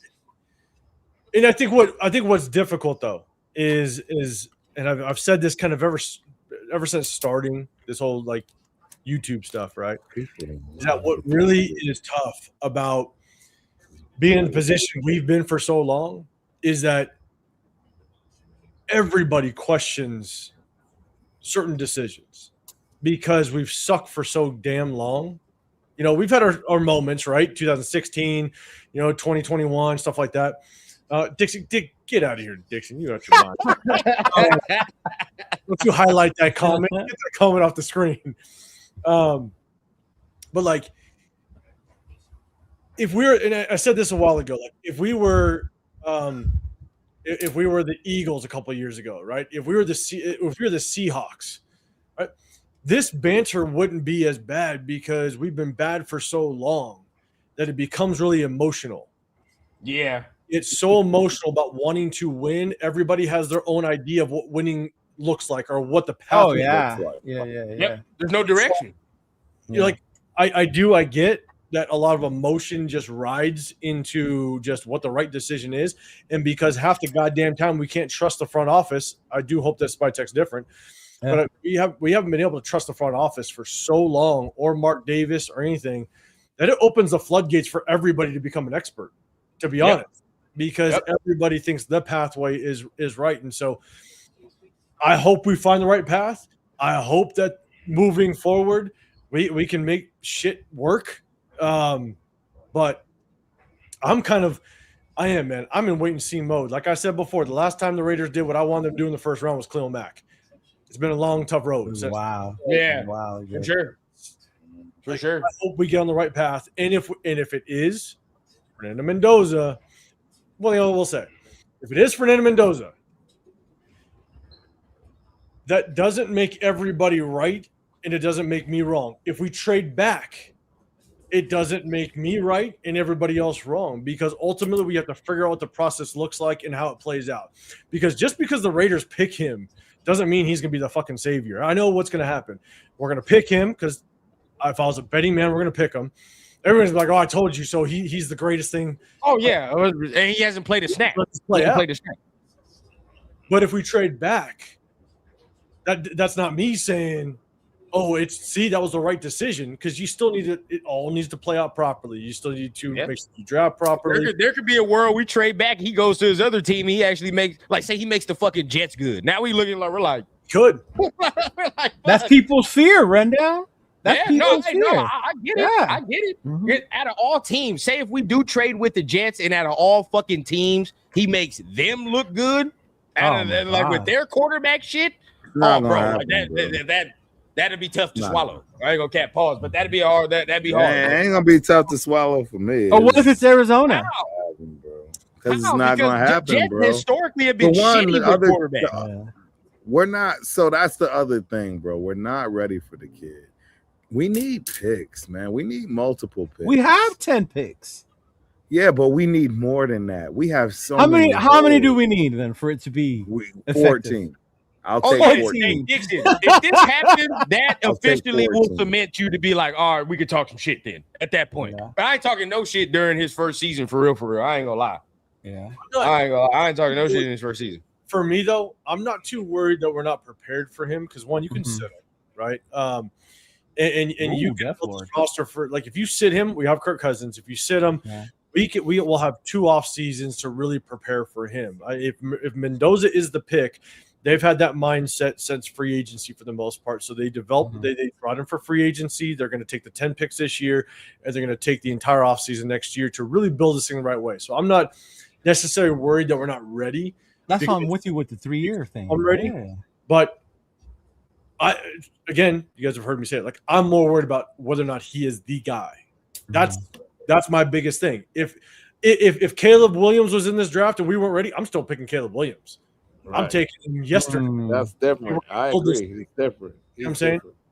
I just don't. I can admit that. Caleb Williams is not how I looked at this kid. Yeah, I mean, I didn't like Caleb Williams either, and that had a lot to do with other things. Yeah. Attitude, you know what I'm saying? The whole metrosexual thing. Yeah. That I can admit that I never ever, really like questioned his ability. No, I never questioned his ability to do what he's doing. It's no surprise that he's doing what he's doing. If Mendoza came out doing this, yes, I would be shocked. And I would be saying I'm terrible. I'm never going to talk for another 10 years because he's but I know it's not going to happen, and that's the harsh reality. I mean, and the statistics are by my side. See, that's the thing. Like, it's easy for me to bet $1,000 on this. Nobody's going to bet me $1,000 on this. Nobody in their right mind would bet that Mendoza is going to turn out to be anything.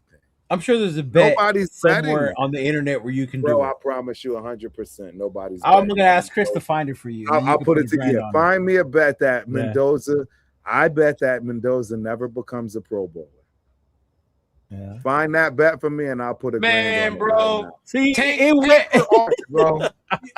Tank for Arch. Fuck it. That's where I'm at. Tank for Arch. Man. Let's just do that. I'm gonna put $1,000 on it. And see, this is the problem because nobody wants to listen, bro. Is Mendoza? If Shador became a Pro Bowler, Mendoza can be a Pro Bowler. Bro, that's what I said. Tweet, bro. All right. I'm on that. I will bet you right now. We all know that is not a real Pro Bowling season. Oh, now we're moving the needle. No, you said Pro Bowler. It's on the accolades, man. When he go through the resume, it's gonna say Pro Bowler. Hey, when it goes on the list, does it say anything special? Does it say Pro Bowler? There's the mute button for Leo and Rundown. I'm just saying, bro. I should have. And that's the thing. That's the funny thing. Look at you got right this there. Is the difference between the new age and the old age. Real talk. He said, "I'll bet you right now." He said, "The new age and the old age." Yeah.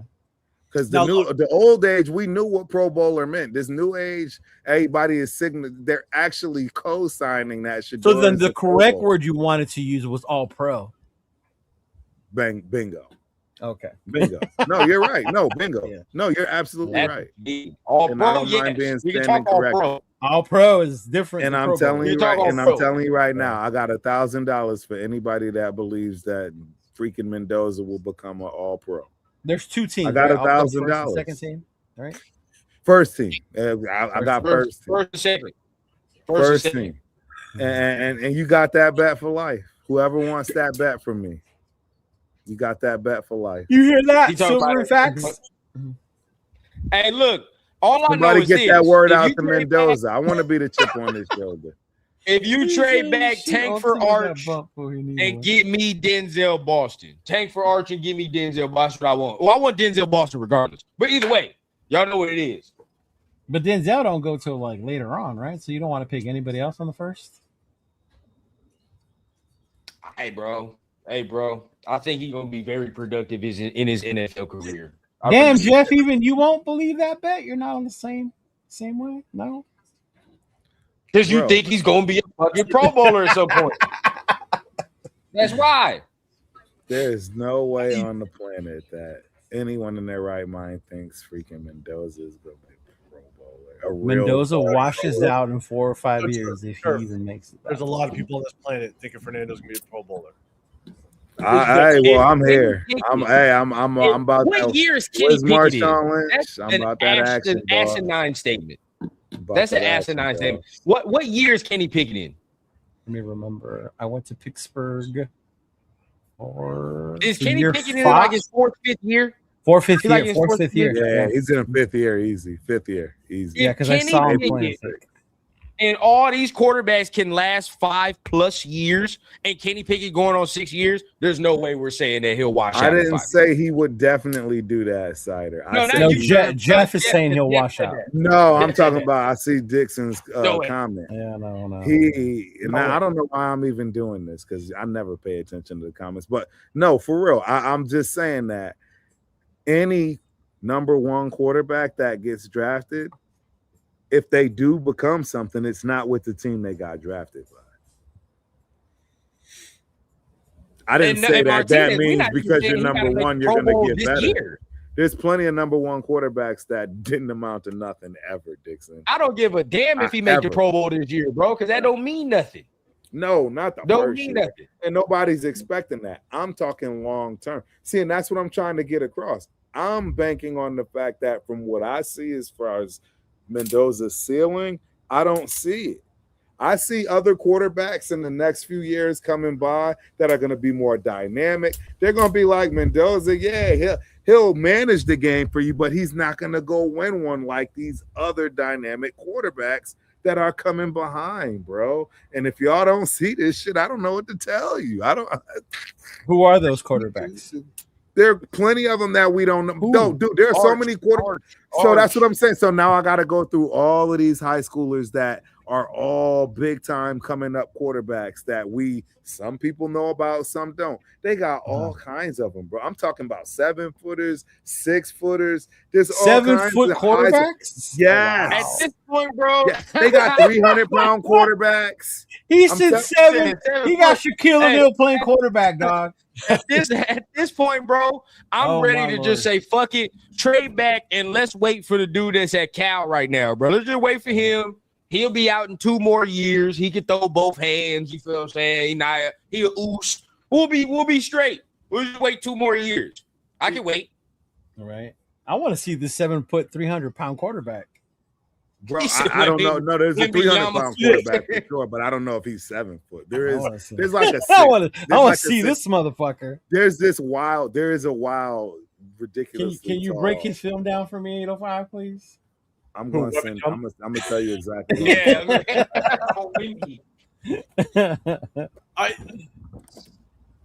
This is CJ Carr, baby. CJ Carr. I think this is where I'm telling you, like, it is tough. I understand a lot of people like Fernando Mendoza. A lot of people like Fernando Mendoza, and that's going to be most likely what the pick is going to be.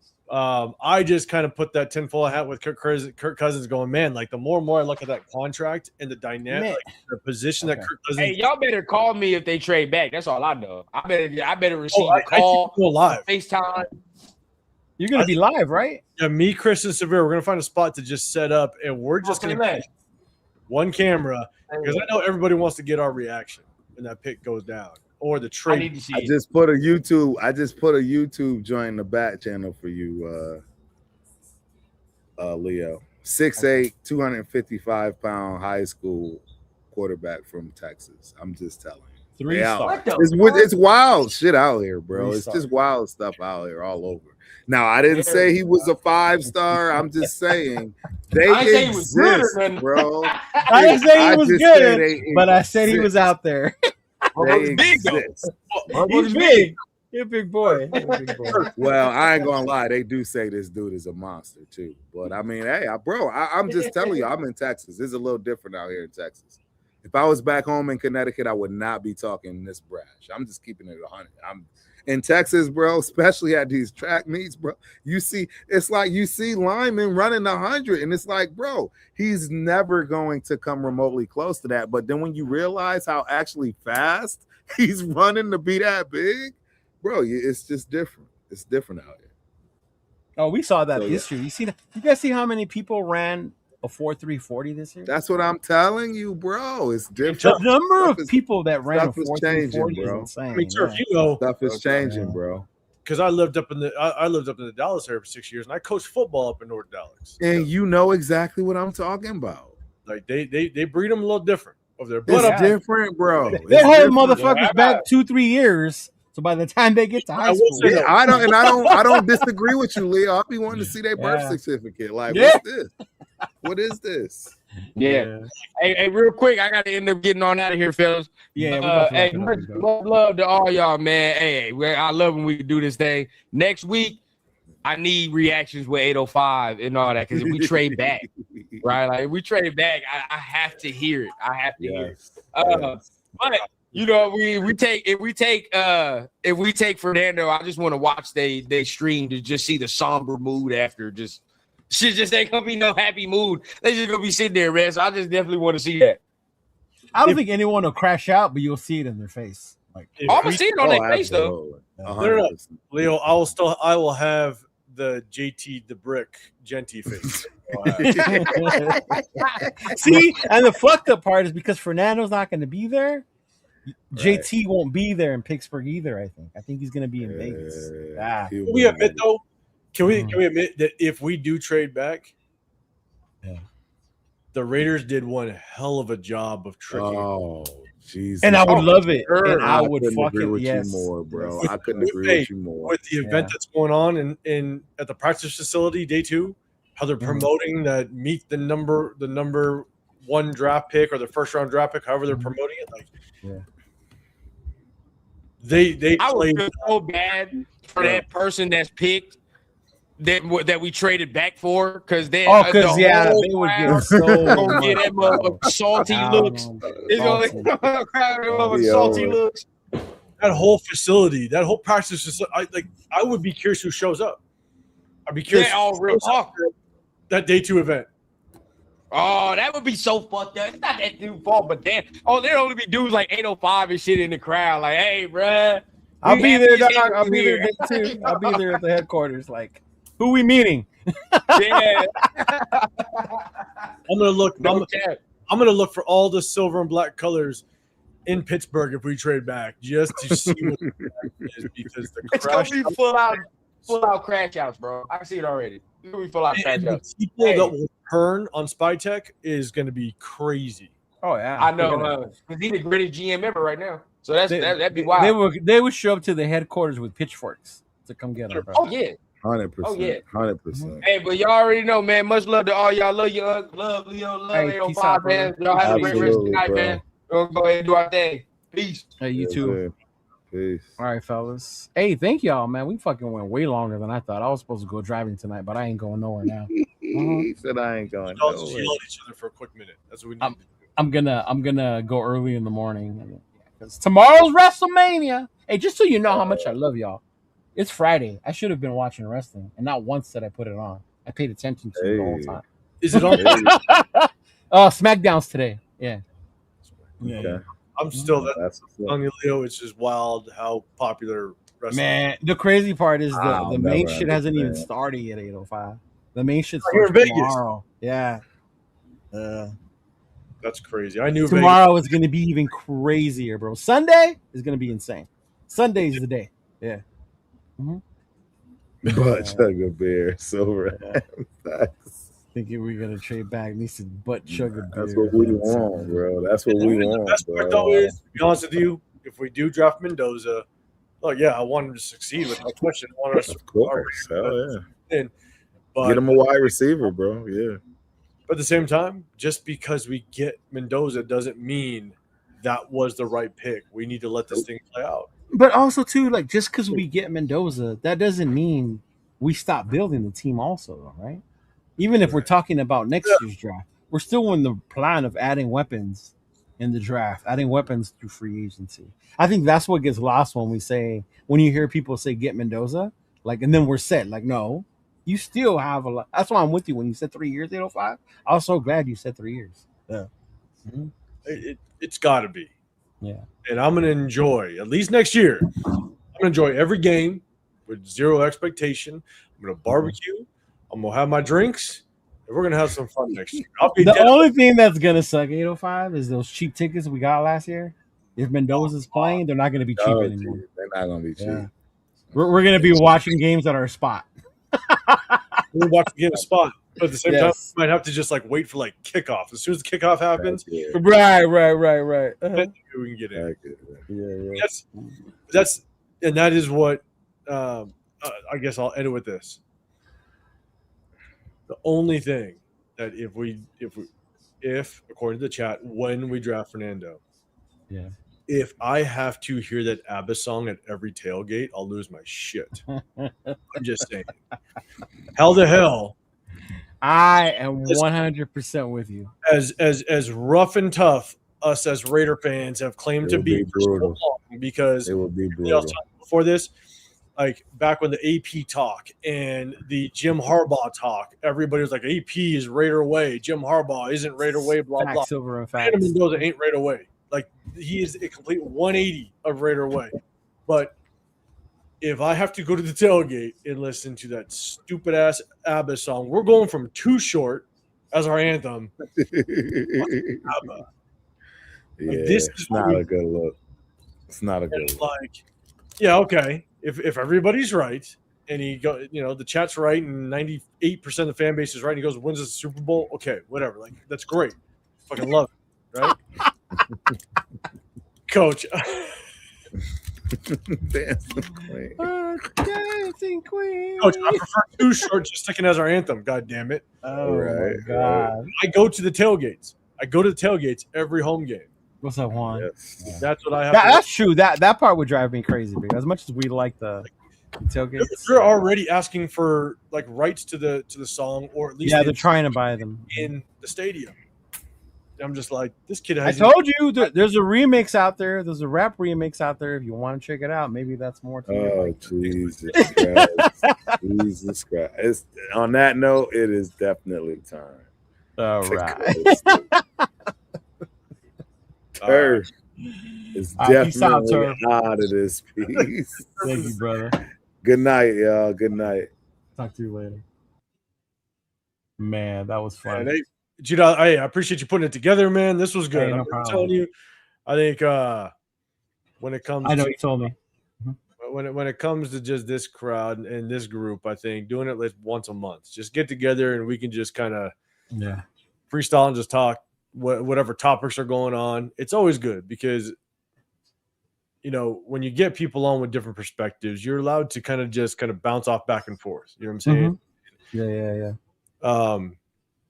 I think it's a good thing. And I think what's really good is the group that we have, you, myself, Severe, Chris, Rundown, Turf. Shout out to everybody else like Jay and Jeff and all those. What's cool is like we respect each other's opinion enough to where we will listen. Yeah. We'll listen and we'll try to figure out, okay, like if I got a stat wrong, or if I thought something happened in a game and someone else thought something different, we'll sit and we'll listen and we'll kind of pick each other apart. And we'll figure it out. Mm-hmm. But no, I think it's good getting together as much as, chat fucking hates what I have to say, but it's okay. I'm used to it by now. Shit. It's been that way for the longest time. And, I enjoy it. I'm not going to lie. Same, brother. Same. But yeah, definitely. It'll be interesting when we do this next month because then we're going to reevaluate the draft and see who was there, who they didn't take. And we're like, why didn't they take this guy? So that's going to be fun as well. Yeah. Mm-hmm. It's going to be fun. And, depending on what happens after this draft, I think at the end of the day, we're all going to try to figure out because we didn't talk too much about the draft, but I think that's the hard part is there's so much talent that's kind of the same in rounds kind of 2, 3, and 4. Yeah. It's like, where do we go? Who falls? Who falls to the second? Who falls to the third? And do you want to take a chance of a really good talent falling to the third so you go a different position group? And so I think that's, for me, what's going to make day 2 and the beginning part of day 3 very, very interesting. It was funny because I heard DJ Daniger and Mel Kiper talking about their big boards. And they were talking about dudes ranked between like 22 to 30 something. But those guys they gave a second round grade to. And I was like, wait, but you have them at 20 something. But you give them a second round grade. And it was basically just to explain, like, a lot of these dudes, even though we have them graded, they can fall to the second round. That doesn't mean they're first round talents. And that's what they were trying to explain this draft. Yeah. it's comparing the big board, but it's also comparing team need. And are the teams going to go best BPA, or are they going to go team need? And you just don't know. And that's why there's going to be the surprises in the draft. And I think this draft will have more surprises than previous because there's so like the safety group. If you don't get the top, two safeties, there's probably about 4 to 5 safeties after that could go between rounds 2 and rounds 4. I think it's the same with the DTs. Close. Yeah, if you don't get the top defensive tackles, there's a bunch that can go in between. Yeah. Yeah. So I'm just really curious, obviously, what they do at 1. That's just me. But going into rounds 2 and rounds 3, because you want to get starters in the first 3 rounds. Rounds 1, 2, and 3, you want to get starters. Right. That's the goal, right? Obviously, starters across the board for the draft. But rounds 1, 2, and 3, you want starters. Primarily, you want those to be starters, impact at least in one way or another. Yeah. Yeah. And so it's really interesting just kind of where they prioritize. For example, like the nose guard position. You can maybe get the nose guard in the second round if you really, really like somebody, or there's enough serviceable talent. That's what I was saying. Fifth, maybe you go after like the best safety possible. Yeah. So it's really interesting just kind of how they're going to navigate the draft. Mm-hmm. And with Spytek's history last year, the way he moved around, I'm really curious. Yeah. Repeat that process a little bit. Or did I'm gonna miss that this year, having watched day 2 with you, and then because the way we watched it was different. And I'm going to the headquarters day 2, but I know a lot of people might just be there just for the ambiance, right? As opposed to being really interested in the draft, like we were last year. Yeah. Watching it, seeing players. Yeah. Right. Yeah. Okay, he was on my board here, and but there's this guy left. I think a lot of people are just going to be enjoying the event, rightfully so. Rightfully so. Not looking at it in that way and that intensely. Yeah, at least Chona's going to be there with me, so that'll make up for it. Yeah, that's cool. That's cool. Yeah, but thanks, brother. Appreciate you, man. I'll talk to you next week sometime. I don't know what day you're leaving for Pittsburgh, but man, make sure you guys have fun out there, and I'll check in with y'all. I leave on Wednesday. I land on Wednesday, so I'll be there early, and I'm actually going straight to there's a Walmart right next to our hotel, and I'm stocking up. So there you go. Oh yeah. Make sure you get Chris some Smirnoffs and said Leo said this is for you. That's what I'm gonna do.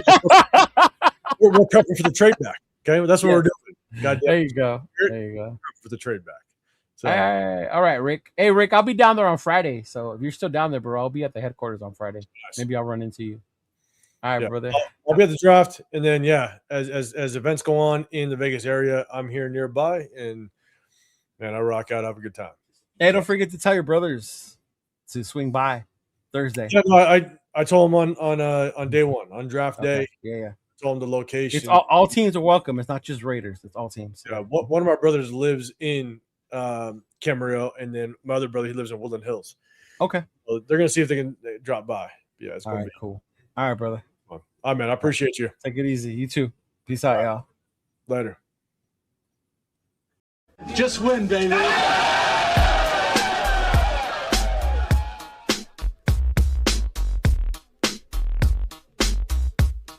Look, check it out. All black with a hoodie, snapback with a snap on. Long white socks, me mugging like I'm King Kong.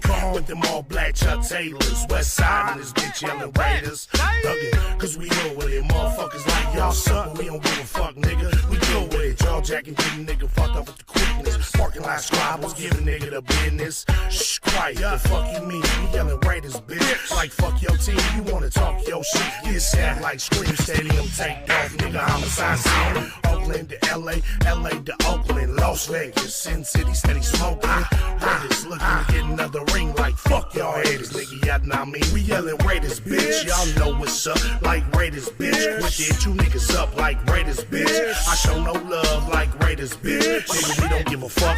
Raiders, bitch. Y'all know what's up, like Raiders, bitch. Quick it, 2 niggas up like Raiders, bitch. I show no love like Raiders, bitch. Nigga, we don't give a fuck. With so much drama in the big LV, it's kinda hard being Yaya or end up C, but I somehow, some ways. Keep dropping these Raider hits like every single day.